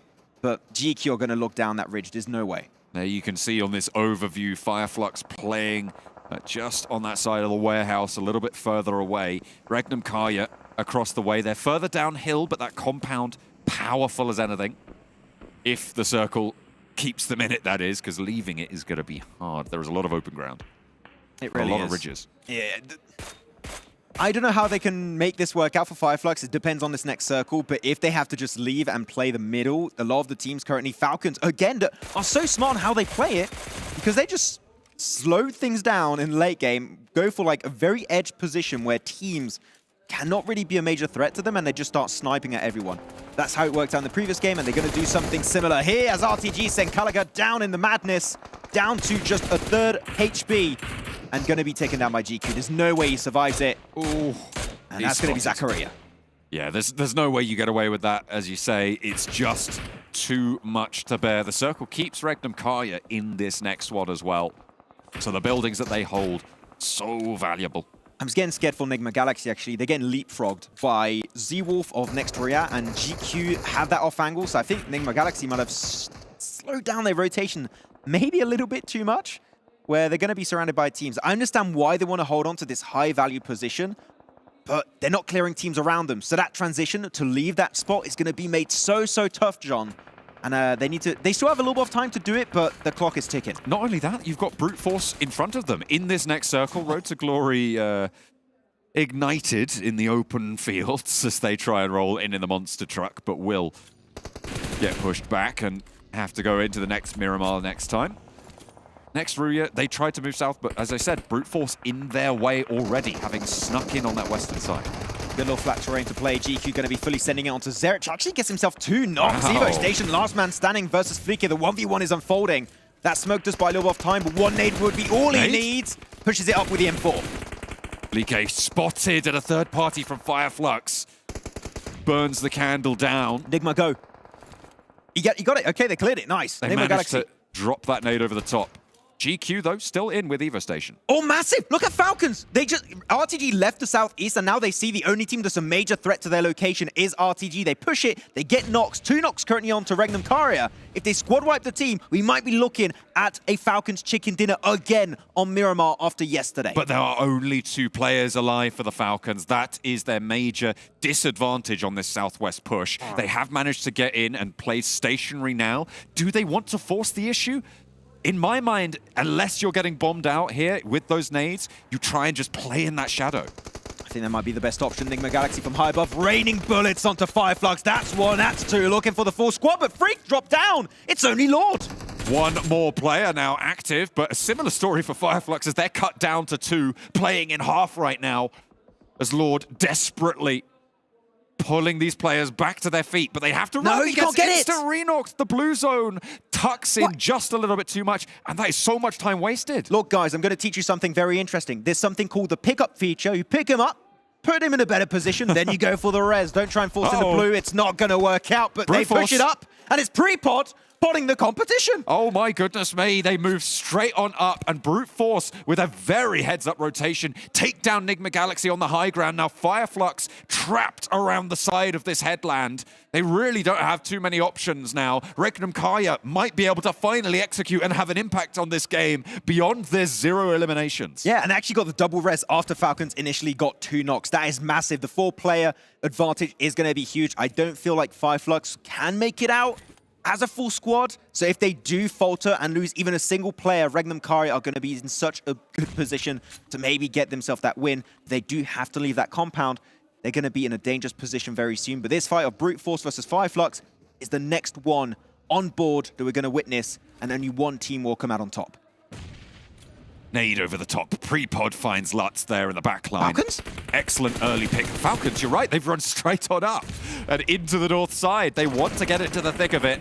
Try and take advantage of the chaos as Pre-pod goes down next to Brute Force. They get taken down because the nade from the FALCONS takes out the backline of Brute Force, but one of the FALCONS has already fallen. REGNUM CARYA looking to start to move in with 0 eliminations already. It's a pacifist run from the 2-time chicken dinner winners today. I mean, the fact that they have 0 eliminations shows that at least they are going to have a ton of resources. Nades, smoke, utility, they should have a ton of those to wrap up this game. And FALCONS, I understand the idea behind that push, but I think it was a little bit too much. And unfortunately, because of that, a podium finish is all they get. But that's 2 podiums in a row, so FALCONS still being consistent. And now 2 of the best Turkish teams are still alive, John.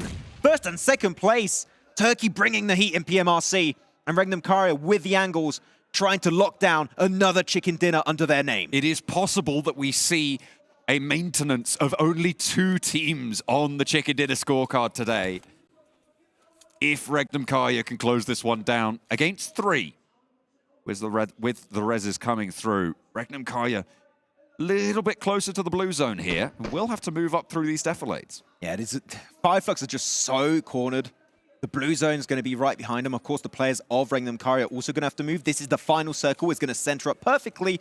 But as of right now, REGNUM CARYA have a few more ridges they can place center.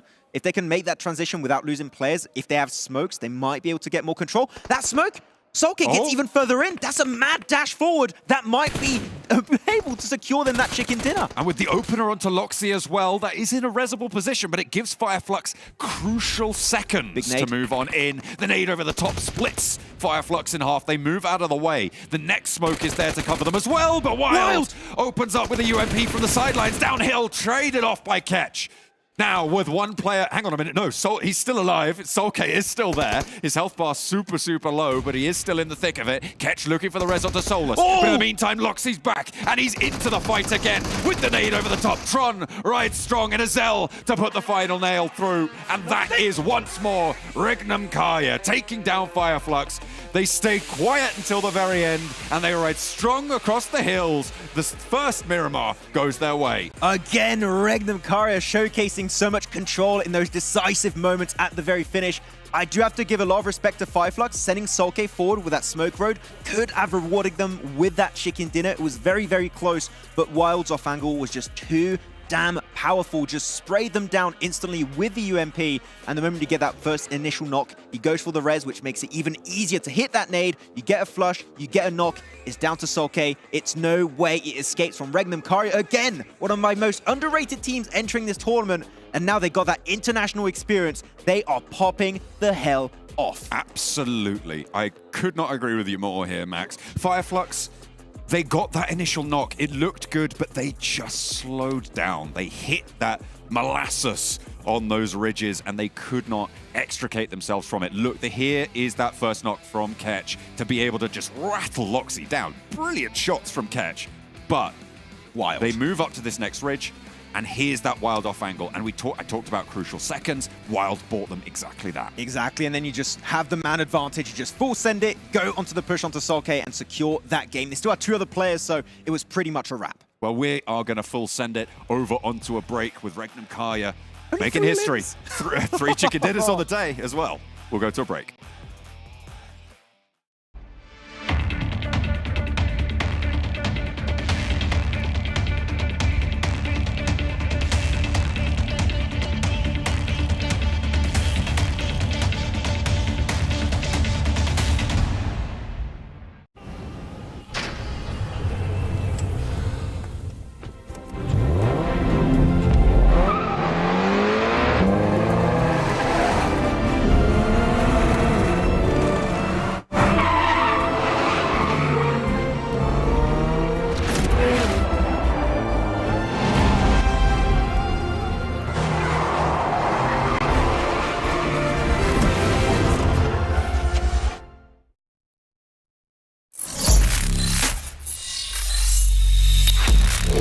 Open your eyes. When you look into my eyes, tell me what do you see? Tonight I'm gonna show you the wonders of the mall.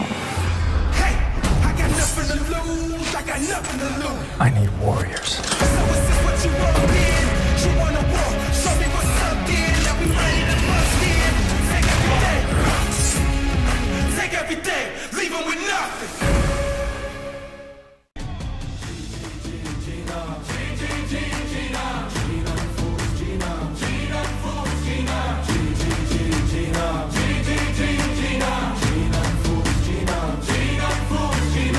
Paradise through dirt and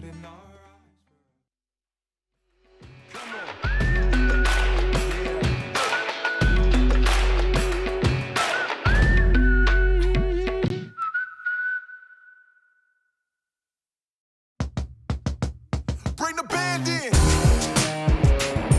Woo. Well, all right.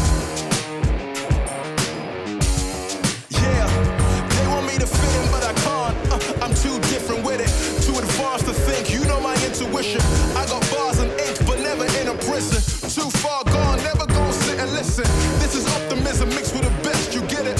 What you're seeing is a beast in the flesh. I'm vetted up. I don't need to try to speak for the rest. Always keep it abrupt. They wanna keep it a mess, you know. This is what you get when you're sitting as a vet. But everybody know that you're a threat. With the rest, let's go. We won't fit in a box. We don't quit, we won't stop. Ride us all to the top. We won't fit in your, we won't fit in your, we won't fit in your box. No, we don't quit, we won't stop. No, ride us all to the top. Whoa. We won't fit in your box. No.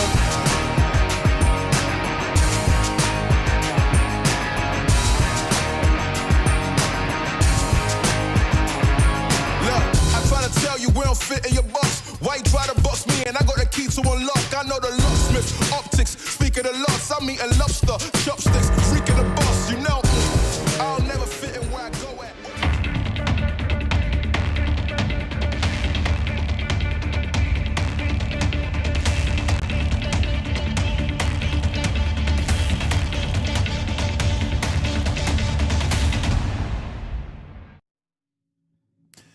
Someone really needs to tell REGNUM CARYA that there's other teams out there that want to win chicken dinners, because that is their 3rd of the day, and that has propelled them even further ahead of NIGMA Galaxy, who are sitting in 2nd place.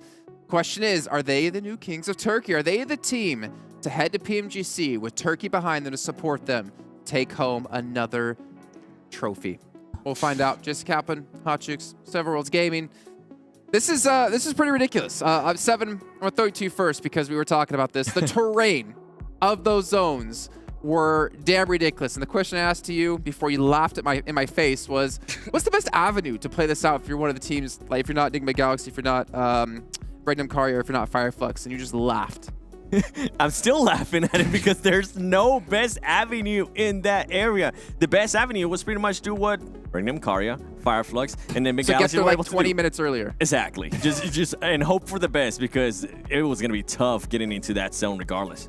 Well, let's take a look at the match rankings here, and you guys get an idea of the amount of points they got. I mean, 3 eliminations, 13 points probably come in for them. But it's important to keep an eye on the other teams out there, like your NIGMA Galaxy, who will only get 4 points. So, again, lengthening that lead. And FLUX, funny enough, Hot Jukes coming out actually with more points, just without the chicken dinny. Yeah, I mean, it had a lot to do with that terrain. You know, FLUX, obviously coming from that top rope, third partying. With the shoe in hand. Yes, with the shoe in hand, coming in and third partying, I believe it was NIGMA Galaxy. Or actually, no, it was Brute Force. Yeah, Brute Force on top of the hill, got third partied by them, and they just, once you have that high ground position, it was just GG. And I think NIGMA Galaxy could have held it if Freak didn't hard peek as long as he did on the Falcons. Once he got knocked, it just opened the door for FLUX to come and just take him out.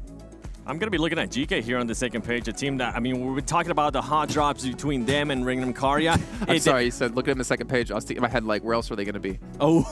Oh, man. I mean, the hot drops, they're doing, man. Do a solo shout on him, please.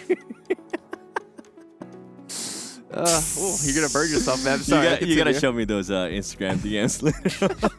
Sorry, continue. Though. No, but what I was trying to say is we finally didn't end up getting a hot drop, and I feel like REGNUM CARYA definitely took advantage of not having to hot drop GEEKAY. They were the first team to back off, and that was the right approach, and I think they decided to do that because of how great their day is going so far. It worked out wonders for them, but GEEKAY, I mean, I don't know what's going on. They're still trying out different stuff because hot drops, I mean, they didn't even have to deal with it. It's weird because I said at the start of the day I want to see it happen 6 times today, and it only happened once on the map that we never thought it would actually happen on Sanhok, right? Yeah. I think it was super smart for REGNUM CARYA to back off there, because especially since that leaderboard was getting so tight between them and NIGMA Galaxy, they're like, nah, we're not going to risk getting taken out, even though they have gotten the better of GEEKAY earlier on. Play it safe, get some points on the board, and play it safe, they did. They played it safe all the way to the end and still got a chicken dinner. Well, you know what this means, right? Oh, yeah. The belt. The championship belt. They won it, man, and they're going for it. Let's take a look at REGNUM CARYA's player stats here in this last match. 3 eliminations, no damage done. But I'm okay with this. But exactly, right? Go ahead. I'm definitely okay with this because this team, I mean, in the previous Miramars, they were non-existent. They were averaging, what, a 14th place finish in only 4 elims? Yeah, they averaged less than what they were averaged before in regards to elims, but they're able to make up for it in regards to placement points. And at the end of the day, if you can get, 9 points, if I'm doing the math right, Max? Yeah, that is the right math. All right. That is the wrong person to ask. John? I'm getting a thumbs up, though, from both of them. So, yeah, I mean, overall, REGNUM CARYA, great decisions there. I would like to continue to see it. Maybe not a first place in the next Miramar, but I would like to continue seeing the improvement here in Miramar. Yeah, I mean, you're only going to get 3 elims if you don't fight GEEKAY off the bat. Then you would have had 7. Right? They didn't have to move for so long, too. Well, Hot Jukes, I mean, we're going to our last Miramar here, going into potentially hot drop again. Do you think we're going to see REGNUM CARYA back off, play safe, quick answers only? Not worth it. Not worth it. Don't do it. Well, let's head over to our commentators to kick off our final match here of Day 3 of the PMRC with John Allen and Maxman. The last Miramar of the day. We are going on in from the north to the south. Again, fairly similar playing path to the first one we saw today, Max. It's a little bit further west, which means Monte Nuevo, more achievable. I'm just saying, should GEEKAY want to go somewhere else, they could go over to Monte Nuevo. I think I've never seen a player jump out the plane as fast as Meku just did. The plane wasn't even reaching like the point of the plane path, and he's already out of there. Split away Condor's like already. I mean, of course, it's a very good drop for them. But yeah, pretty good for these teams. We'll have to see how things are going to wrap up. But I do not expect to see anything remotely close to that previous game because a circle ending there is very, very rare. And I would say, as also Seven mentioned on the desk, it's hard to play. There's not a lot of like great avenues. You just got to try and play it out, survive. And if you're lucky and still have 4 players, which is what happened for REGNUM CARYA, end up taking the chicken dinner. See, I'm disappointed about that last game, Max, and I'll tell you for why. Only 3 elims? No. Oh, okay. 3 elims. They could, if Falcons had taken more out of FLUX, they could have taken them down to just 1, and then FLUX might have tried to deny the point, and we could have seen the first ever competitive, full pacifist chicken dinner from a team, from REGNUM CARYA. I would have absolutely loved it. And you know what? I am disappointed that Falcons weren't able to do more. Because, I mean, you were talking about this as well, just between those games. We've seen them trying a lot of stuff. Exactly. I mean, Falcons have been attempting many things this game. At one point, they were thinking to, like, I think, backstab the side of RTG. Then they start to push towards REGNUM CARYA, realize it's a really bad idea because It's REGNUM CARYA. They start going back, then pushing towards that fight of NIGMA Galaxy versus the side of FLUX at the time. So definitely try many things. At least they're not second-guessing themselves. They're like triple-guessing themselves. And attempting everything they're guessing, which, if that makes any sense, then thank you very much. But yeah, they're just trying things out, which I can appreciate. But there are things that I don't appreciate, John. And I'm not going to say anything. I'm just going to let this play out. We're living up to your French roots and going on strike until GK leave for this hot drop. I'm going to burn the trash. That's it. Stop it. Mild inconvenience. That's it. You're not getting to work. Don't worry. Well, okay, let's not get further into that. Next, RÜYA playing on that northwest side. I'm surprised that we haven't seen more teams look to third party this engagement. It's something that we've seen when we've seen this hot drop occur in previous tournaments, right? Teams start to realize, oh, they're just going to be preoccupied with each other. We saw NEXUS, actually. I'll take that back. We saw NEXUS roll in for a third party on this fight the other day. Yeah, I mean, why the hell not? If you know the two teams are potentially wounded, you might just get an easy few elimination along the way. So why the hell not? Just go for it. And if you do come out on top, then 3 points for you. Though Picardo, you can have a team north and team south, and you don't have to fight, which I think they might be doing this game. So we might actually see a pacifist, in quotation mark, fight in Picardo between the two squads. Though looking at this phase 1 circle that did pop, it is centered towards Minas Generalis, Graveyard, Junkyard position. So some good points to play for, especially north of, I mean, next to Junkyard, you have this little, like, very high ground, like, I don't know what you could call it, like, just a mountain? I think that works. Sure. A mountain, you can get up there with a buggy, and you can get a lot of information, and the Mini 14, if you have a lot of ammo, you can just take the shots and do the and just get them. I think, is it called a mesa? Is it called a mesa? I'll have to Google that, but maybe. I know what you mean, though. One of those those darker brown rocky mountain things.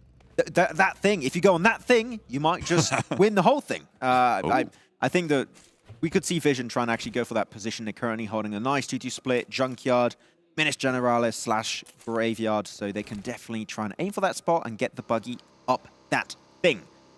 So, other than that, we have indeed, just to keep an update, REGNUM CARYA leaving without any eliminations, without taking any damage, make it out, and GK went to the west. Thank you. I mean, this is something we have seen previously in Picardo, right? As two teams can actually share the loot in this settlement, right? One up towards the stadium at the top of the hill, couple of those players down towards the south in the apartments in that sort of area. You can split that loot, and hopefully REGNUM CARYA will have better luck grabbing some of that split loot around as well. It just took a while to get the contract for them to sign the peace treaty. And they finally got it. It's signed. The deal has been made between these two squads.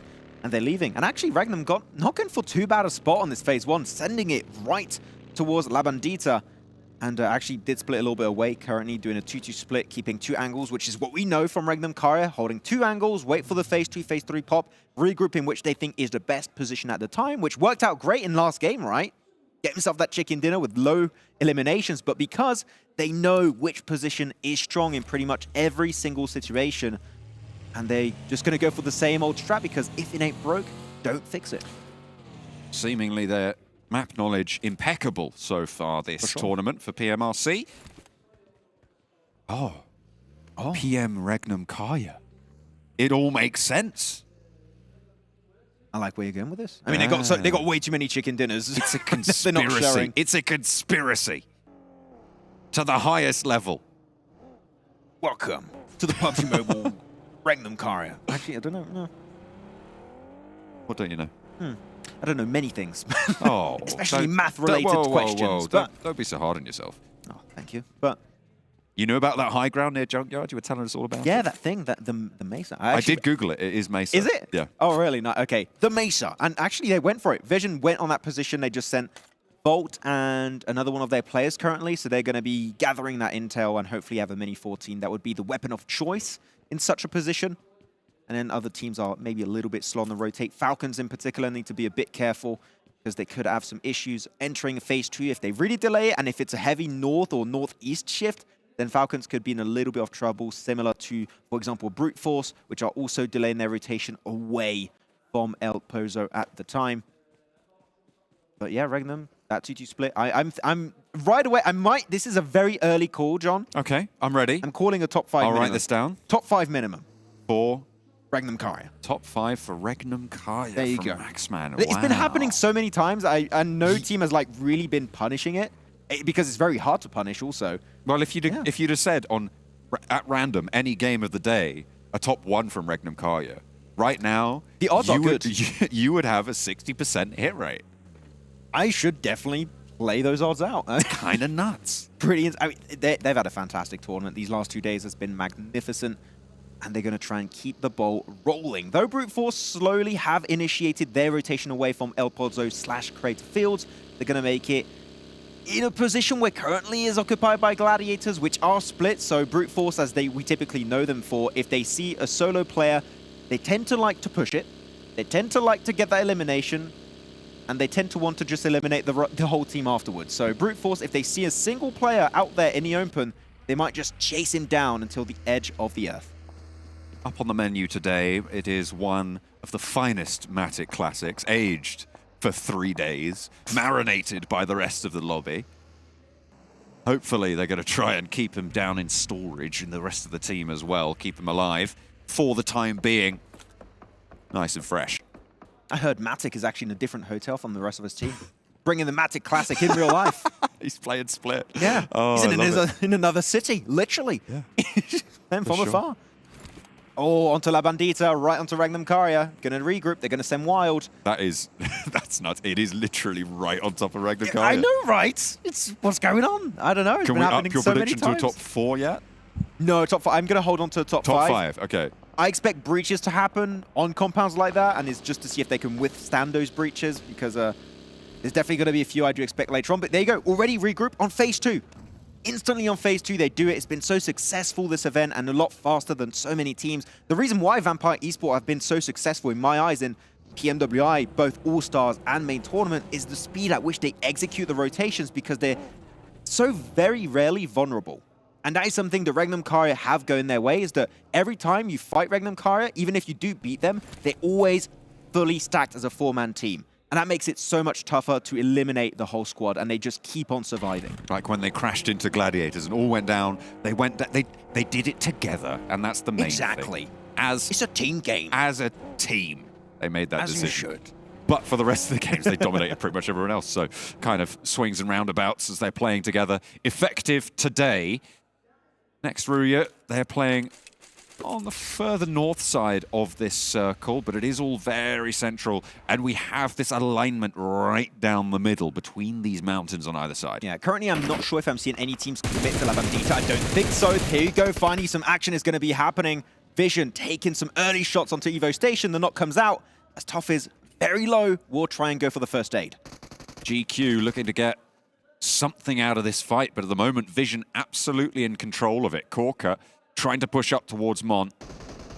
As Volt and Lathe look for the regroup, CARYA is very, very low on the inside. The flushes can come through. The first knock is there, and CARYA does finally manage to turn it around a little bit. But after losing 2 players already, it's likely that you're not going to have the control you need. Toffee's nearly finding the knock he was looking for. Plays up to the door frame, steps out, and is nowhere to be seen on the refrag. They are committing for this res onto safe. Volt doesn't go down either. Good from Volt, actually. I was expecting him to go way too aggressive, just wait it out, get Scythe to go for the res, and he's going to get involved.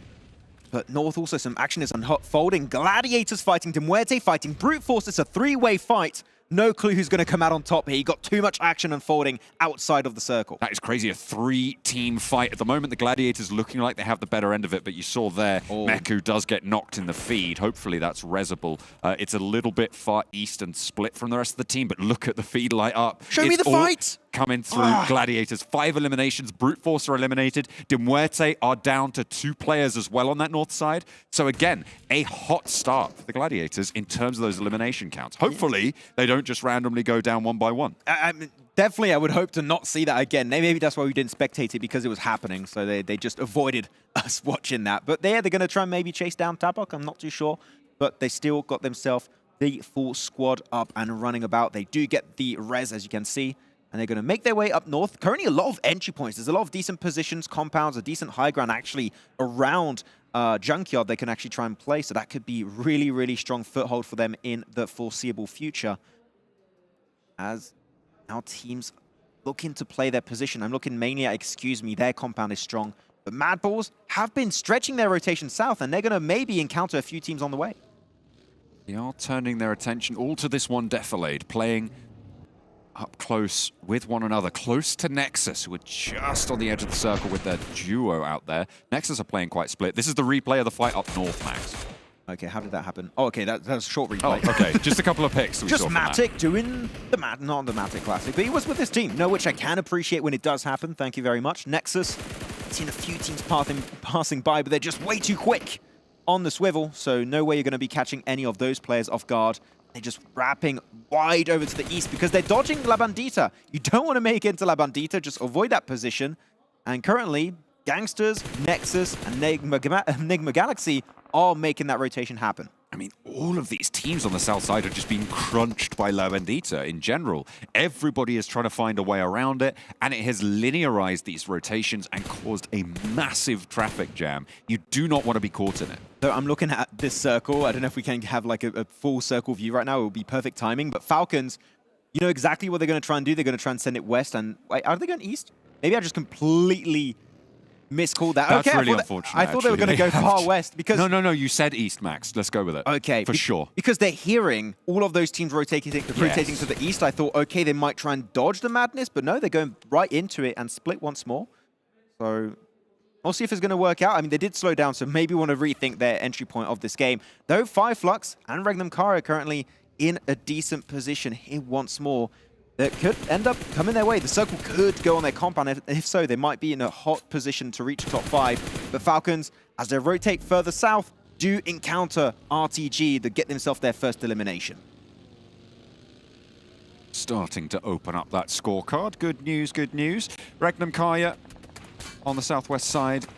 A lot of teams now still trapped behind the crater as we hop on towards one of them. It's Road to Glory, as the Falcons have snuck their way through. There we go. That's what they were looking for. But yeah, through La Bandita.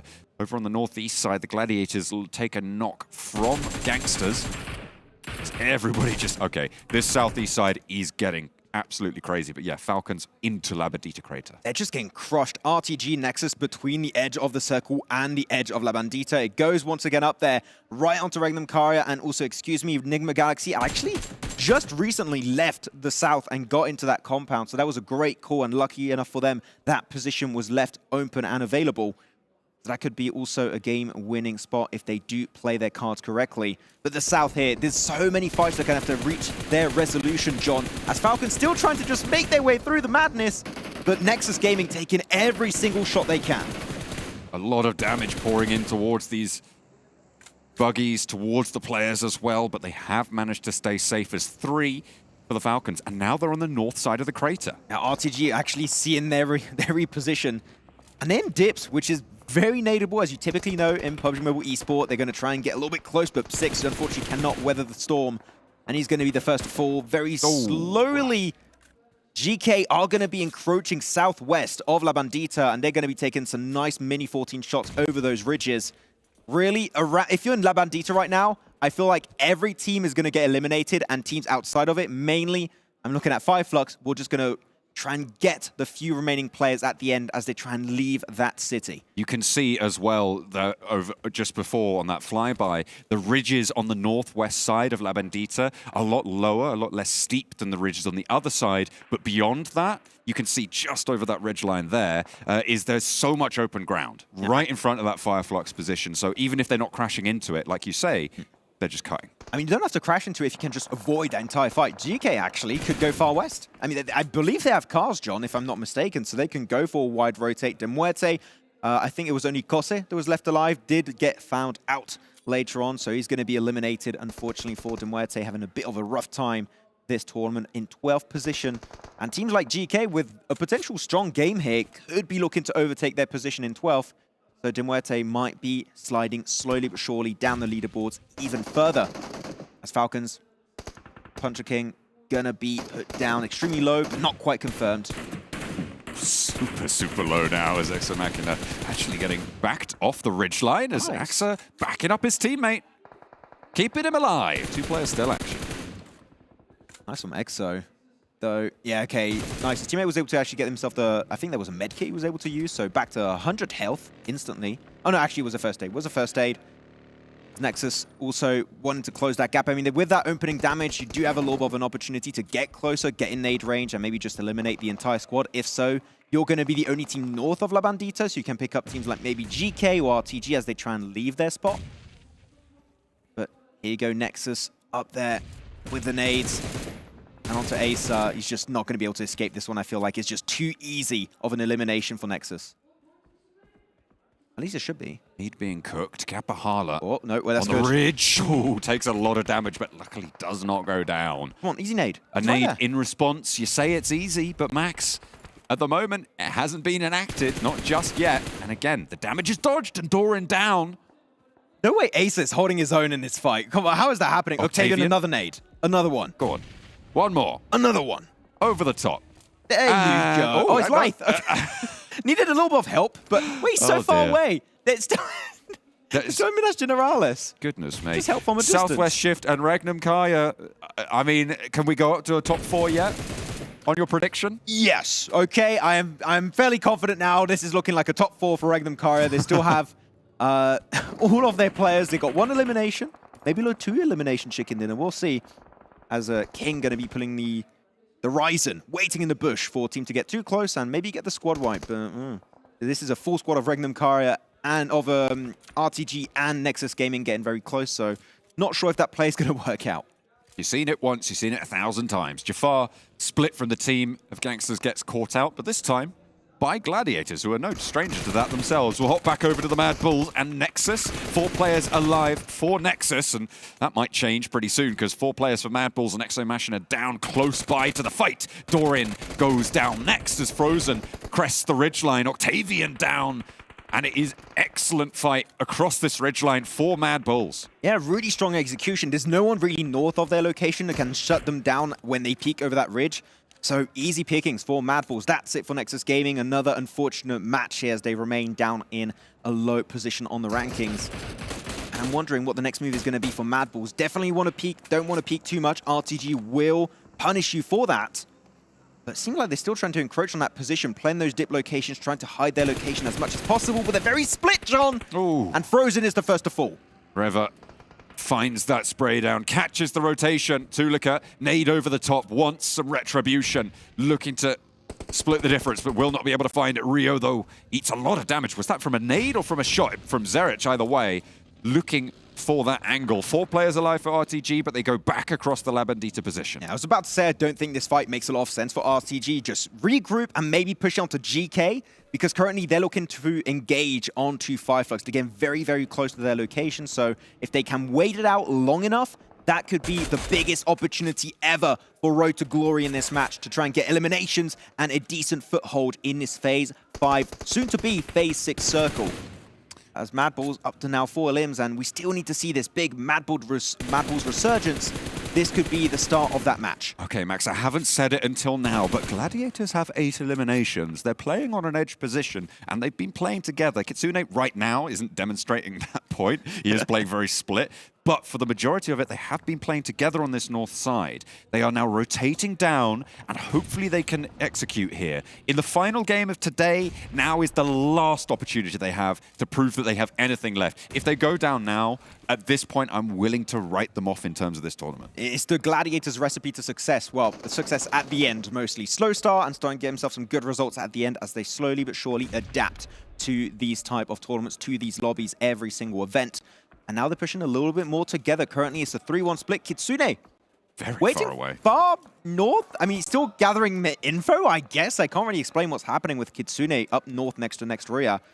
They're just trying to get a nice angle onto GQ. And the moment that smoke dissipates, that is going to make it super easy to hit that nade right into the window and eliminate both Toffees and Corker in a single clean swoop. So that smoke is gone. I feel like we're going to see GQ live their final moments. Time is ticking. Nobody really to push the Gladiators' position either. This La Bandita fight yet to conclude. We have 5 teams, in fact, still playing, and Puncher King's one of them right next to him at Frozen as well. I think they previously spotted him here. I'm not entirely sure. We saw, you called it the rise and play. The player back on Bigatron back in the day, doing so much from a bush like this. And there's nade trades going on between RTG and MADBULLS. Puncher King trying not to catch one of them in the thick of it, and FLUX goes down to 1. I think RTG actually might just go throw a nade to MADBULLS and he just eliminates that final player here. So we'll see how it's going to really work out for Puncher King. Nice opening nade onto FLUX here, first to fall. And they send even more. Tulika might be the next one to take the nade and take some heavy damage. But Grows are trying to go for the off angle. If he can secure it, that is massive. MADBULLS might be living their final moments if he can get it, but the car's about to explode. You need to get away, and he does not get knocked. He's still there. Shots flying over his head. Calm as anything right now. Chilling in the bush. Playing super close. By the way, the nade from Gladiators did come through onto GK whilst we were talking about this. And he's still down there. There's no way that the MADBULLS know about this. Otherwise, they would have taken him down already. These shots from Groza could land. Okay, hang on a minute. He's been caught. Oh, the molly! Molotov is there. No. Oh, he got spotted. I thought he was going to get away with murder. No way. That was so close. Either way, Falcons finally go down. 2 of the MADBULLS are out of it in the meantime, and RTG have got the better end of this fight. FLUX gets flushed. Syph up the top goes down for vision and eliminates them from the game so far. MADBULLS trying to regroup Zerich on over. Are we going to see FLUX third party this fight? I mean, clearly this is an opportunity. Can make it to the ridge behind of RTG and pick up the remnants of this position, and you're the only team southeast after that. Could be a huge opportunity for FLUX. Frozen a little bit too far, and the off angle of RÜYA pays dividends as he gets that knock. Really, 3 players still up on their end. Really confident hold there from RÜYA to keep that angle under control. Now just Tulika remains. The next challenge, the hurdle, once crossed, will turn their attention over to FLUX, but Tulika's one hell of a hurdle. Can't just give him up like that. Another nade from Gallagher, trying to put the hurt down, the Molotov over the top, and you've got to imagine this ordnance is enough. Will finally fall. Now RTG look for the res and to continue. I just want to turn our attention back to the Gladiators. They are super keen today on guarding out clumps of players. We saw it in Rozhok. We're seeing it again now on the north. Yeah, 10 eliminations. I mean, a lot of them secured, of course, in that fight north versus Brute Force and the side of MUERTE, so they were able to get a lot of eliminations early on. That means also loot up all of the resources of those 2 teams, and if they have a lot of utility, nades in particular, that breach versus REGNUM CARYA could be massive. Smokes also would be of very large importance. For RTG, understanding they don't want to breach FLUX's compound. Send it in the middle, but there's so many teams that have an angle. There's no way you can survive it. A breach would have been the play, but unfortunately sending it center is not going to work out as RTG get eliminated with 6 elims. It was looking so good, and then they go and do that. Can't be having that. I don't get it. FLUX push would have been so good, but fortunately, they just don't quite make it and do end their life relatively early. Though FLUX now, because of this next circle shift, it's on REGNUM CARYA, and I'm going to call it podium finish. Okay, top 3. Maybe a win. Oh. Again. Could it be 4 chicken dinners on a day? No, FLUX actually 5 eliminations for Lutz. Been a player that, I've been wanting to see more presence from. We saw a lot of plays from Solis, from Ketch in PMRC. Lutz has been one that has been slowly rising up to the occasion in PMRC. And they got cars that they were able to protect in these buildings. These cars are so important to cross these barren lands in the finishing moments. So if they can actually make it to REGNUM CARYA, that'd be huge, because we saw it from RTG. You can't play the open spaces. You will get eliminated pretty much instantly unless you have a lot of utility and smokes. You can try and survive, but I wonder where FLUX are going to go. Zone starting to close, and Gladiators still just guarding out on the edge. We saw that overview, very much open ground, steps and ladders towards that edge, and Yekta trapped now with the back up on the metal wall. Excuse me, playing as 4, probably the best chance of leaving, but Beck picks up Yekta, leaving next RÜYA out of this one. A regroup to the south for Gladiators, necessary now, and you can see they are going to make that happen. 6 eliminations for Matic. I just realized he got 6 elims. He's on an absolute tear this match. FLUX actually sent it in the exact same position RTG died. They do have utility, as I mentioned. That's going to allow them to survive a little bit longer. Though Coops is... Okay, that tree is not large enough. It's not going to save you, Coops, unfortunately, and he's going to be instantly flushed out. An extra limb. And now they're behind the dip that FLUX can chuck those nades. FURIA trying to third party it. Okay, rolls straight on in. The nade finds Ralph, and the flush comes through from FURIA. Does manage to pinch that point away, but Havlik is down and flushed as well now. Only 1 player alive for NIGMA Galaxy. That's going to change now as they fall down in 5th. guaranteed that start of the game prediction went good for you, Max. They are in that top 5, and in fact, up into that top 4. FLUX still alive. Boy, does Beck make it? Well, everyone's shooting at him. He does lose the wheel. He rolls over, but does make it right to that ridge side. Black-White normally could get rezzed also. They have a lot of utility. 3 nades in hand for Furia. The nade king, as we call him, back in Europe. And he hits it right on top of Lutz. They do have, I believe, 1 car behind they can maybe use, but he needs to get the res onto Black-White. You need as many players up and about to go for the breach and maybe secure a decent position and in this podium finish, because 4 teams are still alive, but Gladiators are surely encroaching over to the west. I like the Gladiators' position here. I mean, likely that REGNUM CARYA are going to have to leave from their building, and Gladiators have got control of that run out. Yeah. Depending on if they can spot the vehicles that REGNUM CARYA may have in there. Just trying to dodge the fight with REGNUM CARYA as much as possible. Maybe waiting for REGNUM CARYA to leave this position, because with all these walls in this building in particular, it's so hard to nade. You can easily avoid the damage from those by hiding behind walls. Again, shot at right over that ridge. Helmet taken off of Vezel as well, but unfortunately Meku is down in the back lines. Need to get that one back up as fast as you can. Black-White trying to keep everybody alive there. Beck down. Rez is coming through. The nades answering from REGNUM CARYA. Yeah, that's what we want to see. Nice. We've seen them regroup in this one building, just throwing all of their utility. They can get it onto Meku. Huge from Loxy. Reknock. And how it's going to really work out is whichever team finishes their fight first is going to go into the circle, spread out, and try and secure multiple angles to secure that chicken dinner. If REGNUM CARYA can finish this fight very soon, they could take Gladiator's position, have 2 angles, and pretty much secure a chicken dinner in this final match of the day. It would be massive, but Matic sees Furia and takes him down. The flush is pretty much instantly stolen away by Loxy of REGNUM CARYA. Wow, okay. They just want a couple more points on board. To be fair, 11 eliminations already for Gladiators. They have had their fair share and more. Matic finds that final point to bring them up to 12. 4 players alive for REGNUM CARYA, but they do have to leave now. That ridgeline, I mean, I said I like their position. I feel like I've changed my mind a little bit on that with the nades that we saw coming through. So you're seeing FLUX, they want to try and get engaged on this fight to the west. They want to get as close as they possibly can, but with that open terrain, that open field, they can't do so just yet. So all they're going to do is try and hold... Actually, I'm surprised they're just clumped up the way they are. I'm surprised they're not just trying to hold on far east.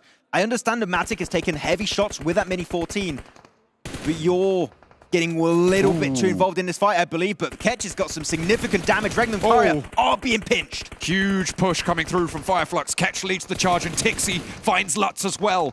But that is the backline completely dismantled for FLUX. Only the 1 player here playing close.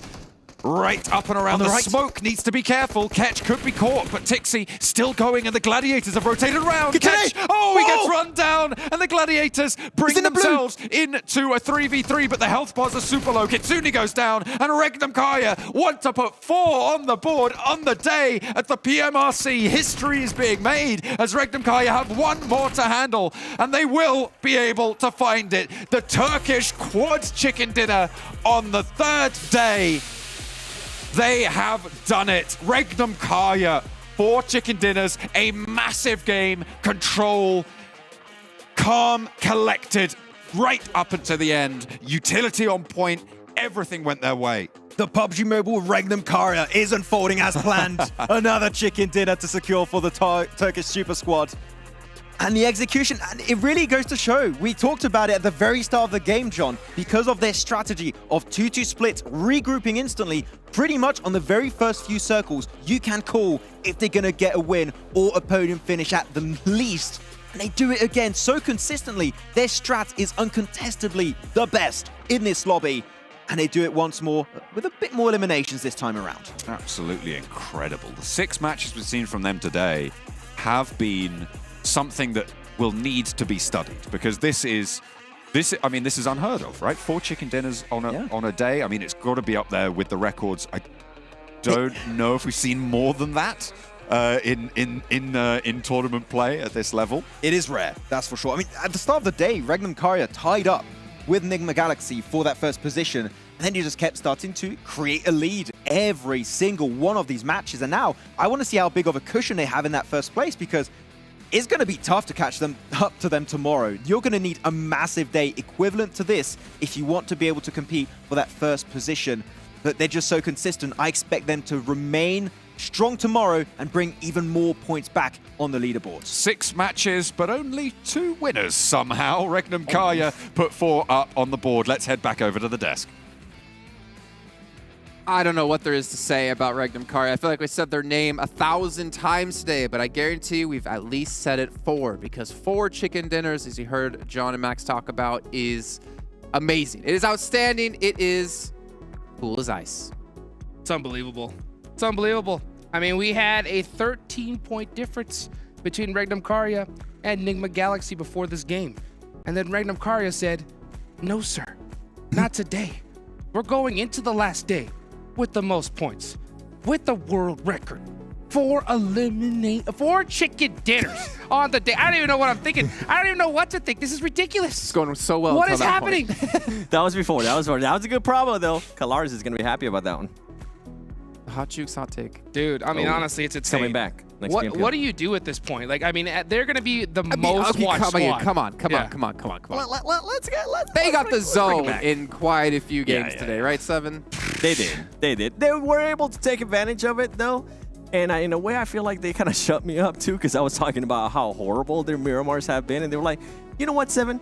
How would you like back-to-back chicken dinners? I was like, okay, all right. We'll see what's going to happen. I feel like tomorrow, though, NIGMA Galaxy is definitely going to come in hot. Well, we'll see. Take a look at the match rankings here. See how many points they got themselves. Obviously, in the game before, 3 eliminations, and the chicken dinner was only 13 points here. They're going to get themselves 7 eliminations.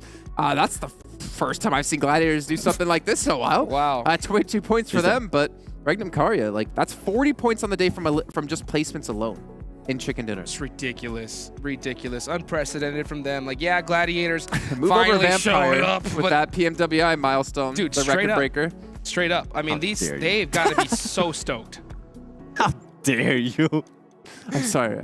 What happened again? You know what is also a surprise? FLUX. 9 elims. And this is now, let me see if I'm saying that right. Yes, I am. That is, yep, I made that voice. You heard that right. That is now 4 podiums in a row for FLUX in Miramar, which is super impressive, considering this team really hasn't done anything besides just Miramar today. You're not wrong. Not wrong. Looking down the rest of the list, though, GK, 1 point. Brute Force, 1 point. So low and fortunate for them after they did get 2 chicken dinners on the day to have only 1. But this must have shaken things up in the leaderboards, because obviously a lot of points being soaked up towards the top for Regnum CARYA, Brute Force as well. A couple other teams able to get in the mix. Gladiators, really quick to talk about them.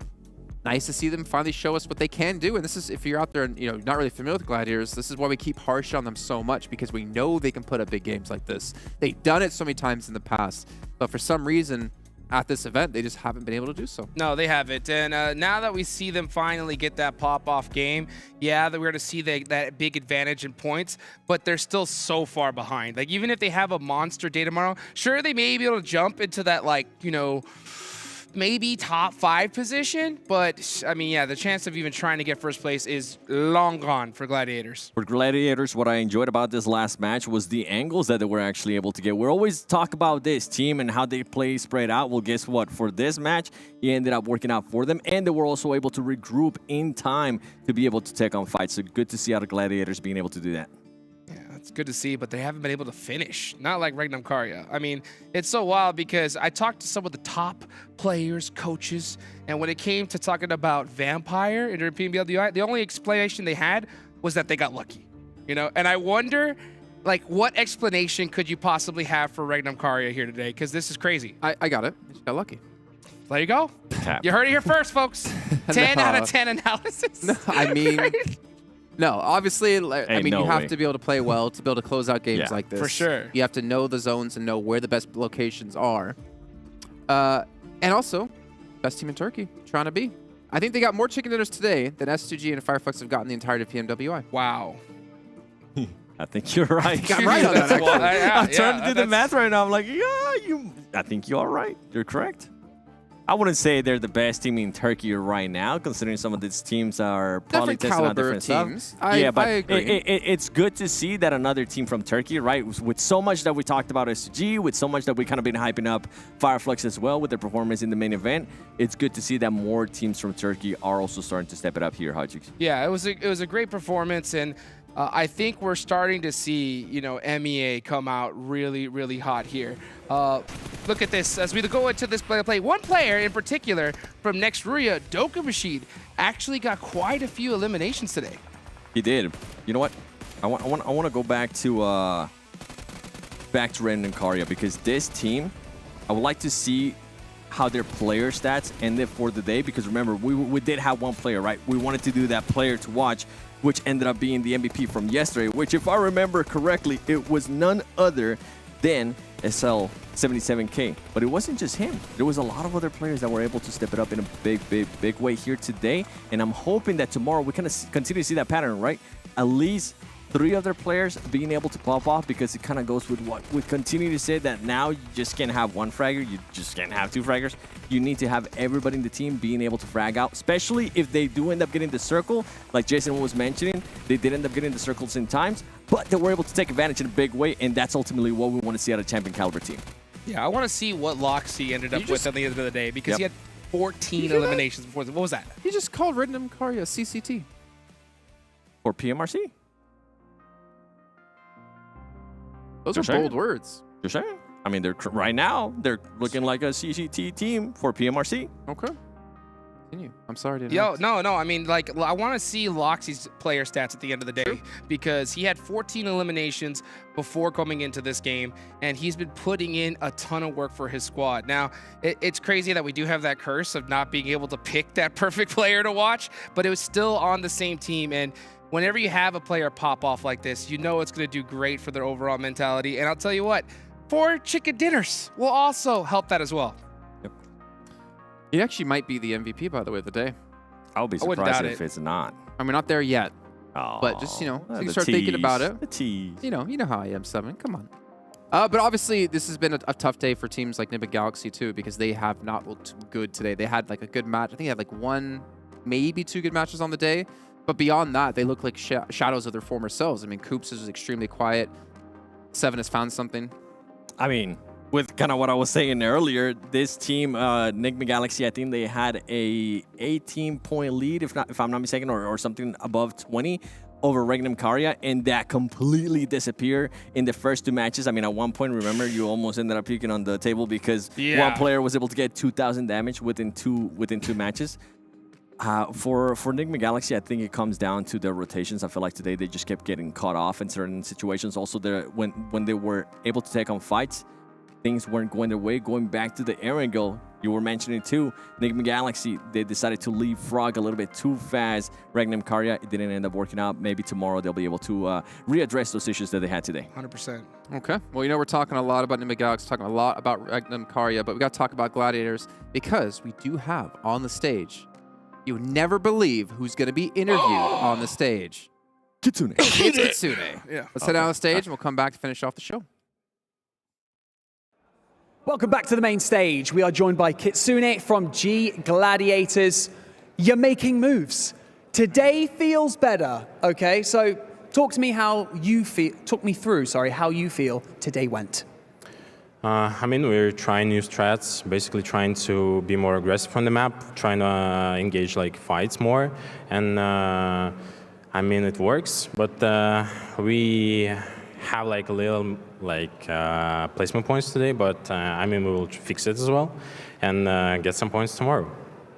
فعلا فريق جلاديترز قدروا يلعبون بشكل افضل اليوم، وسالناه برضو ان الحين قدرتوا تحصلون النقاط وفعلا مستواكم تحسن عن الايام الماضيه. قال صحيح لان غيرنا في اسلوب اللعب اللي صار معنا اليوم، لعبنا بشكل هجومي اكثر وحاولنا نستغل الثغرات فيها، لكن ما زال عندنا مشكله في تحديد المراكز اللي تصير في اخر كل مباراه، راح يشتغلون عليها بكره وراح يعوضون في النقاط اكثر. We had a chat yesterday, and you told me that, you know, one of the things that was impacting the team's performance the most was how unpredictable everyone is playing kind of on this map. Is that still the case? Because let me just explain to you quickly. You got 16 eliminations in that last map. So is everyone still unpredictable? Yeah, kinda. We just were lucky to find a fight at the start, and we knew that it was happening exactly above us on the map, so we could like get some kills there. And after that, we knew that our edge will be like really strong, and like the shift, when the zone shifted towards us, we knew that it will be like just a big points game.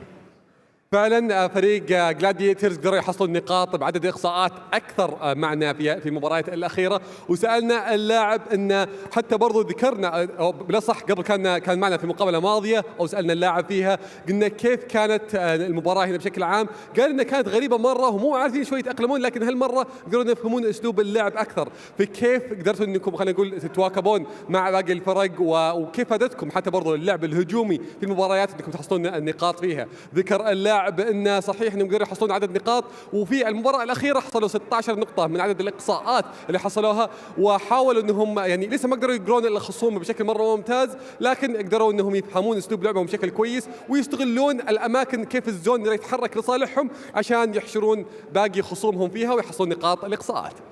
Atik, you were on fire there. I absolutely loved it. I was embracing all of that. Okay, Kitsune, one final question. Tomorrow, final day of competition here at the PMRC. What's the plan? Make a show. Oh, short and sweet. I like it. فعلا هذه رهيبه. سالنا الحين اللاعب على اخر مرحله كيف راح تكون اليوم الاخير بكره، قال انه راح يكون عرض عظيم فترقبوها. I was going to say, do we need to translate that? Maybe not, but you know what? We have a good time. You know what, Kitsune, thank you so much for joining us here on the main stage. Really appreciate it. Can't wait to see what you guys bring tomorrow in our final day of competition. But for now, Atik, let's make our little walk to the front of the stage. You know what? We've been doing a lot of back and forth, haven't we? MEA versus Europe, all that stuff. But you know what? Both regions, you know, they're really putting up a really good fight at the moment. They're doing really well. But REGNUM, CARYA are in the lead right now, so yeah, no, I'm not going to do it. It's fine. Thank you so much to everyone who watched today and supported all of your favorite teams. To all the fans at home, this is for you. You guys carry this esport under your wings, and we absolutely love you for it. Thank you to all the talent and to all the players, and of course to all of production for building this amazing show that you see before you. It really is spectacular to work on, and I've enjoyed every moment of it so far because tomorrow, like we've already mentioned, is our last day of competition. $100,000 on the line, the PMRC trophy, and all of those bragging rights that come with the winning region, Atik. Ha ha ha. So for now, my name is Banks, this is Atik, and we'll throw it over to the desk so they can close out day number 3. Don't be so happy, Banks. We still have one more day left. Yeah, I'm losing a lot now, but like we still have one more day to finish this off, and we'll see who's gonna win. لكن أعزائنا المشاهدين، أعزائنا الحضور، وصلنا للمرحلة الأخيرة، يفصلنا يوم واحد بس يحدد فيها من هو حامل اللقب لهذه النسخة. رحلة كانت جدا ممتعة، ويوم واحد هو اليوم الأخير. شكرا لكم جميعا على حضوركم، تواجدكم ودعمكم وتشجيعكم لكل الفرق وكل اللاعبين وكل الحضور هنا اللي معنا. يعطيكم الف عافية. إن شاء الله أنكم استمتعتوا في هذه الرحلة، وأذكركم أن المشوار لسه ما تخلص، خلوكم معنا مترقبين لليوم الأخير اللي هو راح يكون يوم بكرة. فشكرا لكم جميعا، والحين نترككم مع الاستوديو التحليلي نتكلم في تفاصيل المباريات وكيف كانت النقاط معنا. كان معكم مقدمكم باللغة العربية عتيق، ومعنا مقدمنا باللغة الإنجليزية بانكس، والحين خلونا نروح على طول مع الاستوديو.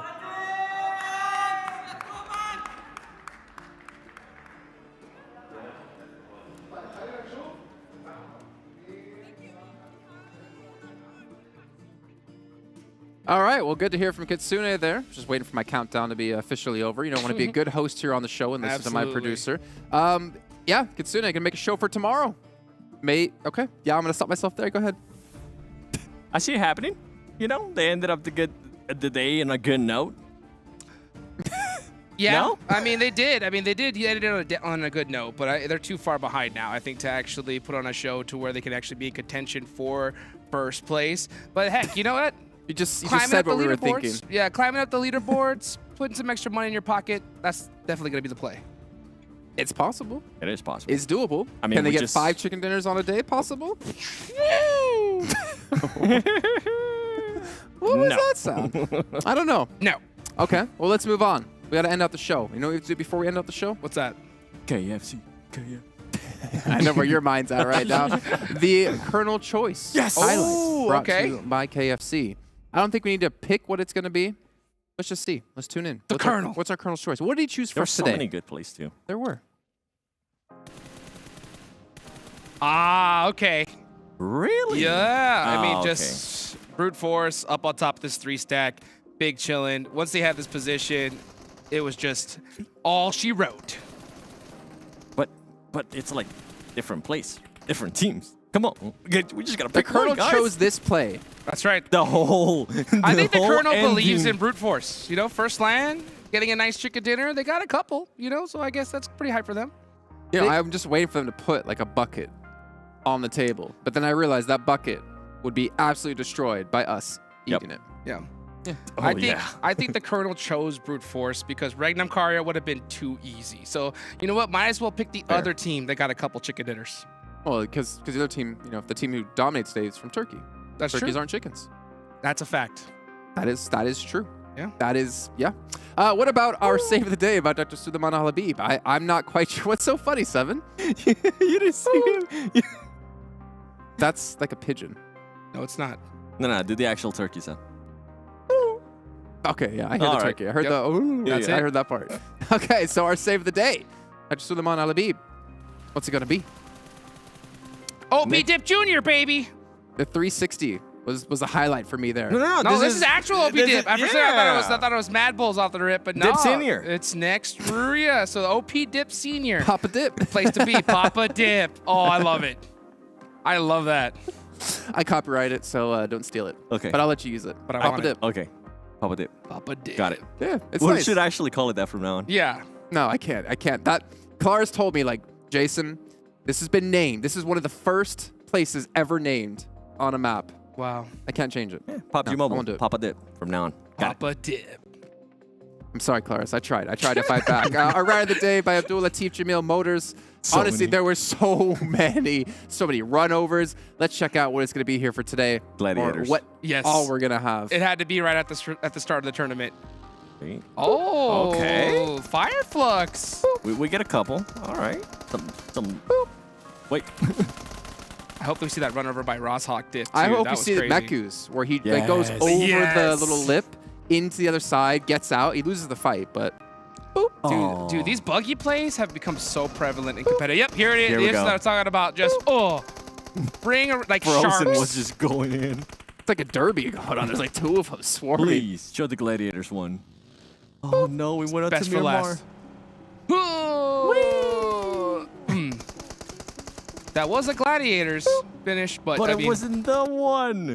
Oh, man. I wish we would have seen it. That full send. I think Abdul Latif Jamil stopped watching on the last match, so we didn't get to have it, unfortunately. Fair enough. It's fine. It happens. It happens. All right, well, gentlemen, it's time to take a look at how our regions are faring against each other. MEA, after the TDMs, because they won the TDMs today for the first time, had a pretty big lead by about 30-something points. At the end of the day, though, with Regnum CARYA getting 4 chicken dinners, has that gap closed? Has EU surpassed MEA? Hot Chooks, yes or no? I think so. Regnum CARYA, I think, put EU on their back.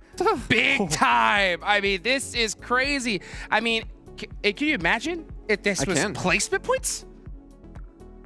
I don't want to.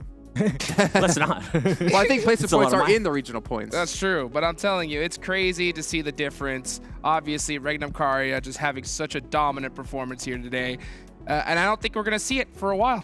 I think, I mean, in a way, Brute Force was able to save MEA a little bit there, too. If not, it would have been even a bigger gap. Just boom. Yep. Yeah. Yeah, it's actually, I think that's the scientific term. It's just boom. Boom. Boom. Yeah. It's accurate. It's accurate, because that's exactly, if it was on a scale, it would go boom. Can confirm. Well, we did obviously talk about NIGMA Galaxy being 13 points behind first place. But now we need to find out in a second, in a little bit of time. Oh, I can't wait.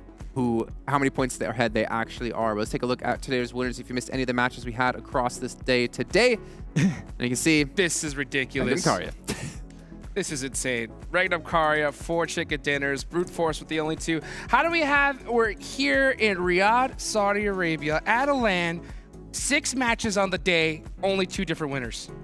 Hold on. Regnum CARYA, I love the first matches. 16 Ilums, 13 Ilums. Then we go to Myanmar, 3 Ilums, 7 Ilums. And I think it came down to what you were saying, Jason, earlier. They were just pretty much blessed for such a long time in the circles that they were able to just chill and didn't really have to fight much. One of the craziest things, too, is you look at their first match versus last. They did more damage than the first match by over 100, yet had less than half the eliminations. I think Kalaris is out there somewhere saying, Regnum good, Slay. Slay. Yeah. I don't feel good doing that, actually. I just don't feel good. I don't have the same. CARYA. Clip it, please. Post it on TikTok. I got nothing. Let's take a look at all of our rankings, though, and see how many points REGNUM CARYA are going to be ahead of their opponents. Wow. 23 points. That's honestly not as much as I would expect, considering they have 6 chicken dinners this event. I felt like NIGMA Galaxy was able to kind of save face there in the last 2, especially in the first Miramar match, in a big way. FLUX, honestly, considering FLUX, we really didn't hear much from them right up until Miramar. They still maintain that 3rd place. I'm sorry, Seven. I got to cut you off. 6 chicken dinners, 71 placement points. Outside of their 6 wins, they have 11 placement points. Let's talk about that. That's ridiculous. Come on, man. We're trying to hype him up here. 4 chicken dinners. That's break GK's records. fault. That's why. Yeah. True. You're not wrong. Well, you're not seeing GK on the first page, so they're their own fault, I guess. Oh, yep. FLUX third. Why am I being so harsh? And then Gladiators, hey, they did actually move up quite a bit here with that last victory they had. Oh. I'd say they're still kind of in reach to get on the front page pretty easily. For sure. I think it's, what was it, 116 for 4th place. So if they have a monster day tomorrow, they could definitely make a big jump up. Obviously, it's too far big of a gap in that top 3, but still, I mean, it's good to finally see some life from this team. I mean, Gladiators were able to improve from yesterday's performance. Yesterday, they ended up with 43 points. Today, they finished off with 47 points. So you know what, Kitsune? I expect to see a good show out of you tomorrow. You better. You better do a good show. Or else. Yeah. Or I'm going to send you over to PMPL EU, and you're going to make him live up to that. Hear me out. You better. Can I bring a box with me? I think he's still taller than me. I think they have European boxes, yes. Who knows? I'll talk to James. MVP. I think they count those in millimeters? I don't know. Yeah. Sure. MVP, though. I don't know if you guys want to predict. You don't have to. I'll give you the option if you want to. REGNUM CARYA. It has to be a player. Loxy. Loxy has to be. If it's not, I don't know who it could be. Well, if it is Loxy, then I'm gonna assume production told you. I don't want to guess. I don't think nobody could have told me. I mean, it was crazy. This man was popping off all day long. Okay. Stop teasing us. Okay. Show us. Okay. Show Let's us. see. Who's our MVP of the day? Of day Show me the 3 of the PMRC. It's Loxy. 17 items. That is absolute madness. 3,500 damage on the day. This is crazy. And you know what the crazy part about this is? Yeah. Even though he is first, normally we see REGNUM, like, where a team that wins 4 chicken dinners on the day, we see like every single player on the top eliminations. Loxy's the only one up there. The next is going to be wild, all the way 10 players down. All right. You guys are going to hate me for this. Go ahead. But let me just nitpick on this performance a little bit, all right? After 2 matches. Yeah. After 2 matches, didn't he have like 10 elims? Am I wrong? He had 2,000 damage, 10 elims. So what I'm starting to get to here is that, yeah, he slowed down in a way a little bit through the next 4 matches, but the other teammates were able to step it up. The other teammates were able to get some of those elims. Were also able to get some of those damage. And ultimately, if you want to be a championship caliber team, that's what you want. You want all 4 players to start slaying out, right, Jason? If you want to slay out, you got to be good. Yep. Slay. Slay. No, dude, stop. Please. Well, you know what happens, ladies and gentlemen. I think we need to end off the show here because Hot Jukes is going off the rails. We're going to let you get some rest, Hot Jukes. You're going to be back on the casting desk tomorrow with Kalar. Let's go. We'll have John Adam Blink as well. And we're also hopefully going to have you guys back because we have 1 day left at the PMRC until we can crown our champions between MEA and EU. We'll see you guys then. Slay.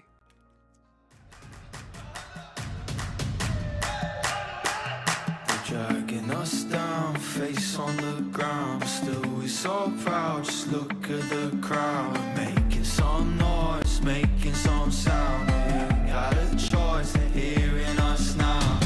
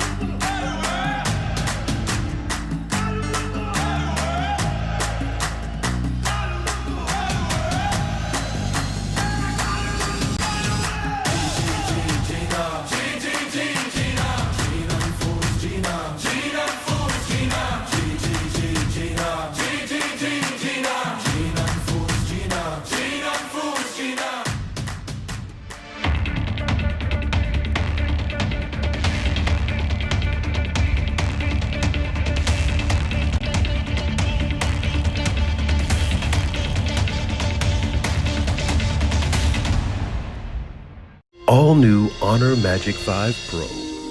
Freeze even fleeting emotions in just milliseconds. Take marvelous night shots with lightning-fast exposure. The display reveals more details in bright areas with an astonishingly long battery life that just keeps going. The latest flagship chipset brings you exceptional performance. Unleash the power of magic. Honor Magic 5 Pro.